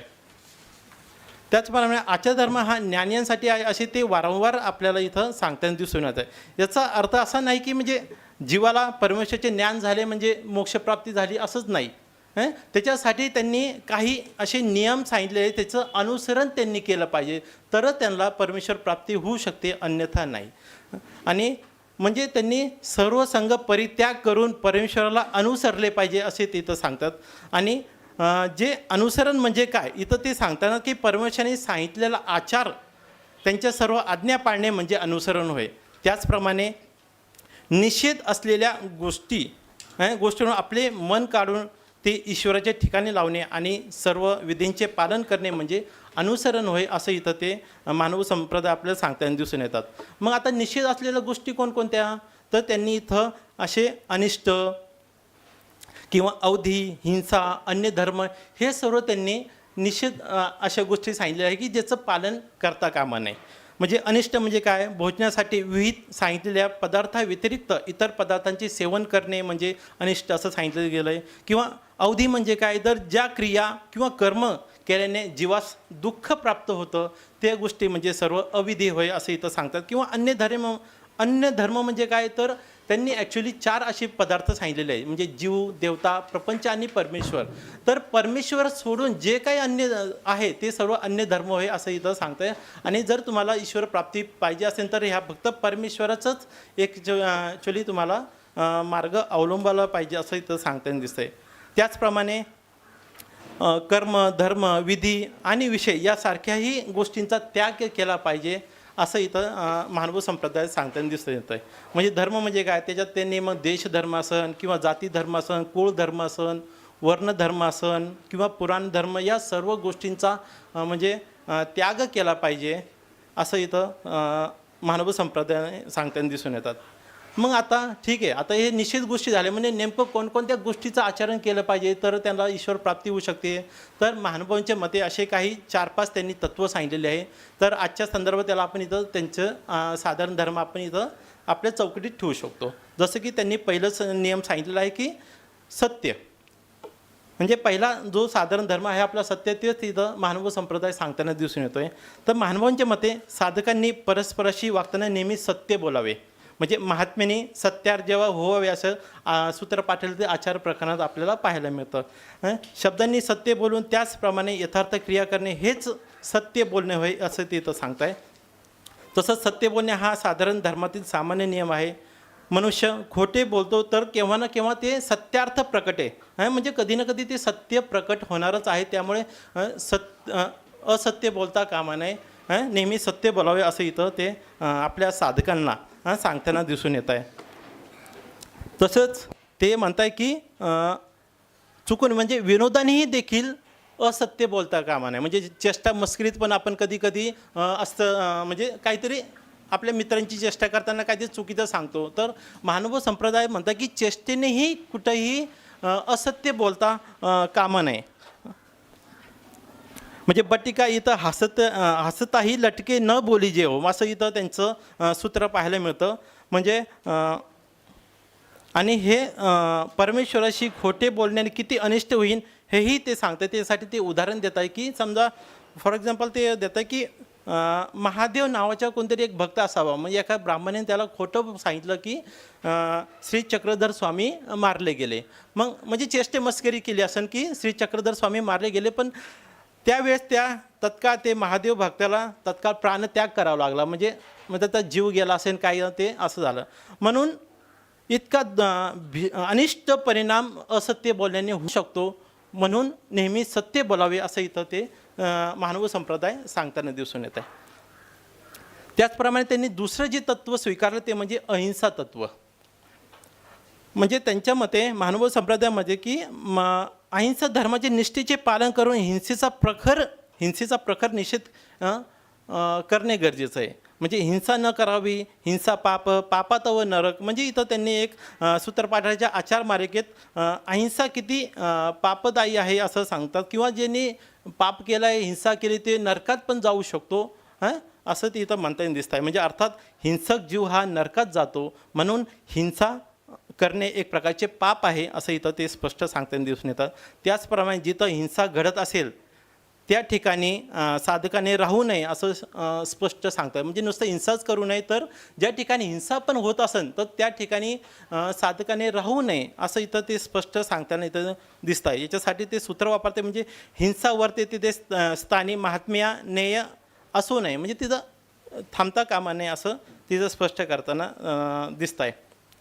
तसंच महानुभावांच्या मते मोक्षार्थी जीवाने अहिंसा पालनाला अशा सर्वोच्च पदाला निहून पोचवले पाहिजे की साधकाच्या हातून मुंगीचीही हिंसा होता कामा नये. म्हणजे अक्षरशः बारीकच्या बारीक जीवाची हिंसा पण होता कामा नये असं तिथं स्पष्ट करताना सांगताय. किंवा जर अजून ते स्पष्ट करतं की समजा एखादी मुंगी आपल्याला चावली तरी तिला मारता कामा नये असंही ते. म्हणजे मुक्तीची चाण त्यांनी मुक्या विरू न चिंतावे. म्हणजे अर्थात की मुंगीपासून आपल्याला उपद्रव झाला असेल किंवा आपल्याला ती चावली देखील असेल तर तिच्याशी वैर करू नये व तिला मारू नये असं ते स्पष्ट करताना दिसत आहे. म्हणजे आपल्या हातून मुंगीचीही हिंसा होता कामा नये, कारण त्यामुळे हिंसेचा प्रसव वाढतो व तो प्रसार पुढे मुक्ती प्राप्तीसाठी अडथळा निर्माण करू शकतो असं इथं आपल्याला महानुभाव संप्रदाय दिसून येते. जर आपण पाहिलं तर अहिंसा हे तत्त्व, महानुभावांचं अहिंसा हे तत्त्व जैनांच्या जवळ जाताना आपल्याला पाहायला मिळतं. म्हणजे जैन संन्यासी हे आपल्याकडून पाण्यातील जीवजंतूची हिंसा होऊ नये म्हणून नेहमी पाणी वस्त्रगाळ करून पितात, किंवा जीवजंतू जाऊ नये म्हणून तोंडाला एक फडके बांधताना दिसत आहेत. त्याचप्रमाणे महानुभाव संप्रदायही करताना दिसून येतात. फक्त एवढंच फरक आहे, ते काय तोंडाला फडके बिडकं काय बांधत नाही, पण ते पण पाणी वस्त्रगाळ करून पिताना दिसून येतात. किंवा चालताना आपल्या पायाखाली कोणी जीवजंतू येऊ नये हे काळजीपूर्वक ते इथं विचार करताना दिसून येत आहे. त्याचप्रमाणे त्यांनी तिसरं जे आचारधर्म सांगितलं ते म्हणजे मद्यपान निषेध. म्हणजे त्यांनी पानाला निषेध इथं केलेला आहे. म्हणजे मादक पदार्थाचे सेवन करता कामा नये किंवा मांसादी पदार्थाचे सेवन करता कामा नये इथं ते स्पष्ट इथं सांगताना दिसून येत आहे. किंवा जिथं लोक मांस खात असेल अशा ठिकाणी भिक्षाही मागता कामा नये असं ते इथं स्पष्ट करताना इथं दिसून येत आहे. त्याचप्रमाणे चौथं ज्यांनी तत्त्व सांगितलं ते अपरिग्रह. म्हणजे जर आपण भारतीय संस्कृतीत पाहिलं तर अपरिग्रह ही एक महत्त्वाची संकल्पना आहे. म्हणजे याचा साधा सरळ अर्थ म्हणजे काय, तर आवश्यकतेपेक्षा जास्त संग्रहाची वृत्ती ठेवू नये. म्हणजे जेवढं आवश्यक आहे तेवढंच संग्रह करावा, आवश्यकतेपेक्षा जास्त संग्रह करू नये. त्याचप्रमाणे मग इथं महानुभाव संप्रदाय त्याच तत्वाचा इथं अवलंब करताना आपल्याला पाहायला मिळतो. म्हणजे त्यांच्या मते की भिक्षा मागताना आपल्याला जेवढे आवश्यक आहे, म्हणजे आपली जेवढी भूक आहे तेवढीच भिक्षा मागावी. जास्त मधले उद्यासाठी आदल्याच दिवशी भिक्षा मागता कामा नये. म्हणजे आपल्याला उद्या पाहिजे म्हणून त्याच्यासाठी आधीच भिक्षा मागताना जेवढं पाहिजे, म्हणजे कोणत्याही अन्नपदार्थाचं नासाडी करू नये ह्या उद्देशाने त्यांनी सांगितलं की आवजेपेक्षा म्हणजे भूक लागण्यापेक्षा जास्त भिक्षा मागता कामा नये. म्हणजे एक प्रकारे त्यांनी आपल्याला सगळे लाभ लोभ जे आहे ते सोडण्याचा उपदेश देताना आपल्याला पाहायला मिळतो. आणि शेवटचं जे आहे, मी सर्व म्हणजे भरपूर इथं मी थोडं शॉर्टमध्ये सांगतो ॲक्च्युली. आणि शेवटचे जे त्यांनी तत्त्व सांगितले, तर त्यांनी ॲक्च्युली ब्रह्मचर्य म्हणजे तिथं ब्रह्मचर्य असा काही स्पेशल उल्लेख नाही, पण त्यांनी संन्यासाला प्राधान्य दिलेलं दिसून येतं आहे. म्हणजे मानव संप्रदायात संन्यासाला जास्त म्हणजे महत्त्व दिलेलं दिसून येतं आहे. ॲक्च्युली आपण जर ब्रह्मचर्य म्हटलं की इंद्रियांवरील संयम असं आपण म्हणतो. त्याचप्रमाणे मानव संप्रदायातही ब्रह्मचर्याला अर्थात संन्यासाला प्राधान्य दिलेलं दिसून येतं आहे. मानव संप्रदायात संन्यासांनी भिक्षुवृत्तीने राहणे, नित्य अटनविजन करणे, नामस्मरणात काळ व्यथित करणे आवश्यक मानलेलं आहे. तसंच संन्यासाचा अर्थ सांगताना ते म्हणतात की राग, द्वेष, काम, मद, मत्सर यांचा त्यागू याची नावे संन्यास. म्हणजे हे राग, द्वेष आहे, काम, मद, मत्सर याचा सर्वांचा त्याग जो करतो तोच खरं संन्यासी किंवा साधक होय, आणि त्याच साधकाला परमेश्वर प्राप्ती होऊ शकते किंवा मोक्ष प्राप्ती होऊ शकते असं इथं ते आपल्याला सांगताना दिसून येतात. त्याचप्रकारे अजून त्यांनी म्हणजे कोणी आपल्याला जर शिव्या देत असेल किंवा अप्रिय बोलत असेल तर ते सहन करण्यास सांगितलेलं आहे. किंवा जर आपल्याला कोणी म्हणजे एक प्रकारे हाणत मारत असेल तर शारीरिक दुःख देत असेल तर तेही एक प्रकारे सहन करावे असं इथं ते आपल्याला सांगताना दिसून येत आहे. तर अशा प्रकारे महानुभाव संप्रदायात एक प्रकारे सत्य, अहिंसा, मद्यपान निषेध, अपरिग्रह आणि संन्यासाला प्राधान्य दिलेलं दिसून येते. थँक्यू. हो सर्वच धर्मांनी सांगितलंय की सत्य, अहिंसा, पंचशील हे सगळ्यांना. हो सगळ्यांसाठी. हो मग त्याच्यामध्ये आणि महानुभव पंथामध्ये असं काही वेगळेपण तुम्हाला दिसला? वेगळंपण म्हणजे मॅम यांनी फक्त एवढं सांगितलं की जे परमेश्वर म्हणजे मोक्ष प्राप्ती ज्यांना पाहिजे त्यांच्यासाठीच हा आम्ही आचार धर्म आम्ही सांगतोय.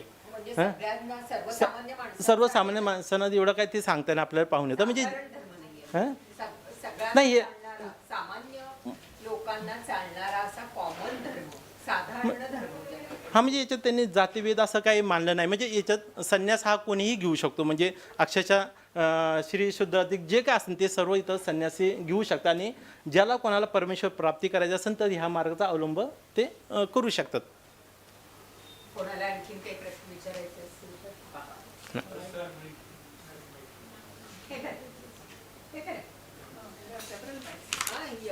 खूपच छान.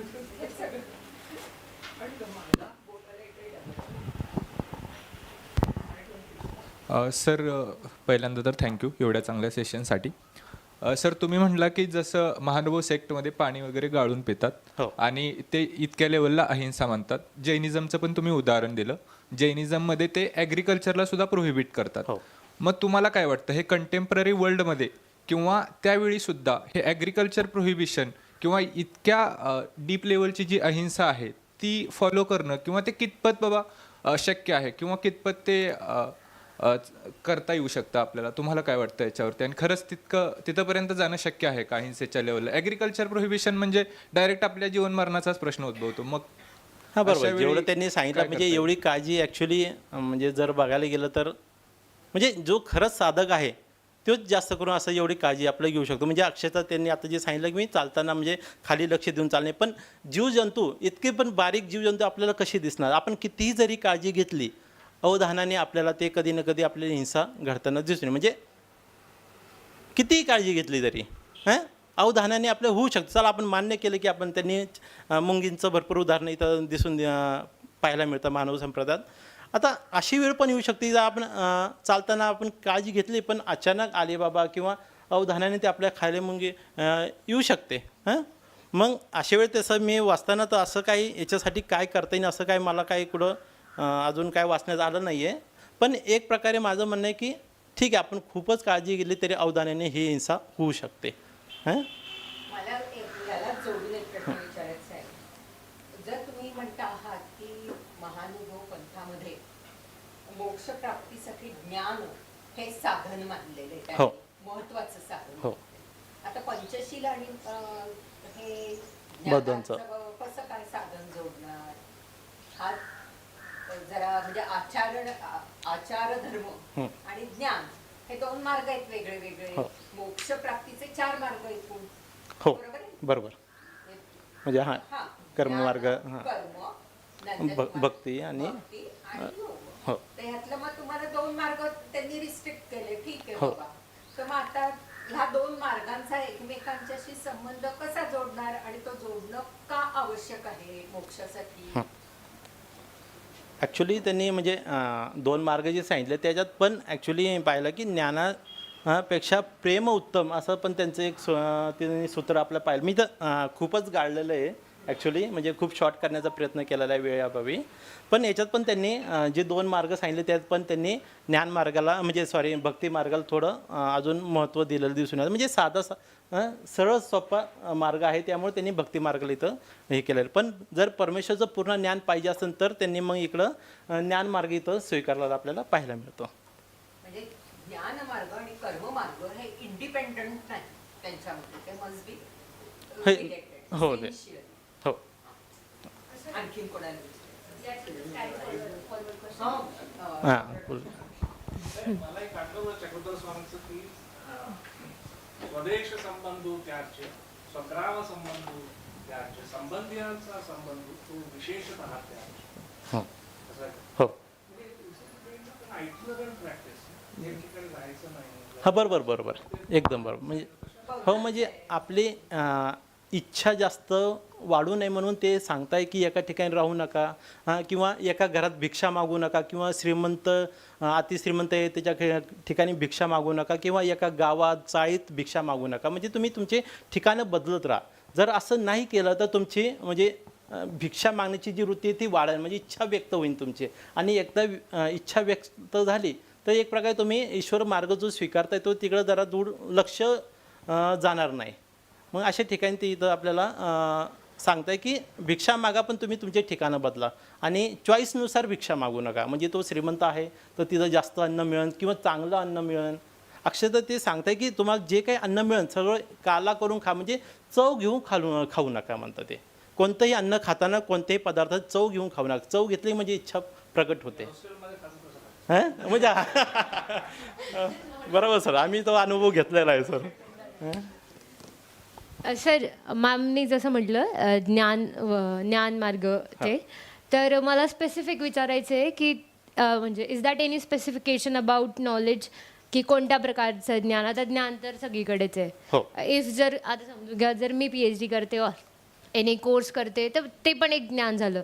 मग मी जर त्याच्यामध्ये एकदम व्यवस्थित आणि वेल अँड गुड करते तर तो पण मोक्षाचा मार्ग झाला का महानुभाव पंथामध्ये असं काही स्पेसिफिक सांगितलं की हा मार्ग म्हणजे ज्ञान मार्ग? म्हणजे त्यांनी फक्त अनुसरण करायला सांगितलेलं आहे. म्हणजे ते माशी जी म्हटलं की अनुसरण म्हणजे समजा ईश्वर प्राप्त फक्त या गोष्टींचं अनुसरण केलं पाहिजे. असं नाही की फक्त एवढ्याच गोष्टीचं अनुसरण केलं पाहिजे, पण एक स्पेसिफिक त्यांनी काही ठराविक इथं सांगितलं दिसून येतं. जसं की आता मी सांगितलं की सत्य अहिंसा म्हणजे याचं अनुसरण केलं पाहिजे तरच एक प्रकारे तुम्ही ईश्वर प्राप्तीकडे जाऊ शकता किंवा एक त्या मार्गाला जाऊ शकता. मग जर कोणी एखादा नॉर्मल पर्सन आहे ज्याने तो पंथ स्वीकारलेला नाही आहे, म्हणजे जसं की अनुसरण केलेलं नाही आहे, त्या पंथाची उपदेश वगैरे हे सगळं घेतलेलं नाही आहे, तो जर सत्य अहिंसा वगैरे सगळं जर पाळत असेल तर मग त्याला पण मोक्ष मिळणार असं पंथात म्हटलं आहे का?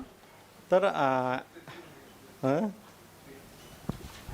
ॲक्च्युली म्हणजे त्यांचा आहे उल्लेख इथं की अनुसरण पण करताना म्हणजे सगळंच अनुसरण म्हणजे परमेश्वर ज्ञान झालं ओके, पण ते जे काही अनुसरण करताय म्हणजे जे सांगितलं परमेश्वर ज्ञान काय, तोच माझा क्वेश्चन आहे की स्पेसिफिक काय ते परमेश्वर ज्ञान तुम्ही जे सांगतायत ना? म्हणजे परमेश्वर ज्ञान म्हणजे एक प्रकारे म्हणजे ईश्वर म्हणजे ते ॲक्च्युली 4 पदार्थ मानतात, जीव, देवता, प्रपंच आणि परमेश्वर. जरी इथं आपण विचार केला की देवताला पण आपण ईश्वर असंच म्हणतो, पण इथं त्यांनी सेपरेटली म्हटलेलं आहे की देवता आणि परमेश्वर हे दोन्ही डिफरंट आणि स्वतंत्र आहेत, म्हणजे कोणीही एकामेकावर अवलंबून नाही आहेत. तर फक्त तुम्हाला कोण मोक्ष कोण प्राप्त करून देऊ शकतो? फक्त ईश्वरच मोक्ष प्राप्त करून देऊ शकतो. देवता तुम्हाला मोक्ष प्राप्त करून देऊ शकत नाही. ठीक आहे, तुम्ही देवताची शक्ती आहे ठीक आहे, पण तुम्हाला ते उद्धार करू शकत नाही, म्हणजे मोक्ष प्राप्त करून फक्त परमेश्वरच तुम्हाला इथं मोक्ष प्राप्त करून देऊ शकतो. म्हणून त्यांनी फक्त जास्त करून परमेश्वरावर लक्ष केंद्रित केलेलं दिसून येत आहे. Okay sir, it's Brahmavidyashastra. जर तुम्ही ब्रह्मविद्याशास्त्राचा अभ्यास करत असणार तरच ते कंटिन्यू होतं पुढे. Thank you all.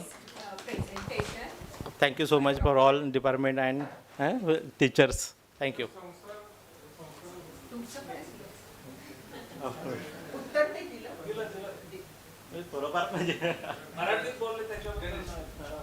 Thank you.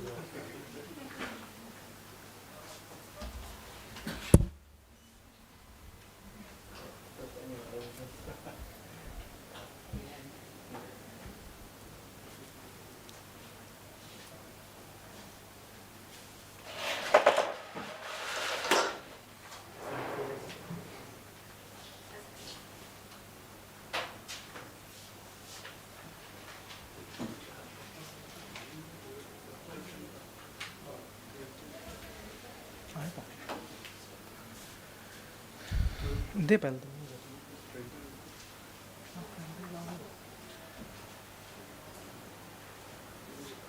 दे पहले तर मला दे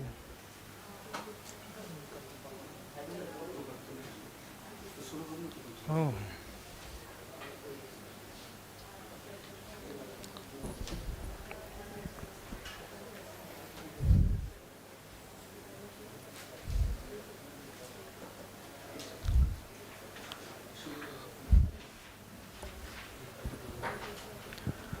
Sarvanna Namaskar.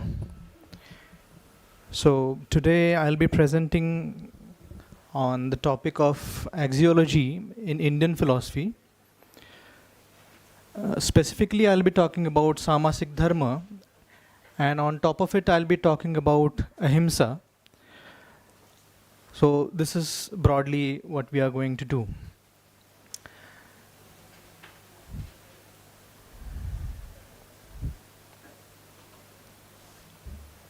The second slide. So this will be the flow of the presentation. So first, the theme that we have raised, it first and foremost poses a question that is Indian philosophy have any Indian ethics? So is there Indian ethics? That is what the first question is. So first we want to do the siddhi of Niti Shastra, whether it exists or no. That is the first question. Secondly, we will see whether the theories that we are talking about in Western philosophy, specifically ethics, are they really, theories, or what uses it? So we'll do the chikitsa of that. Thirdly, we'll see when we talk about Sadharana Dharma, we have to do the paribhasha or vyakhya of what Dharma is. And finally, we'll talk about what is Samasik Dharma in Manusmriti, and whether that also holds water or no. And finally, the last point regarding the theme of the seminar, that is the relevance of this discussion. So first, when we want to prove that something exists, what we want to do is whether it is useful or no. So we all face at some stage in our life ethical dilemmas. And in order to resolve that, in order to tackle that, we need an ethical discourse. So to say that, Indian philosophy does not have ethics, it's blatant nonsense, that is what I would say. Because as a human being, you will be facing ethical dilemmas. In order to resolve that, you have to have some kind of ethical principles so that you can act upon it. So this is the first point. Other point is that for ethical theorists, why do we need an ethical theory? Because as ethicists, we do not want to land up into moral nihilism or moral relativism. Now for our sake, for Sadharana Dharma, there are two major obstacles which are there. And these two major obstacles are, one is the local supremacist, and the other is the global supremacist. I suppose that you are understanding towards what I'm hinting at. Thirdly, now when we are talking about necessity, so we have various texts like Niti Shatakam of Bhartrahari, Vinay Pitak in Buddhism, Vidur Niti. Very recently we have something called as Kantakanjali, Navaniti Shastram. It is a Shatak Sahitya We have Shukra Niti, Chanakya Niti, lots and lots of texts which are having the word Niti itself. And I think that is textual basis is there, that ethical discourse is there. So I can stop here itself for the Siddhi of Niti Shastra or Indian ethics. The next question that I raise is that just because someone has ethical theories, does that society become ethical?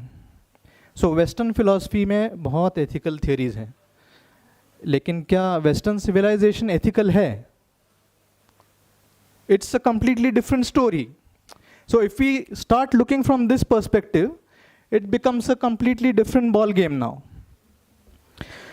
So we can see that there are at least two references that come to my mind, specifically with regards to colonialism. We can straightforward say that whether they have ethics or no, that's very questionable.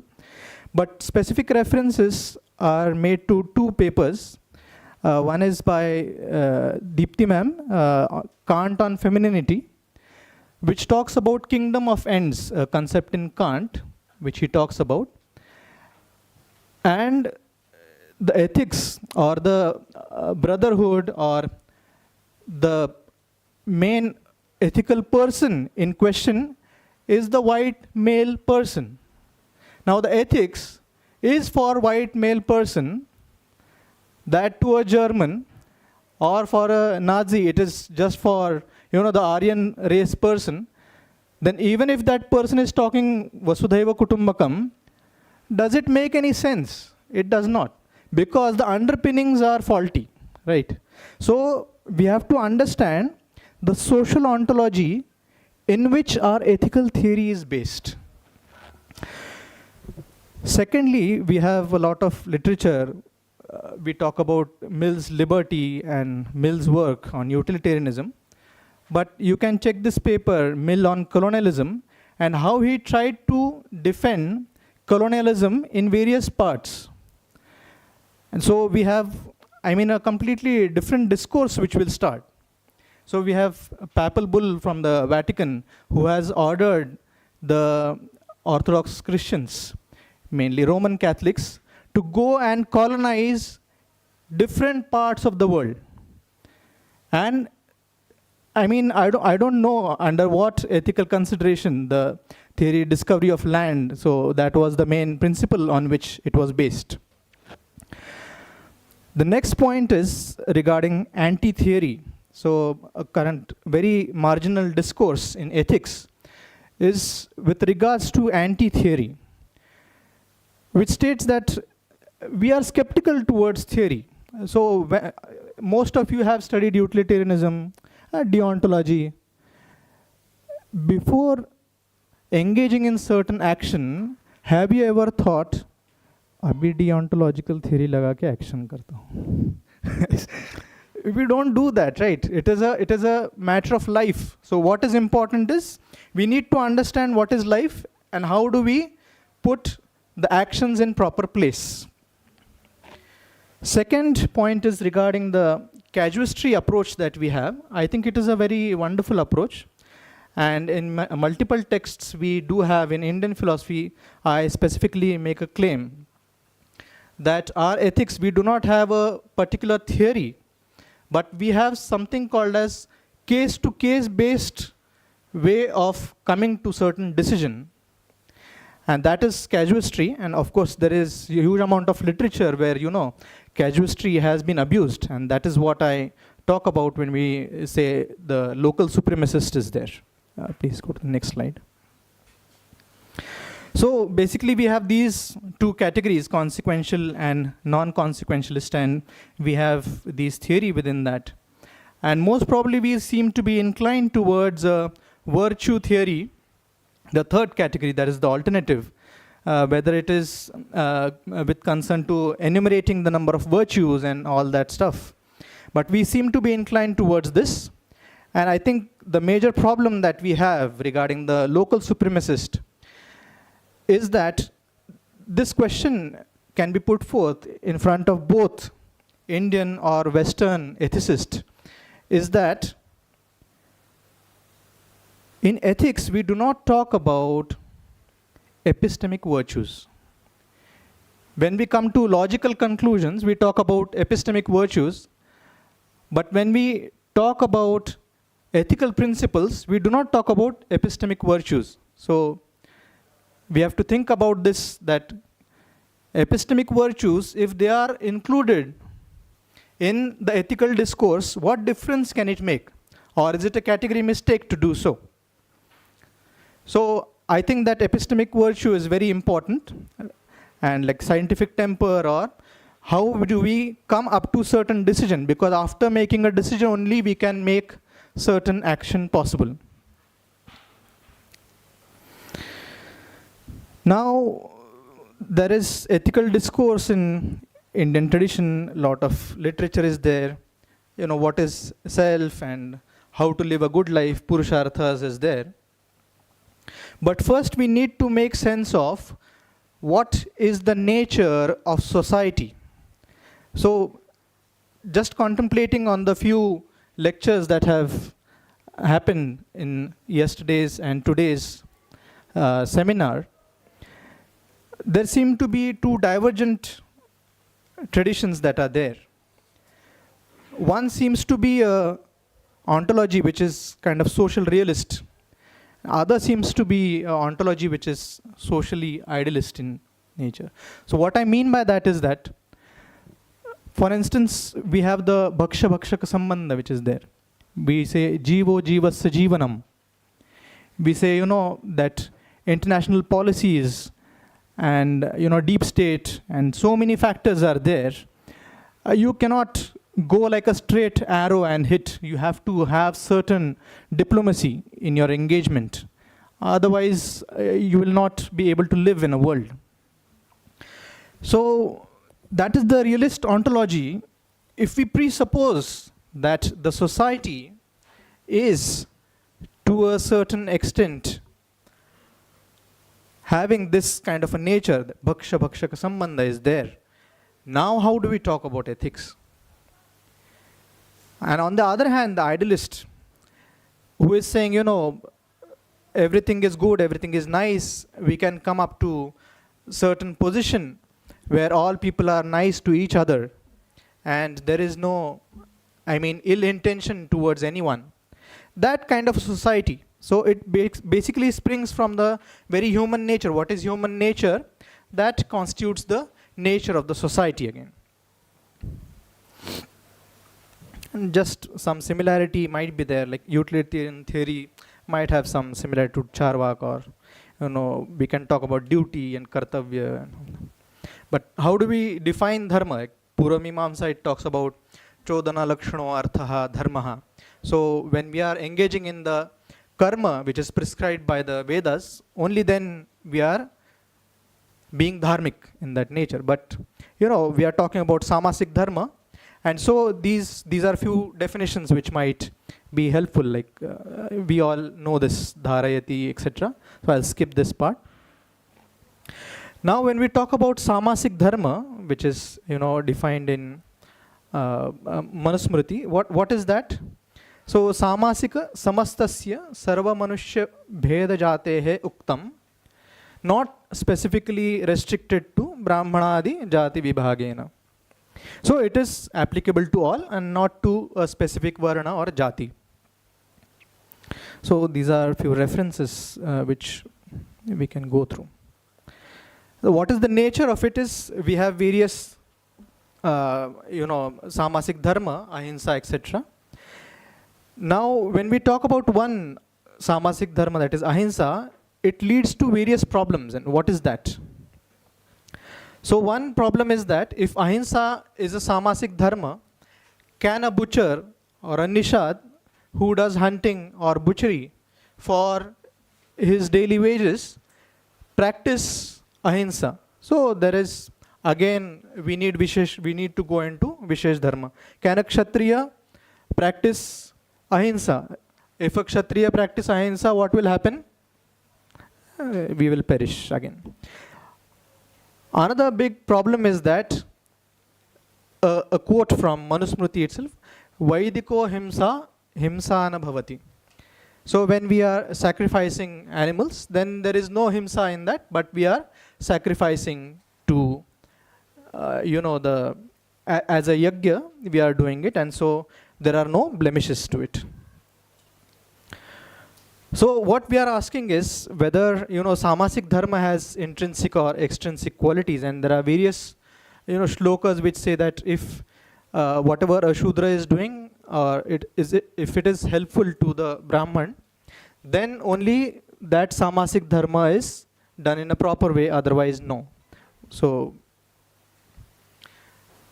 I think time is limited. I do have a lot of discussion, but I will just, in Manusmriti also there is a new interpretation, Vishuddha Manusmriti, whereby the author is giving 7 different parameters by which we can remove the interpolations which are there in the Manusmriti. And he says that almost half of the shlokas are interpolated. So the relevance is that I think that moral dilemmas are there which are the asadharana prasanga. Moral routine has sadharana prasanga. So we should have sadharana dharma for the sadharana prasanga in our life. The apad dharma which is there, it should be used in the place of moral dilemmas. And whereas Vishesh dharma, I think in the contemporary society, it doesn't make any sense because nobody is practicing that, or because of the changes in the society. I don't think so. Most of the people who are the class membership by birth, that doesn't hold true. So I don't know if Vishesh dharma we should completely reject it or no. So this is I think I'll conclude with this, and just on the last note I will say that we should ponder upon the epistemic virtue part that I was talking about. Thank you very much for listening. I would like to just get one clarification from you, that just because we are facing lots of problems on ethical grounds, starting from very questioning that Indian traditions, or at present in India, are there any ethical theories which are being observed and learned from ancient times that we were having? Now, if that is the case, then why should we take into account and emphasize the primacy status to present instead of what is the origin from which the word dharma has originated, and also the various modes of analysis that we have adopted? In all, there are, at least as you are very aware, that there are not only Manusmriti, there are other Manusmriti. And how many of us have read them or analyzed them and understood them? They are available. All of them are available. Then why not? Why only stress on Manusmriti alone? So if I'm permitted to answer, so when we have various moral dilemmas and the cases went to the court, just like today, there were a lot of court cases that time. And most of the decisions that were given on the basis of Manusmriti. And that is why people tend to refer to it. And secondly, I think it has some kind of this prakshepa also which is there, which we are talking about. And most of the prakshep might be in the Manusmriti. We need to analyze the others. But that might be the most misused of the smritis and also used. So that might be the answer, I think so. Anybody else? One or two questions we can have. Are you advocating this particular version of this whole process of removing interpolation, etc.? So Vishuddha Manusmriti is written by Surendra Kumar and has been a vice chancellor, Sanskritist. And so my stand right now is that, at least we start with that. Because in the parampara that I have been into, a very, very dogmatic people are there. There are people in power who are, in positions that can make drastic decisions. So at least as a starter, we should start with that, and maybe later. Start with the Vishuddha Manusmriti, at least for the people who accept Manusmriti. I mean, what I'm. Is there any separate commentary on this so-called Vishuddha Manusmriti? All the commentaries on Manusmriti are on the traditionally accepted Manusmriti. Yes. So what is the reason for going for something different? You may reject it. Huh. You may criticize Manusmriti. But why to just try to protect it by saying that actually it is not original, there is something different which is original? No, there are 7 parameters which are given. So because time constraint is there, but there is a specific parameter which is given. Say for example, internal inconsistency is there. Say for example, ahimsa is talked about. It's a criticism. Criticism of Manusmriti, you can stop there. No, why do we stop anywhere? No. We have to do. No, we have to do a specific exegesis in order to convince the scholar. So we are not only talking about the lay person, right? When people are there sitting in power positions, they will be listening to scholars as well, and there will be people who will be influencing these people. No, not scholars in this sense, but there are people who are guiding people. We need to understand this. It doesn't come out of nowhere, I think so. At least it doesn't come from nowhere. So we have to see where the basis is, and we need to tend to that. Now, next paper by Yukti Sharma. She is doing her PhD in our department. Good evening, everyone. I was already a bit scared and got more scared. So, Gokhale sir. Yeah. Is it okay? Yeah. I'll just read my paper now. My title is Sadharana Dharma and Fast Fashion, Ethical Implication and Sustainability in Today's Society. The Sadharana Dharma is a set of universal moral duties. As we know, we are discussing from last 2 days now. I will directly come to the fast fashion part. What is exactly fast fashion? Fast fashion is a business model that rapidly replicates high fashion trends, mass producing inexpensive clothing and footwear to meet ever-changing consumer demand.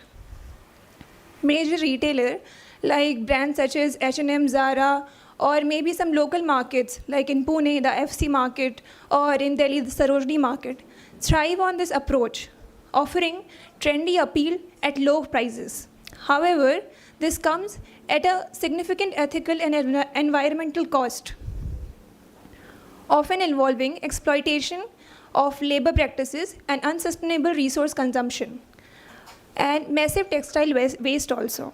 The conflict between Sadharana Dharma, which is call for fairness, responsibility, and sustainability, and the fast fashion industry focus on profit and rapid production, raises critical moral concerns.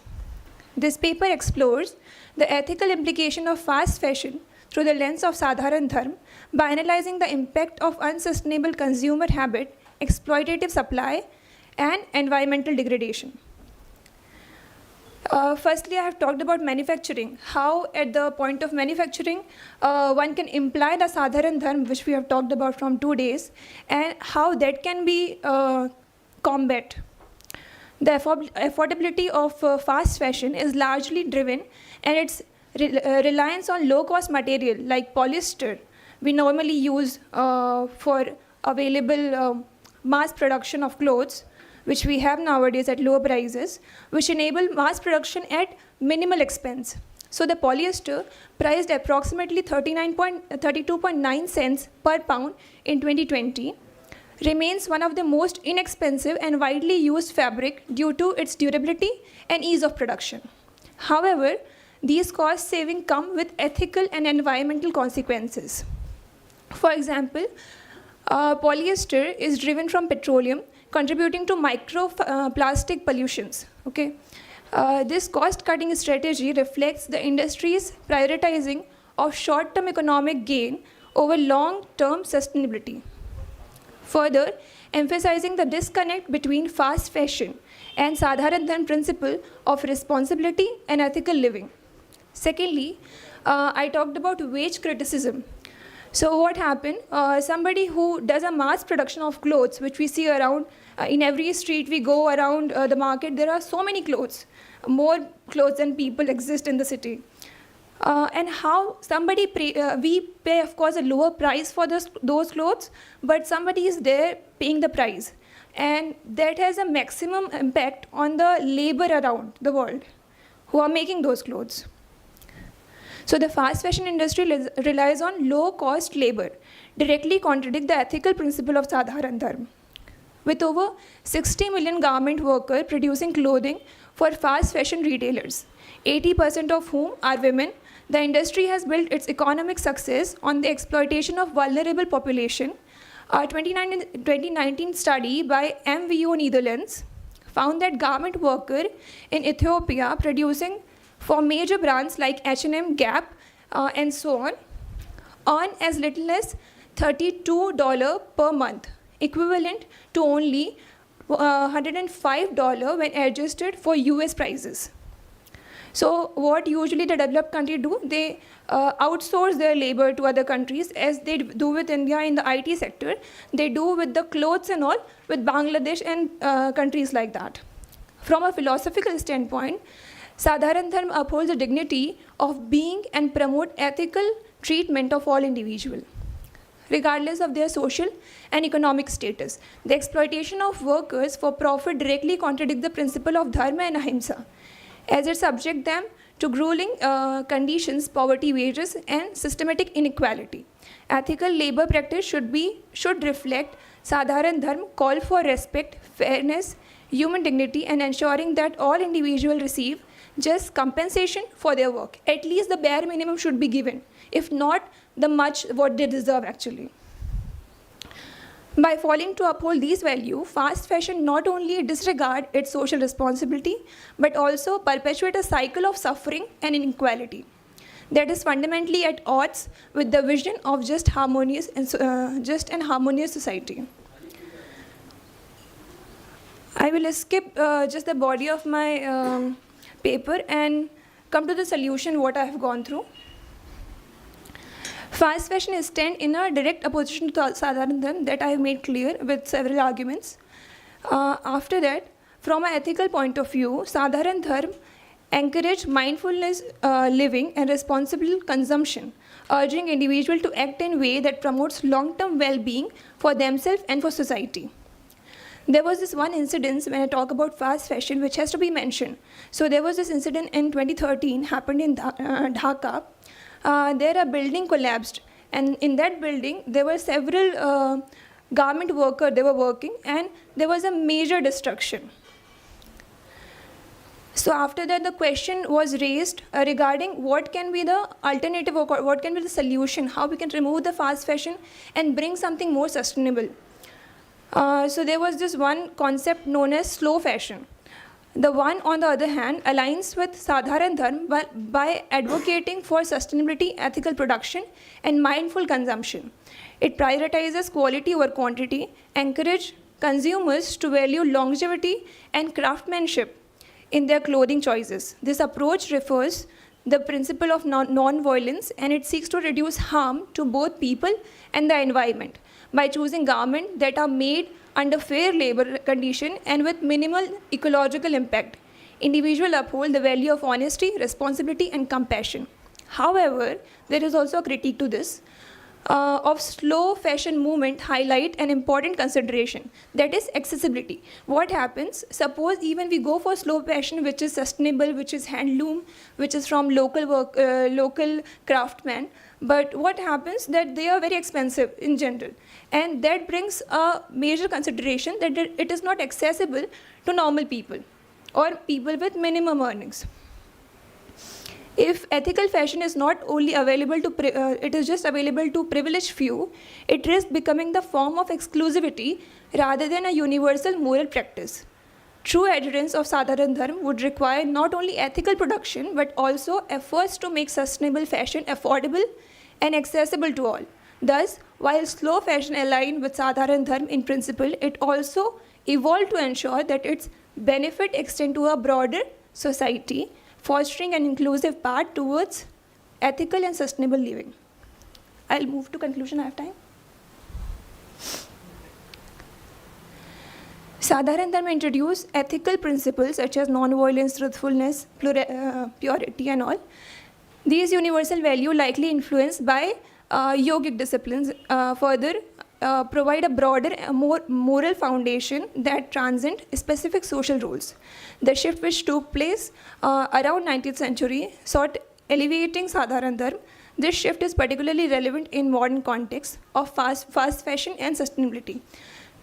The exploitative labor conditions of garment worker, excessive consumerism, and environmental harm caused by industry reflect a conflict between economic, individual, and corporate profit-driven roles and the ethical imperative of Sadharana Dharma. The integration of sustainable practices such as ethical labor practice, recycling programs, conscious consumption aligns with the broader moral responsibility advocated by Sadharana Dharma.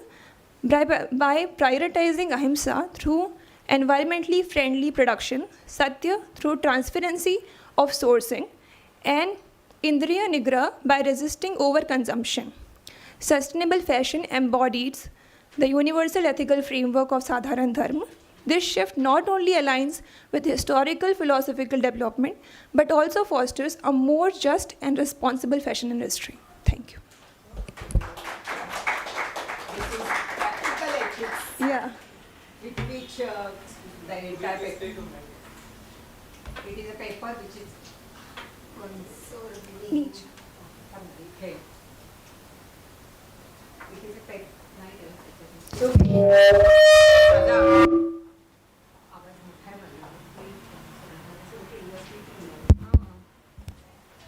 It is a paper which is dealing with practical ethics and the present day problems which are being faced, especially when it is claimed that everything is, even if the accident is happening because of some fault of human beings, government should give the subsidy and everything should be responsibility to again set up by the government. So with reference to that, penalty given by or penalty is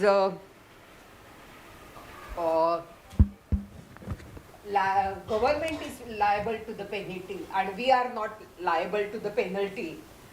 That is what is coming up, and to that these cases are coming into court also, and hence the question is raised whether we can go on using the Western conception of rights or whether we should use our own indigenous understanding of duties and responsibilities being primary as considered or as compared to Western conception of rights. That is the controversy at present going on, and hence I think the paper is something which is important. Yes, yes. A lovely paper. Thank you. And so the corporate-led world, how do you practice ethics? During 90s, I thought that I will not have a mobile, but then it became a necessity for my friends that I must own a mobile. Otherwise, they find it difficult. So it's the case with my car, which is 23 years old. So the thing is that, your life has been determined by the corporate world, wherein you have no choice whatsoever. Now the question, you are an upcoming young philosopher. How will the philosopher creatively intervene in this world? Someone was making about the politicians or the power holders listening to the scholars, which doesn't happen. So now, philosophers are the first flying birds. Hegel also has said that we always awake after the dawn. So when the philosophers undergo this dogmatic slumber, anything can happen, as what is happening today in the society. As a young philosopher, what do you think that, how do you intervene in this situation? At least, in a hypothetical fashion. Yeah. As you mentioned that the technological advancement, which we did not need at first, now it has become a kind of necessity for us. So I am in like my paper, at no point of time advocating that we should not follow the necessity, or maybe contrasting to that. But I am advocating that we should not be, as Gandhi said, that there is enough for everybody need, but not for everybody's greed, right? So we can. Okay. I personally believe that we should. That is what is. How will you creatively intervene and then remold the society? As the paper will concern, I'll answer according to that. So the whole paper advocates that you should not be consuming more than what is needed. Even though, as like I see among my friends, my people around me, or sometimes it happens with me also, I am in practice of it, not completely accomplished, but not getting more than what we need. Suppose I need only 5 pair of, let's say, a turtle top, then I should not be going for 6 or 7, like not consuming more than I need. That is the first thing how we can tackle with the whole corporate society which is building on.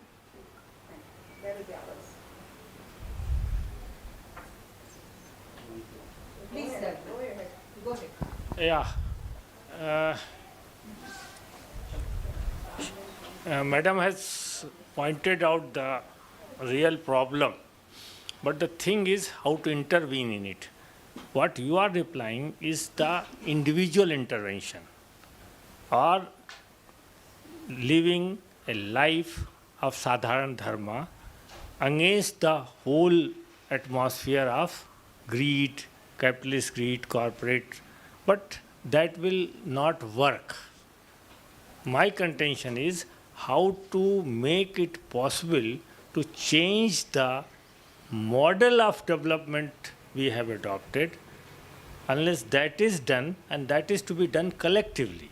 So unless and until what you say as Sadharana Dharma, if even when it is accepted by a community, and that community goes on to intervene in the process of development, unless and until that is done, that cannot be possible. So that requires a sort of social movement, and that social movement along the lines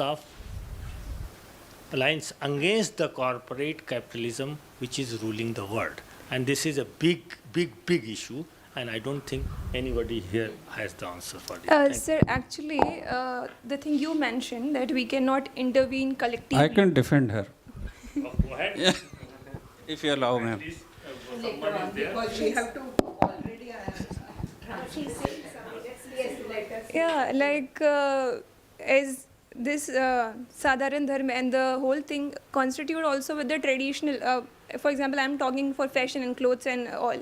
So it also aligns with what government right now is trying to do. If you are aware, there is this one policy by government, one station, one product, which I see when I'm coming from home or something, traveling with train. You might not because you're a professor. but we usually see that. What happens there, sir? There is this local product from one state which is there, and that things are also in quite subsidized price. So there is already an intervention of this, what I'm suggesting, the slow fashion, what I presented, which can be sustainable, which can be really, breaking the whole corporate thing and removing the whole middleman and raising the price, not giving the particular wage to garment labor. That is already happening, and we are already collectively trying to do it. But you said we are collectively trying to do that. But on other side, recently there is a plastic negotiation treaty in Busan, South Korea. There India took a stand. Developed nations said that we will use the alternative product or alternative material for plastic. But India took the stand. We will support the research and innovation in that, but we will not use alternative product of plastic right now. Maybe in future, but right now. This is the contradictory statements, I think, our collective behavior and international behavior. So, If I may answer, what happens, India is, of course, a developing nation even right now, and doing everything at one go is not possible. Like, it is not imaginable for now. So, in whatever way there can be, a government is, of course, trying for that. And in certain way, there are some international relations and all that you must be aware as you're preparing. I refrain myself to comment from the for that. I am still struggling for a job, sir. Sir, just a minute to encourage her. Sir, it's not collective which goes to the market and purchases clothes or consumes things. It's individual. So what she is suggesting at individual level, there could be many ways to intervene in the process. This is one suggestion, right? So when we go for purchasing one cloth, let us give a thought to it whether we really need it or not. When we are going to have some additional item in our house, let us give a thought first and think seriously. Discuss with the family members. How are we going to use it, whether it is needed or not, right? Is it not possible individually for you to decide how many clothes you need? It's very much possible. I earn a lot. It doesn't mean that I can just go by purchasing and collecting things, right? So it's one intervention, and since we have adopted this mass education process, it is essential. It is essential for teachers like us to discuss with our students, to discuss at every platform that yes, let us give a thought to it. Why not? One single person is determined in using particular principle which is really ethical and for the good of not self, Right. oneself, Yes. but for the good of society. Yes. It also percolates. Definitely. Only thing is that at particular time you will not get the effect of it, but in due course of time it gets. Yes, definitely. And it's not the government which can determine, okay, one citizen should have only 5 sets. That is a kind of encroachment. But individually we can decide. Thank you.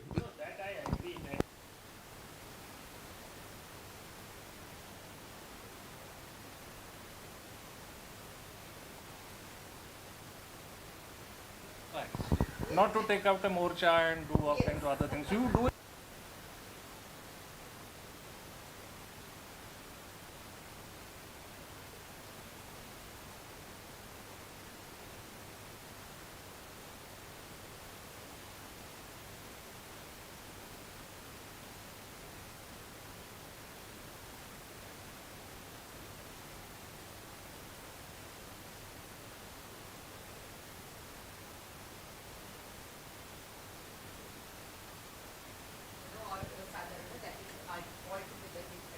But in Indian context, we have to take into account Shruti, Smriti, Purana.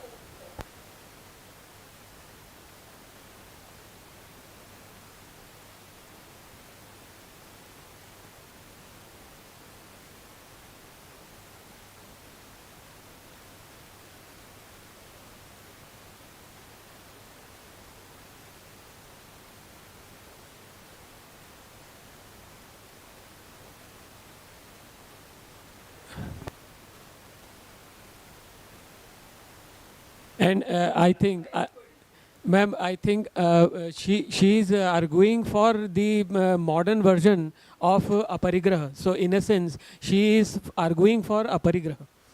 Yes. Yes. So, yes. So best of luck. Thank you.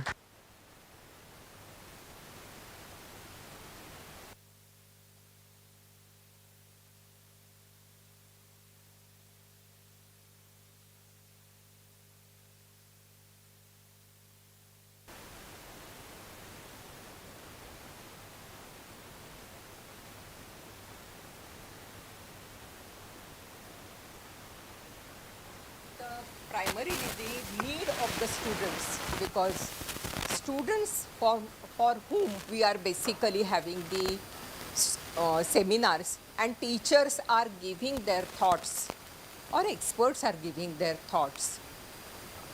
And in the light of that, we are shaping the future of students. Then we should have the starting point. Since we are in India, as I have mentioned now, we cannot forget, because our ancient Indian civilization and culture is embedded in our Indian philosophical thinking, of which ethics, wrongly understood as religion many times, or even law, another misconception, is something which is to be very carefully avoided. This confusion and misconception has created lot of problems in front of modern students as well as researchers. So we have to take into account Niti has something to do with formulation of jurisprudence. Then we have to think about Shruti, which has to do with our forming or shaping the moral character. And thirdly, our individual and social relation. That is something which is important. And thirdly, what we are talking about, when we are talking about the way in which ideal and something which is in crisis situation, the kind of acts and practices which are being obtained. And in that case, immediately we shift to the other present Western ideologies in India, and that has corrected even our thoughts. At many times, we are unnecessarily bringing their thoughts in and using them, or models which we are using and imposing unnecessarily on Indian thoughts, which is something creating confusion in new generation, and that should be taken care of. With this small suggestion, very small suggestion, maybe pertinent for some and not irrelevant for some, but I have this my opinion, and I stand, because thought, action and fellowship is the sum, consistent way of living life.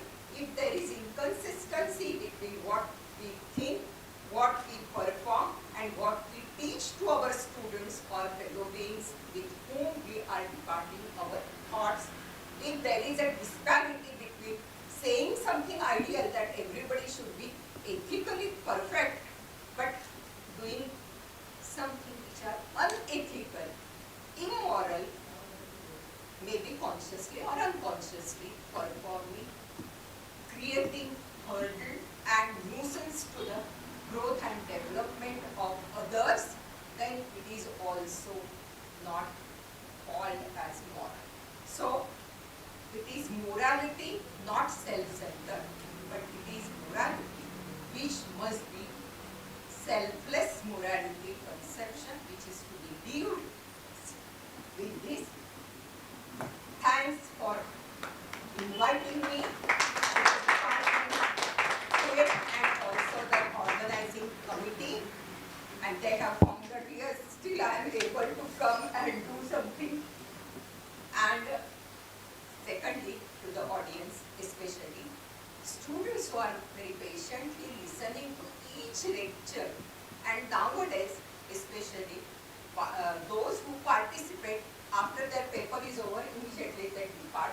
But with reference to students, it is something which is necessary, because they are learning from the elders, and hence we must take care of whether we follow non-corruption, because going without fully attending the seminar is also corruption according to me.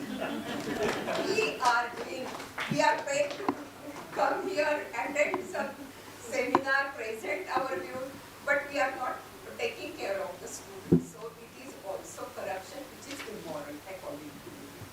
Thank you. Thank you. you so much, ma'am, and thank you to the speakers for such an insightful session. Now I invite our Professor Sangre to take over.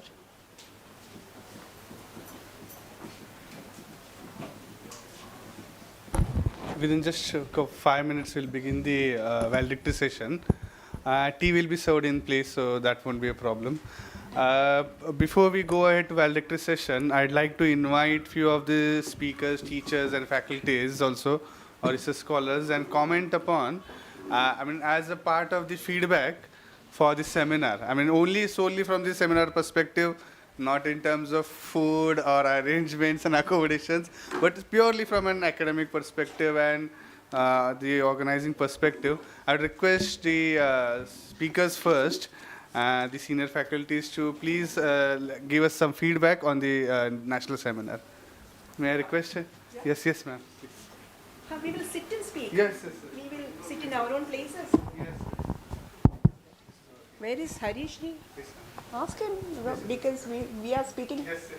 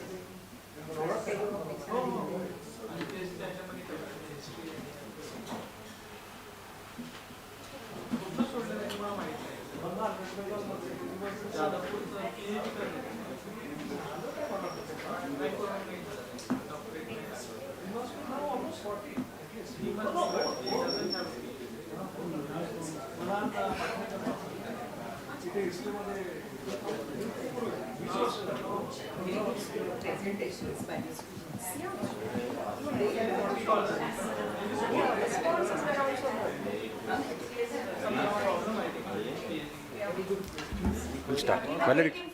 Yeah, I was escorting Professor More. Yeah, right. Yeah. Hello.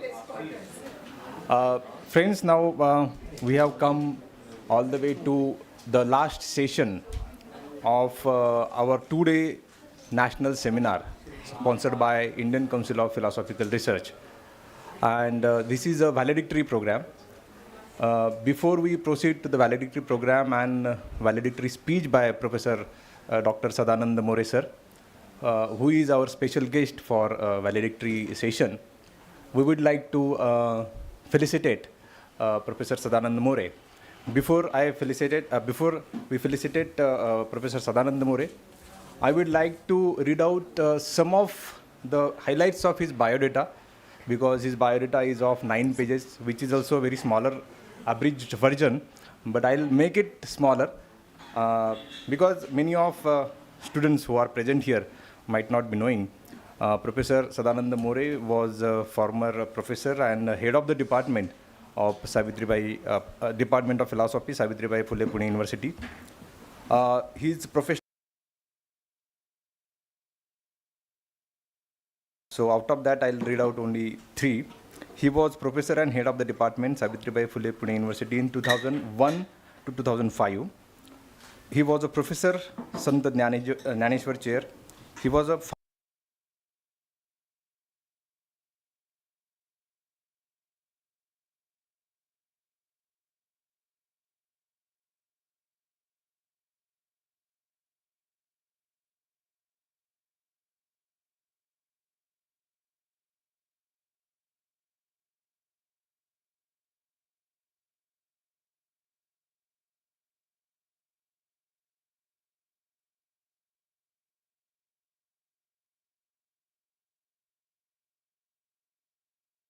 Few of them. He is president of Maharashtra Rajya Sahitya आणि Sanskriti Mandal. So it's the body, independent body established by Maharashtra government. He is the president of it.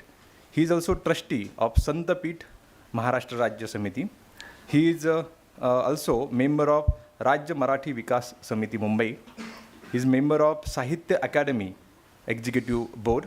He is also a member of Sahitya Academy General Council, New Delhi. He is a convener of Marathi language of Sahitya Academy. He is also member of Marathi Vishwakosh Mandal, Vai. He is a member of almost 9 academic institutions. Out of that, Bhandarkar Oriental Research Institute is one, Maharashtra Sahitya Parishad Pune is one, and Maharashtra Board of History, Balbharti.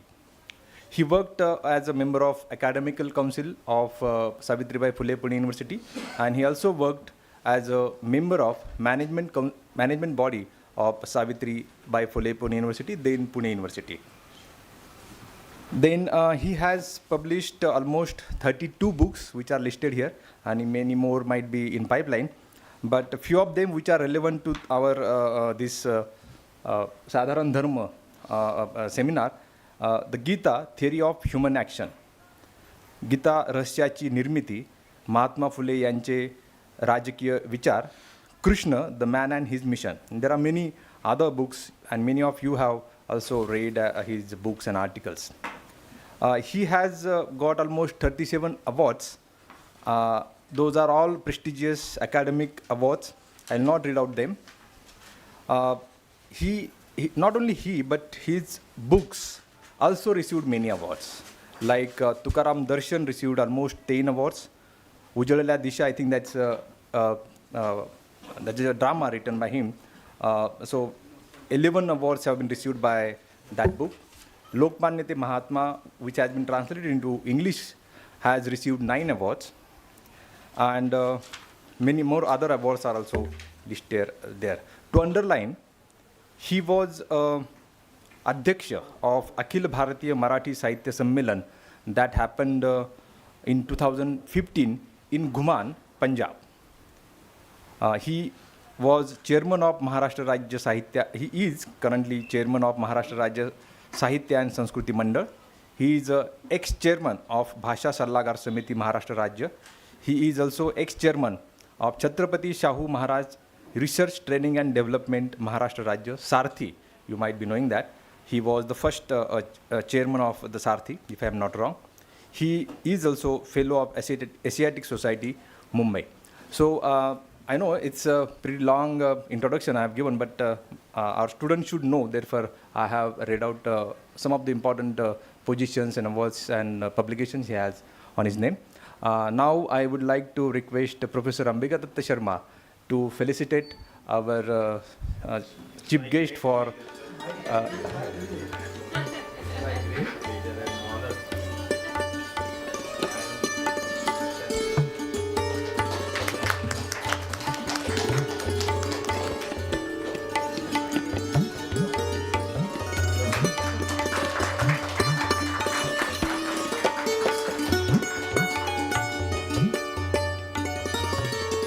Thank you, Professor Ambika Datta Sharma.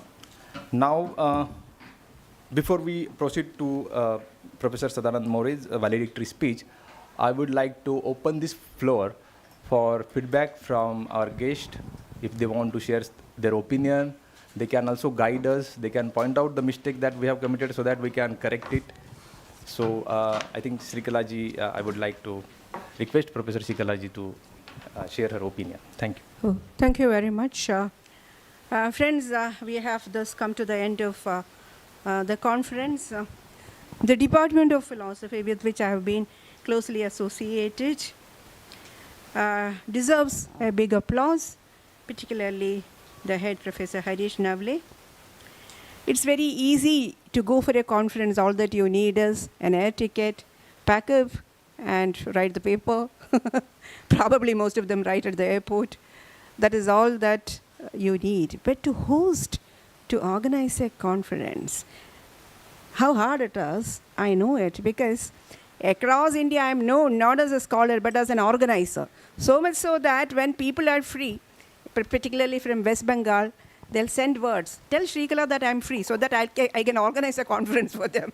So that is my reputation in organizing a conference. I often say that I'm a cook. Somebody has to cook so that everybody can eat. Cooking is hard. But then this kind of being a facilitator,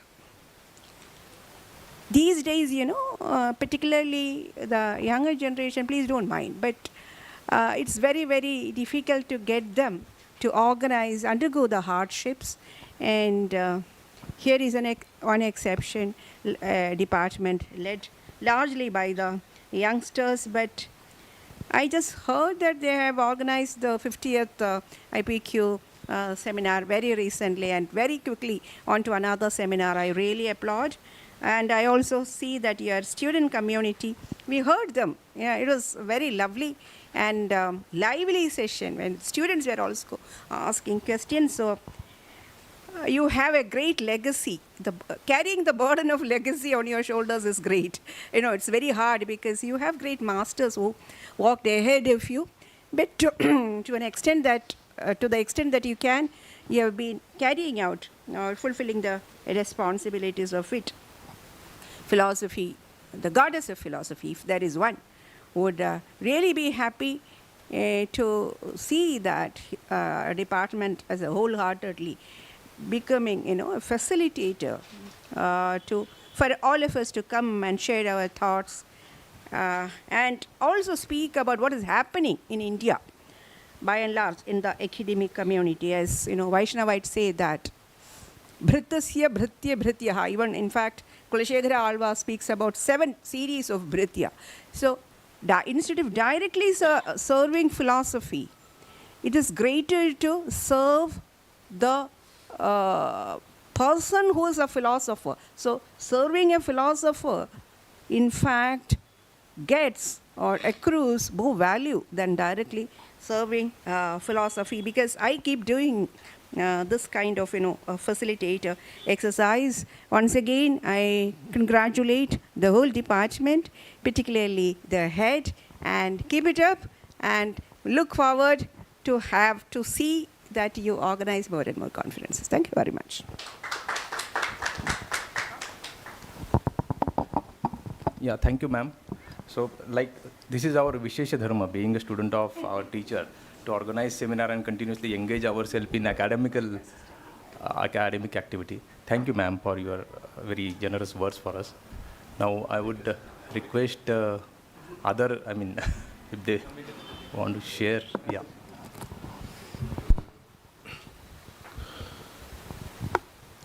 मित्रों, सावित्रीबाई फूले विश्वविद्यालय के तत्वज्ञान विभाग से मेरा विद्यार्थी जीवन से मेरा ये लगाव रहा है। ये विभाग सुरेंद्र बारलिंगे जी और मराठे जी की जोड़ी के नाम से जाना जाता था, और उसके बाद उन लोगों से मेरा जिस प्रकार से संपर्क रहा, उनका मुझे स्नेह मिलता रहा, उसी तरीके से इस विभाग से मैं प्रोफेसर सदानंद मोरे जी से, प्रोफेसर शरद देश पांडे जी से, प्रोफेसर प्रदीप गोखले जी से, प्रोफेसर मंगला चिंचोरे मैडम से, और भी जो यहाँ कलीग थे जो इस विभाग अभी यहाँ नहीं हैं, और उसी तरीके से मेरा संबंध हरीश जी से, आकाश जी से, मोहित टंडन जी से और आशीष जी से भी रहा है। तो मैं एक ऐसा व्यक्ति हूँ कि सुरेंद्र बारलिंगे जी से लेकर आशीष तक मेरा बड़ा ही कंटिन्यूअस लगाव इस विभाग से रहा है। पर्टिकुलरली विद्यार्थियों को इस बात को समझना चाहिए कि आज़ाद भारत के इतिहास में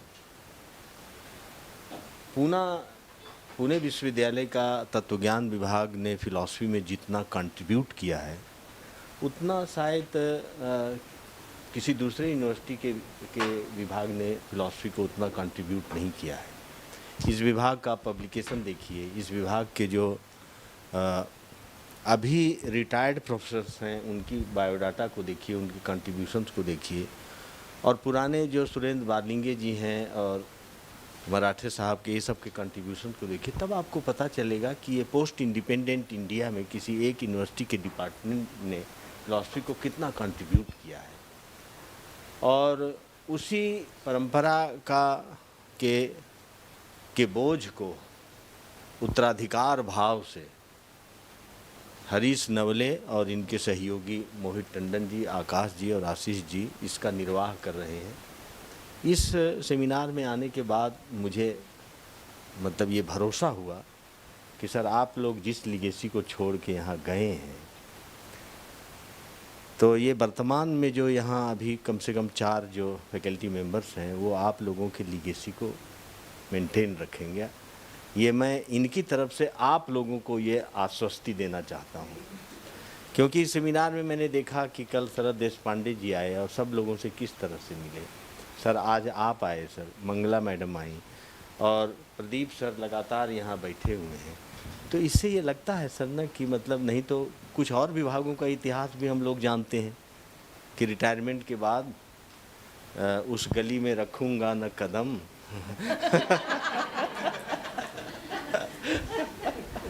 आज के बाद उसको भी हम लोगों ने देखा है सर। तो यहाँ देखने से सर ना मुझे बहुत अच्छा लगा, और इस विभाग से मतलब मैं बहुत ही भावनात्मक रूप से जुड़ा रहता हूँ, और भविष्य में भी जब तक हाथ पांव चलेगा, दिमाग चलेगा, तो मैं इस विभाग से जुड़ा रहूँगा और इस विभाग की उत्तरोत्तर उन्नति की शुभकामना करता हूँ। और ये सेमिनार और इससे पहले जो अभी गोल्डन जुबली आईपीक्यू का मनाया गया, प्यारे बच्चों आप लोगों के जान के आश्चर्य होगा कि ये पहला विभाग था जिसने इस देश में दो रिसर्च जनरल, एक हिंदी में सबसे पहले, जिस समय हिंदी का कोई नामलेवा नहीं था, उस समय परामर्श जैसी पत्रिका यहाँ स्थापित की गई। आईपीक्यू जो पहले अमलेर सेंटर से चलता था पीक्यू के नाम से, उसको यहाँ उस पूरे लीगेसी को यहाँ ट्रांसफ़र किया गया और उसको यहाँ आईपीक्यू बनाया गया, और आज भी वो चल रहा है। और एक मराठी संस्करण भी परामर्श का निकलता है। ये सब कितनी बड़ी बड़ी बातें हैं, और ये पत्रिकाएं आज तक कंटिन्यूसली निकल रही हैं। इस देश में कितनी पत्रिकाएं निकली और कितनी पत्रिकाएं बंद हो गई, लेकिन ये विभाग की कैसी परंपरा रही है। मैं वो याद करता हूँ कि जब सर आईपीक्यू को जब आपने संभाला था तो कितने ख़राब स्थिति में थी सर वो, और आपने कैसे उसको एक तरह से उसका रिवाइवल किया। तो ये सब देख के सर मुझे बहुत अच्छा लगता है, और मैं भविष्य में भी इस विभाग के ऐसे ही समृद्धि और उत्तरोत्तर गतिशीलता की कामना करता हूँ। बहुत बहुत धन्यवाद।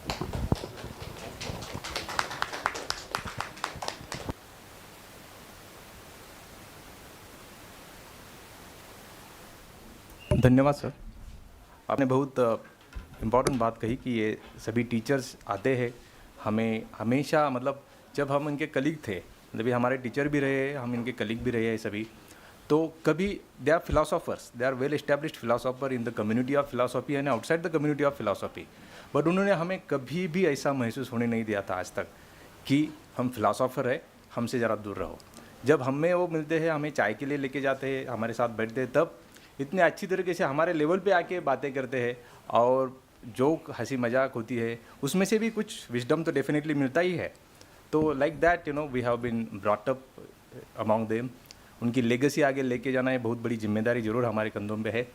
उनके 1% भी अगर हम कर पाए ज़िंदगी में, हमारा टारगेट 1% का ही है, तो भी हम बहुत बड़े बन जाएंगे। तो वी आर डेफिनेटली फुलफिलिंग और and marching towards that. Thank you very much for your kind words and your blessings. Thank you. So, if Tiwari ji wants, or if Kulkarni sir wants, yeah.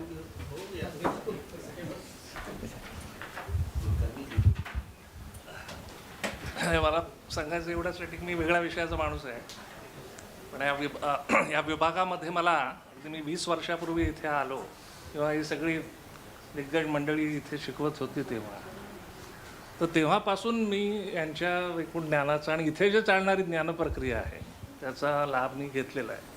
तर त्याबद्दल मी कृतज्ञता व्यक्त करतो एकतर. आणि दुसरं असं मला सांगायचं होतं की हे आता हे जे तिघंजण तिथे दिसत आहे, तर त्याच्यामध्ये दोघांना तर थेट भारतीय तत्त्वज्ञानाची परंपरा आहे त्याच्यामध्ये काम केलेलं होतं, पण तिसरे सुंदरराजनसुद्धा नंतर जरी त्यांचं काम जास्ती पाश्चात्य तत्त्वज्ञानाच्या संदर्भातलं आहे असं आपल्याला वाटलं, वाटतं हळूहळू त्या दिशेने ते गेले होते प्रायमसी ऑफ द पॉलिटिकल सारख्या ग्रंथामध्ये.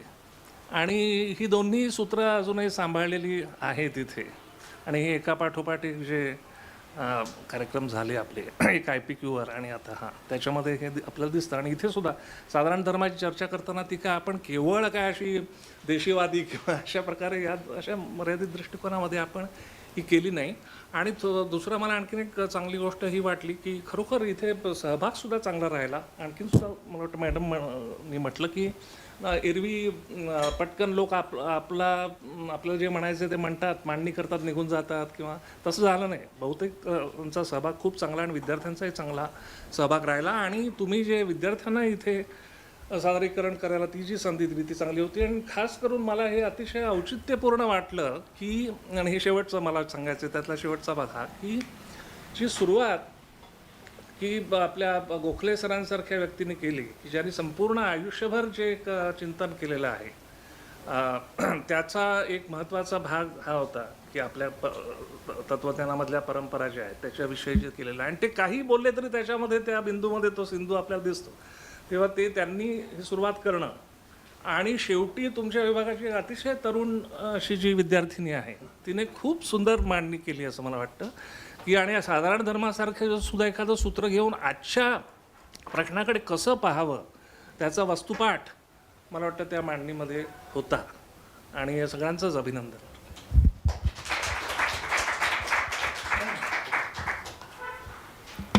Thank you very much, sir.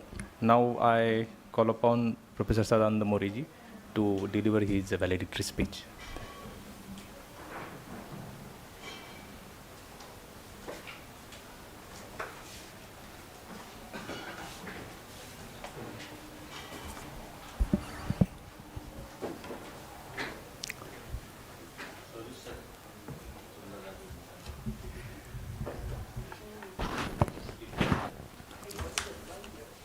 Friends, very good afternoon. We are here to conclude the 2-day seminar on Sadharana Dharma and Vishesh Dharma. Let me first congratulate Professor Naule and his colleagues for organizing such kind of seminar,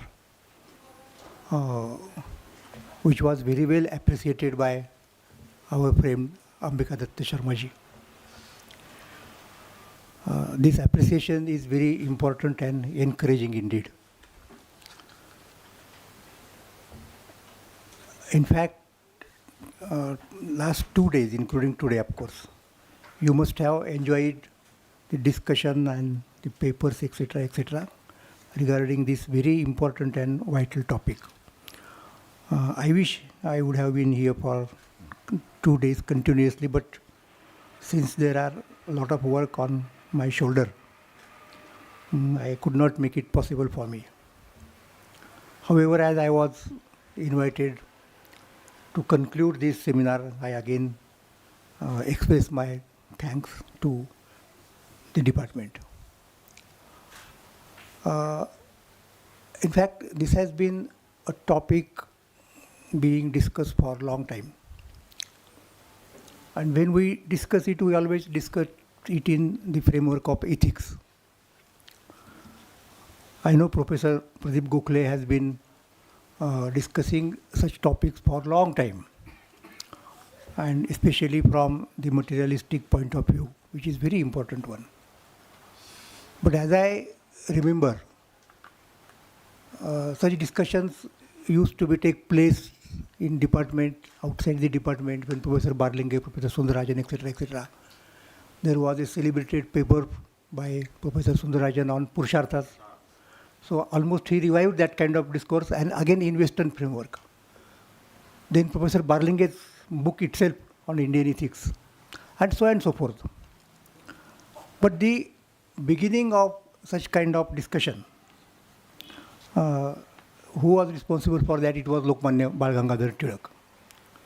I must mention his name in this context because when he interpreted Bhagavad Gita,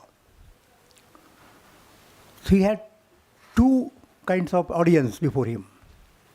The one audience was typical Sanatan Indian audience, who was not prepared to go beyond the traditional framework and accept anything which was rather from Western books and etc. Philosophers. So this was one. The other audience was, of course, those people who were almost westernized, who had received Western education, who could understand Western philosophy and all those things, etc., etc. But for them, whatever was Indian was not worth the while, was their while. That was, really speaking, a kind of dilemma. So it was for Tilak to bring about these two streams rather together and convince each other that, well, here are some of the things which you have to take care, you have to attend, and to other one, yes, here are some of the things which you must see to them. Then, while convincing the westernized, new educated people, what he began like this is very important. He pointed out that there has been a kind of understanding, so to say, that Indians or Indian philosophy did not have developed the discourse called ethics or moral philosophy, you can say. But he contended further that we had ethics under some other names, but that doesn't matter. And it is our duty, those who have already learned Western philosophy along with Indian philosophy, to point out where is the portion of ethics which is there, not necessarily hidden, but which is there, which was there in our philosophy, in our works on Smriti and etc., etc., etc., etc. And he pointed out that Gita was such kind of ethics which can be called Indian ethics. So he took it to be his duty to point out, not only point out, but to emphasize also that Bhagavad Gita was our ethics. And somebody just declares it or pronounces it, it doesn't stand, no one would accept. So he tried to build the ethical theory based on the Gita in the technical language of Western discourse. Then he thought of Gita in terms of Kantian philosophy, and then Mill and Bentham and Sigwick, and those all, and Aristotle, of course, to begin with. So all those very well known philosophers and thinkers at that time were very well taken and taken care of by Lokmanya Tilak. And he tried to establish that Bhagavad Gita not only contains all those theories which are there in Western philosophy, but it goes beyond that. And this is something wonderful. So that was how Tilak brought in this kind of Western discourse, or you can say he tried to present Indian discourse in terms of Western discourse. And what is the most important thing for, what is the central concept? What was the central concept here? It was nothing short of, or nothing else rather than Dharma. And may I point out to you on this occasion that look, how did the Western tradition define man? Right from Aristotle. And all of us know that man was, or man is rather, we can, a rational animal. So reason at the center, fine. And then the whole Western philosophy, leave apart the conflict between faith and reason in Middle Ages because of the Christianity. But otherwise, it was total emphasis on reason. Now, how did this tradition, apart from Lokayat, etc., that I am not going to go to that point. The point is that for them, what was the defining characteristics or Vyavachedaka of man was Dharma. So this ahara nidra bhaya maithun is something which is common to all animals, but how man can be distinguished from them on account of dharma. So dharma happens to be the defining or distinguishing characteristic of man according to them. So then one need not be astonished to notice what kind of discussion has been taken place right from you can say Upanishads at least, if not Vedas, I mean, but even the Vedas. Till now, dharma. Okay, then Dharma Shastra and Dharma and the Smritis and etc., you all know that. So that is the very important distinction between this. Now you see, when you talk of reason, although definitely one can say, I mean from Kant to Habermas, that will, man can think and when he arrives at particular conclusion, he can convince others for that. That was the kind of dialogue. I mean, that is something very important. Fine. And then in that case, everyone is free to think in his own way. Okay. And express it and to have dialogues with others and then to convince them, etc., etc. That is well taken. Now here what happens, when you have dharma at the center. Now what are then the pramanas of dharma? This very question arises there. Is there any place for reason there? Definitely there is. But for them, the most important point was there was some area which cannot be called grey area, but there was some area which was really speaking beyond the reason. What does it mean by beyond the reason? Reason as we have all of us as common people. Okay, we share that faculty. I mean, which was emphasized by the Western philosophers. So that kind of reason falls short. That is my or your. Then what is important? Then there are some people, you can call them privileged, whatever you want to. I mean, you may accept that or don't accept. That is a different story.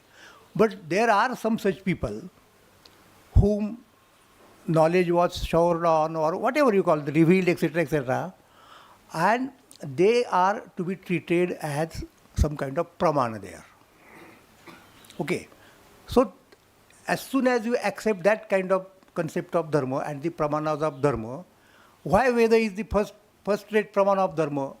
Because Veda is not something which was created by reason of people like you and me, I mean, that is to say. They were rishis, they were the seers. So that kind of knowledge was revealed to them, I mean, or they might have reached that knowledge intuitively, that is a different story. But that was there. And then we used to believe it, and then other things. So the pramana of dharma, when you talk of that, why did they put Vedas at the first time? Shastras, because of that. So that was their belief system, whether it was correct, right, proper, etc., altogether. So this distinction is there. The exercise, free exercise of reason on the one hand, and limited exercise of reason. It was limited. So whatever the conclusions you reach through reason, they should conform to what had been said by these people. Of course, there was revolt against this whole tradition, and people went on the extent of abusing the Vedas, and they were creations of some dog-like people. I mean, that is different story. That was also part and parcel of Indian tradition. But the mainstream of Indian tradition, one must say, went on like this. Now, if you have this kind of conception of dharma at the center, then naturally the next question will be, I mean, apart from what is dharma, then the kinds of dharma. And then you will find the number of, like that, say, Jati dharma and Kula dharma and Stri dharma and Raja dharma and whatnot. But the basic point is that there is basic classification, there is Samanya dharma and there is Vishesh dharma. So this is the main distinction made by our ancestors, Samanya dharma and Vishesh dharma. What is Samanya dharma?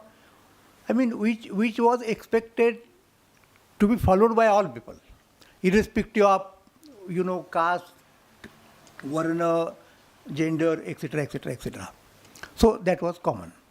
And now you must have heard the discussion for last 2 days, participated in that. So what were the common elements of Dharma which was applicable to all? I'm not going to repeat them again. And then the Vishesh. So this universal and particular, this kind of dichotomy, or you can say it is a kind of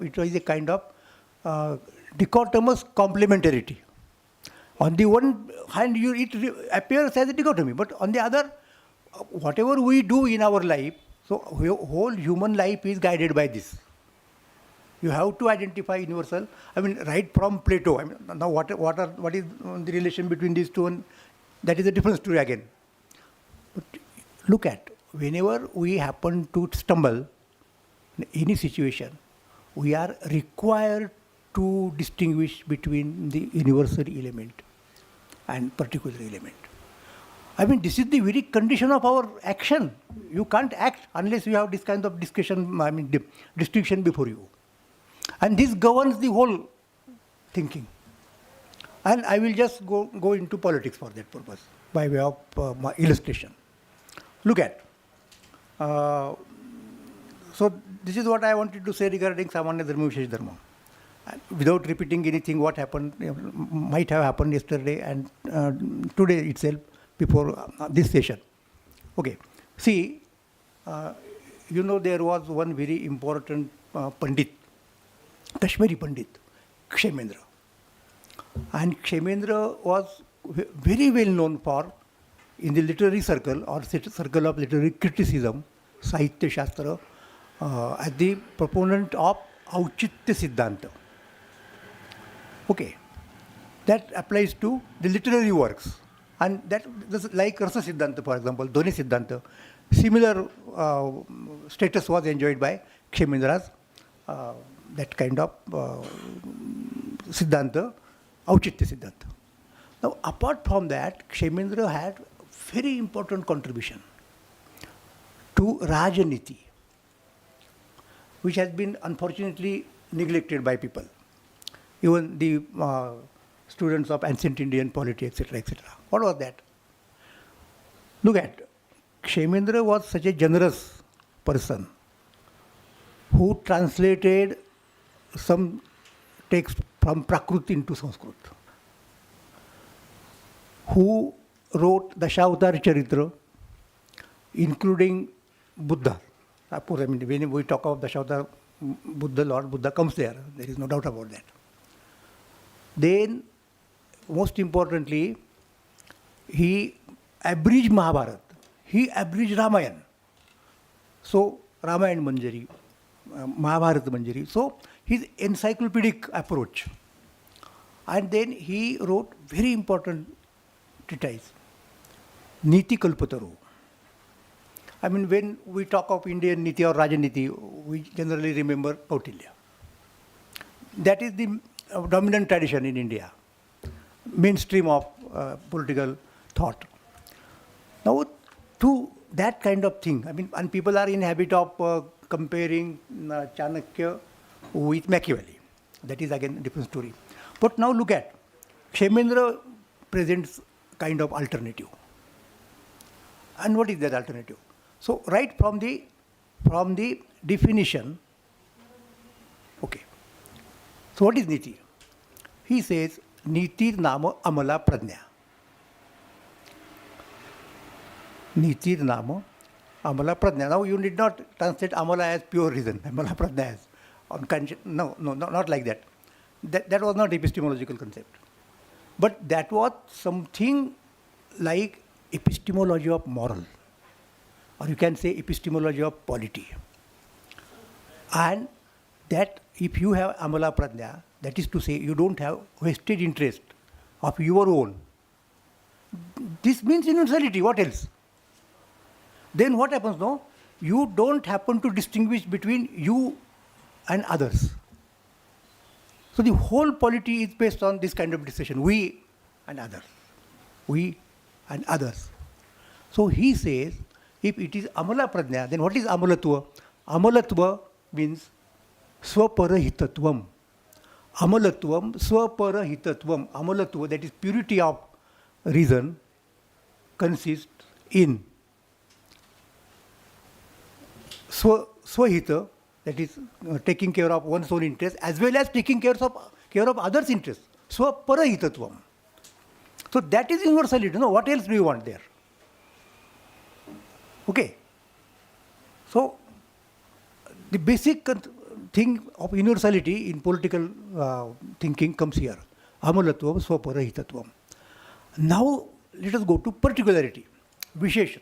What is the Vishesha? Again, very important. See, if you take this kind of dictum with you and go on determining your course of action and taking decisions, etc., what happens, you know? Sometimes you fail to recognize those whose interests are really speaking vested, and they are not to be taken care by others. They right out they can go contrary to the interests of the society, etc., etc.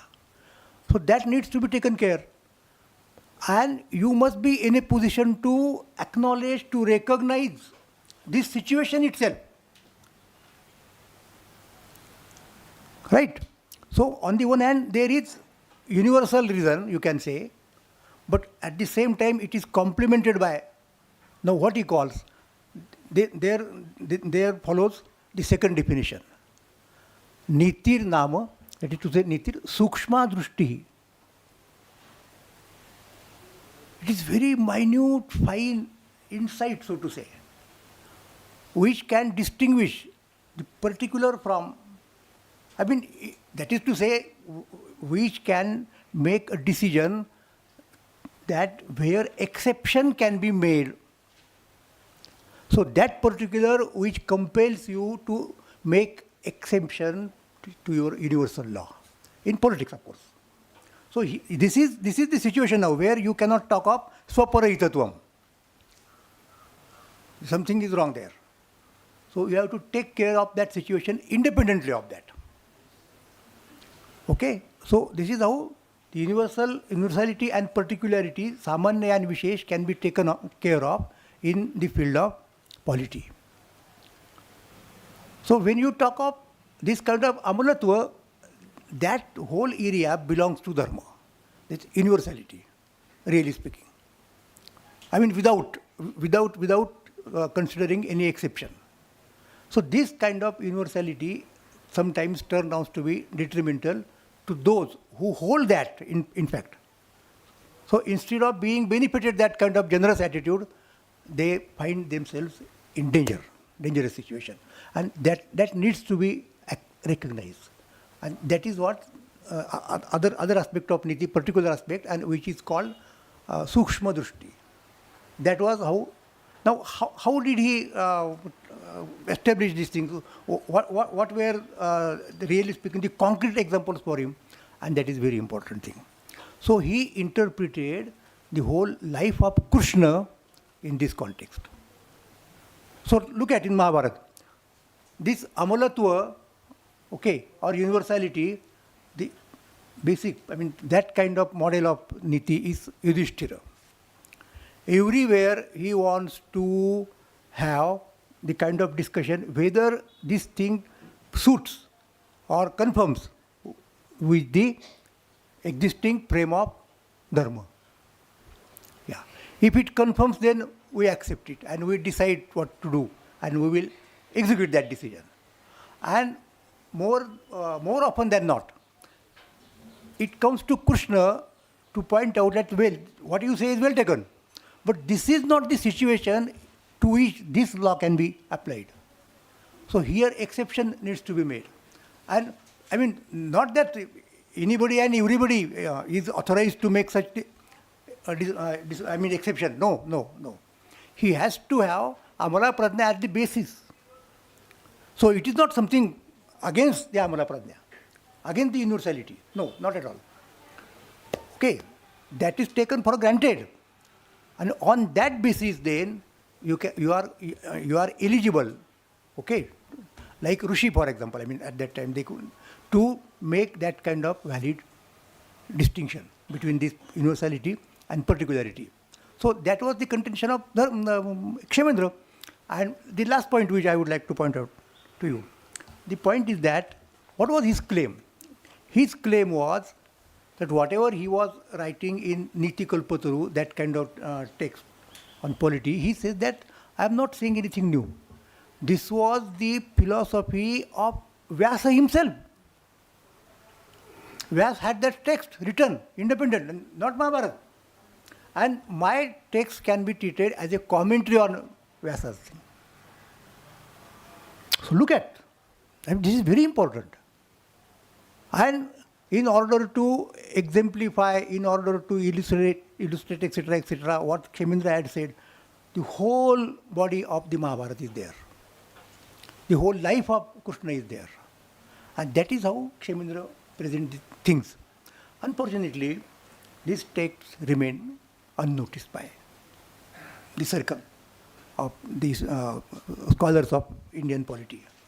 And we were always talking of Chanakya, Kautilya, and sometimes comparing him with Machiavelli, and then again condemning both of them, of course. That is another story.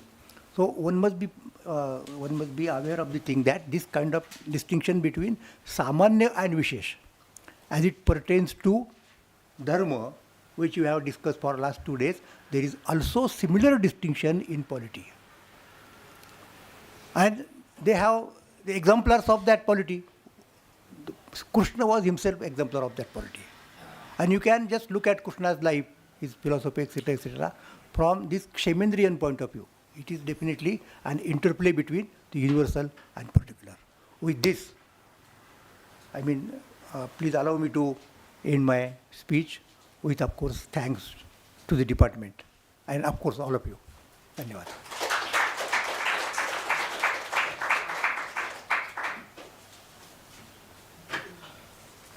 Thank you very much, sir, for enlightening us through your speech. Now, I would like to say that, or request our participant that we are going to publish all these articles, maybe in a special number of IPQ or maybe as a different book. But we'll take in our departmental committee decision regarding that, and then, but we are going to publish this is for sure. So I request all the participants to give you a final version in 1 or 2 months. Earliest you give, we will be able to publish it earlier. You can revise it, you can show it to, those new entrants, and show your guides or experts or whoever. But we'll revise it and please send it to us as early as possible. Ashish is going to catch hold of all of you, and please send him the articles so that we can publish it earliest possible. Now, the last but not least, vote of thanks. The seminar is it's finished. Now I have to thank all those stakeholders who have really helped to organize this seminar. First of all, I would like to thank all the guests who have really accepted our request in short notice and send their paper so that we can send it to the ICPR, because ICPR was a funding agency and it was a condition for ICPR that we should send them at least 8 papers. So I first of all thank all those contributors who have listened to our request and they sent the 8 papers to us so that we can compliance to either ICPR and ICPR sanction our grant. And now when we are in the valedictory session, I received a mail from ICPR that they have released to an 80 lakh rupees first installment of this seminar. I would like to thank Professor Srikala Nair, because she was the first whom I called. We wanted her here because when we were students here at that time, she used to come regularly here in the seminars. So we grew looking at them, and last 25 years, these are the people who have really, I will not say ruled the community of philosophy, but they have enriched the community of philosophy. And I am the person who was learning during that time. So I wanted Professor Srikala Nair here, and she took all the efforts to come here. She was actually in a dicey situation because she was invited for Delhi also. But she strictly told them that I was invited first to Pune, so I'll come to you. That's what she was telling. I come to you for one day and then next day I'll go to Pune. So this is how people are really helping us. Thank you very much, Srikalaji, for your valuable time and enlightening us during the seminar. Then she's not here, but I would like to thank Professor Namita Nimbalkar. We were sitting one day and I just happened to call her, and she said, why are you doing, you are not doing anything in your department. Why are you not applying for the ICPR and getting funds from that? So then we started thinking, and then one day we met Gokhale sir. We invited him and we asked him, sir, we are preparing for some seminar, and he guided us. He has given the theme and even theme note. That's why we could proceed ahead, and this seminar is happening. So I also thank Professor Namita Nimbalkar for encouraging us and then coming, sparing at least one day. Her situation was also like Professor Nair, because she was also invited in Delhi for a seminar on SR Bhatt, late Professor SR Bhatt. So she also came yesterday and contributed in the seminar. Then I thank to Professor Mangala Chinchore. Again, her story is also same. She was also in Delhi and she couldn't get the flight for yesterday, and today she made all the efforts. In spite of her health and all that, she said her knees are also aching, and she said, I wanted to be in your seminar late, but I'll come there. I'll spare some time in my department. So I am really, really grateful that people have compassion and affinity to the department, and therefore they are contributing. I thank Professor Mangala Chinchore. We could not listen to her paper, but we requested her that please chair at least a session. So she accepted our request. I also thank Professor Ambika Datta Sharma. Yesterday he was telling me that what a pain he has to take, because the Sagar University, is a little away from the closest airport. He has to travel entire night and reach to the airport. So he spent a night, and from airport he again came to Pune by flight. So he has taken a lot of trouble. At this age, definitely anybody would decline what I'm going to do there. But he said, Harish, I wanted to be in Pune. And I have been very closely emotionally associated, academically also associated to this place.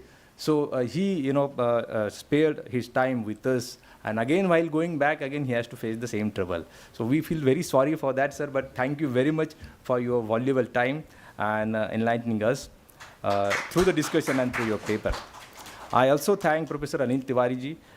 We I think perhaps met first time, but we wanted to develop relationship with the new fraternity in the philosophy, because like our department, many departments in India, people are retiring, old people are retiring, new generation is coming. So we want to develop that network so that philosophy cannot be done isolated, though it is a armchair thinking, but we need so many armchair together so that we can think together. So therefore we want to establish the religion. Therefore we also insisted that from Jadavpur University somebody should come, because we had continuous relationship in last few years, and old people are retired. And I also have great admiration towards Jadavpur University, because in the list of NIRF ranking or in the list of other rankings, Jadavpur is always first and our is second or third. So therefore we should learn best practices from the Jadavpur University. Therefore I thank especially to Anil Tiwari Sarji, who have spared his time and came along here. Then Alokji is not here. He is my old friend. When IPC, Indian Philosophical Congress, took place in Bombay, led by Professor Subhata Joshi ji in Rambau Mahalangi place. So there I met Alok Tandon and Ishwar Dost, and I became friend of them since then. Fortunately enough, Chinchore madam is also there. She took our batch to Indian Philosophical Congress. She has booked our tickets. She booked a bus also in Bombay. I still remember all those days. So I really thank Alokji, who is not here. He went to meet his friend. I am also very much thank to Sunirmal Das ji, who is from Jadavpur University. In a very short notice, he accepted our request. We wanted somebody from Jadavpur University, but we were not able to catch hold of anybody. But then he accepted our request and he came here and spared his time and presented a very nice paper. I thank to him. Again, I thank to Dr. Sachidanand Singh, who is from Mithibai College, Bombay. Recently, he submitted his thesis and got a PhD awarded also. I happen to be his supervisor, so his of thesis. He wrote a very interesting thesis. He is also from Bombay University, a student of Kanchana Mahadevan. So I thought this new generation should get connected, though from colleges, not from university, but then we should develop rapport with them, so that, because our department need help.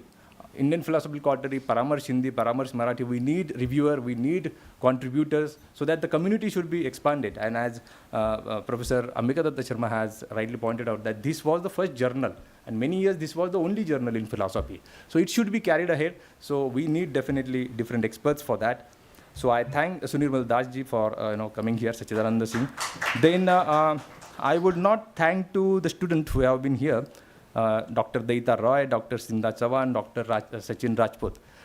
We requested them that why don't you write a paper, because we want to float this opportunity to our new generation also. If we don't continue this connection with the new generation, if we don't hand over our baton to the next generation, then maybe that will be problematic. So they also accepted this request, and they also spared their time. Daita Roy is, I think, working in MIT Peace University. Snigdha Chavan is working in Flame University. So they represent their universities. They are doing very good work there. So in order to encourage them, we invited them, and they also presented their papers. I would suggest that again revise your papers and send for the publication. I also thank you, Sachin Rajput, who is our student, who is doing, I think, a postdoctorate in Department of Philosophy. And he presented a paper on Mahanubhava on his thesis. Now this is from a philosophical community. Professor Mangesh Kulkarni, who himself told that he is from outside, but he is not from outside. He was a HOD of Department of Political Science, and he was continuously engaged with the Department of Philosophy, debates happening here, seminars happening here, and he really contributed in a very large extent in the development of Department of Philosophy. So we requested him, why don't you recently, he has given a couple of lectures on Mepu Rege, who has been a great scholar of Marathi world, we would say.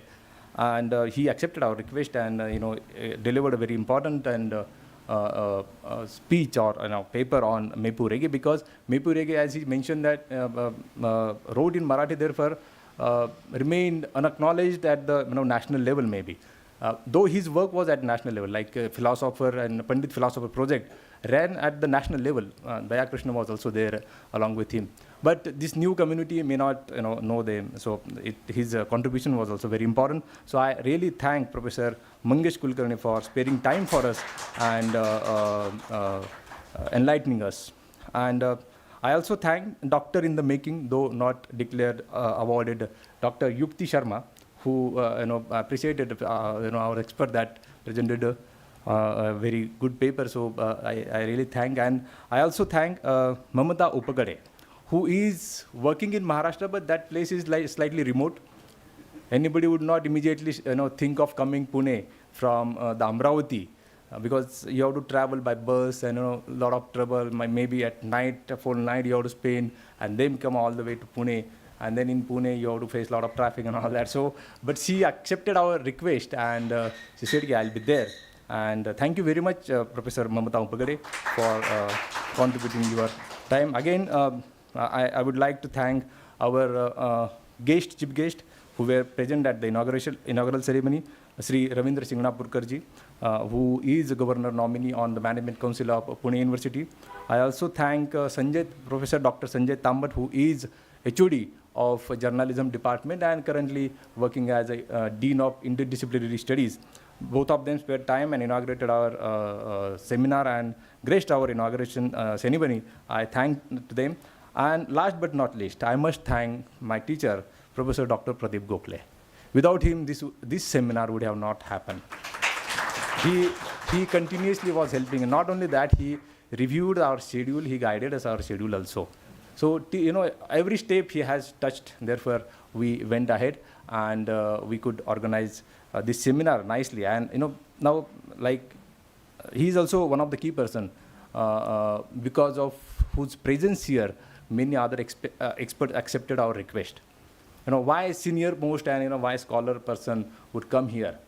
Because they also want to continue their dialogue with the experts who are representing maybe this department or university. So I really thank Professor Pradeep Gokhale, sir, who has always been with us, is us and will be with us for our guidance and everything.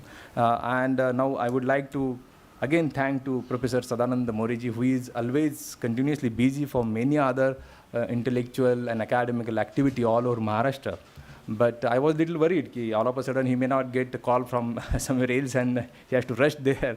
But thank you very much. He has made it. In the morning itself, he called me around 8:30 or 8:45 that Harish sent me a car at this time because his other program was cancelled, because otherwise he was coming from that side. I said, sir, we have already planned it and thank you very much for sparing time for us. So, and he has really in his own style, he has very important different style of making many joints together and then enriching the domain of philosophy. So thank you very much, sir, for sparing time with us. Now I would not thank to my colleagues, but definitely I will appreciate them that they have continuously encouraged me to organize seminar. Professor Sridhar Akashkar, Dr. Tandon, my friend and coordinator of this seminar, Ashish Sangre. Mohit Tandon also looked after many things of organizing this seminar now, but then they have slowly started stopping encouraging me, because I am not stopping at all. I am just organizing programs after program, but only after last program we are going to stop. The Subhada Joshi will be coming to deliver a 100-day memorial lecture around 25, and Dr. Tandon is going to organize it. After that there won't be any program. And this program is, we are only 4 people and we have many other responsibility also, but still we could organize these 2 seminars in a line because of only our students. Students are not regular, I'm sure. They will not also hesitate to mention it, but they were so keen in the organization of both the seminars. So when I was a student at that time, I never contributed this much. But here, students were going to pick up professors coming here from the airport and then also going to drop them. They looked after everything, like last seminar also and this seminar also. For every organization, they really helped us. Without them, this seminar would have not been successful. They have really helped us. So thank you very much. And student, you must be learning so many things, in management and organization and everything. So please be, connected with the department. You must be passing this year. But then, as alumni, we'll keep this association ahead also. And with this, I thank all the administrative machinery who was involved in this seminar, and all our staff, Vinod, Vikas, Padalkar sir, Nilima madam, Nimre madam, all these people were on the phone immediately. In the second ring only, they used to pick up the phone and used to ask, sir, tell me what I'm going to do. And now I was about to forget, but now I saw Sunil helped us a lot. Sunil has shown his different potential in these 2 seminars. He has coordinated IPQ seminar fully and fantastically. I would say that seminar he has organized in a very, very wonderful way.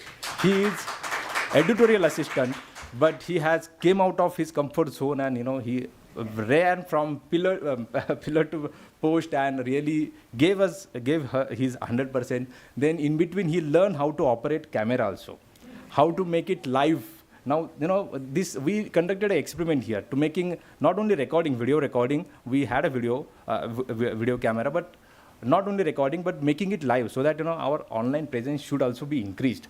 If nowadays people are searching online whether philosophy SPPU department is there or not, then this live or recorded version should be available online. So we experimented that, and the experiment went very well, because in the technology front also we should not lag behind. So Sunil has given his 100%, and he has really, because he has to work on a different front. He has to connect with the amplifier, he has to connect with the laptop, he has to connect with the camera, and then internet. So all these things he brought together, and amidst that, he requested me one day that I want to read a paper in the seminar. I said, this is the most wonderful thing. If you are coming from that point and working on something, and if you wish, you are willing to work something on, that's really fantastic, because Gokhale sir also mentioned that he was also at one point of a time editorial assistant, and then he rose from that. So that place is really fertile place. So why shouldn't I said ki you go ahead? So he also read a paper on Mahatma Phule and his understanding of Sadharana Dharma. So I congratulate him for coming up with the new colors, and I also thank him for contributing in this. Dr. Sachin Deshpande also contributed. He recently got awarded PhD. He is a medical professional. He is MD in Ayurveda, and he wanted to prove that Vata, Kapha, Pitta are scientific concepts, and he has taken up from the philosophy of science. He thought, I don't know why, he thought that in philosophy of science, and philosophy is the only place where he can begin his entire journey to prove Vata, Kapha, Pitta as a scientific element. Hope in future he may prove the relevance of philosophy in a different way. So thank you very much, Deshpande, Sachin Deshpande, for your contribution. Now with that elaborated vote of thanks, I must stop here. Thank you very much. We'll keep this association ahead also. Thank you for your blessings, sir. We are really overwhelmed today that 3 of our teachers are present here. I remember my old days that they are sitting here, and we were, as a student I was sitting here, they were discussing, they were arguing, hot discussion used to take place. Like many times I remember Professor Jha, where the many from the Sanskrit, where he was also very great scholar who used to come, and a lot of discussion used to happen. So really thank you very much. This is one of the memorable moment for the department. We will never forget this. Thank you very much, sir. Last time Sri Kalam came, I was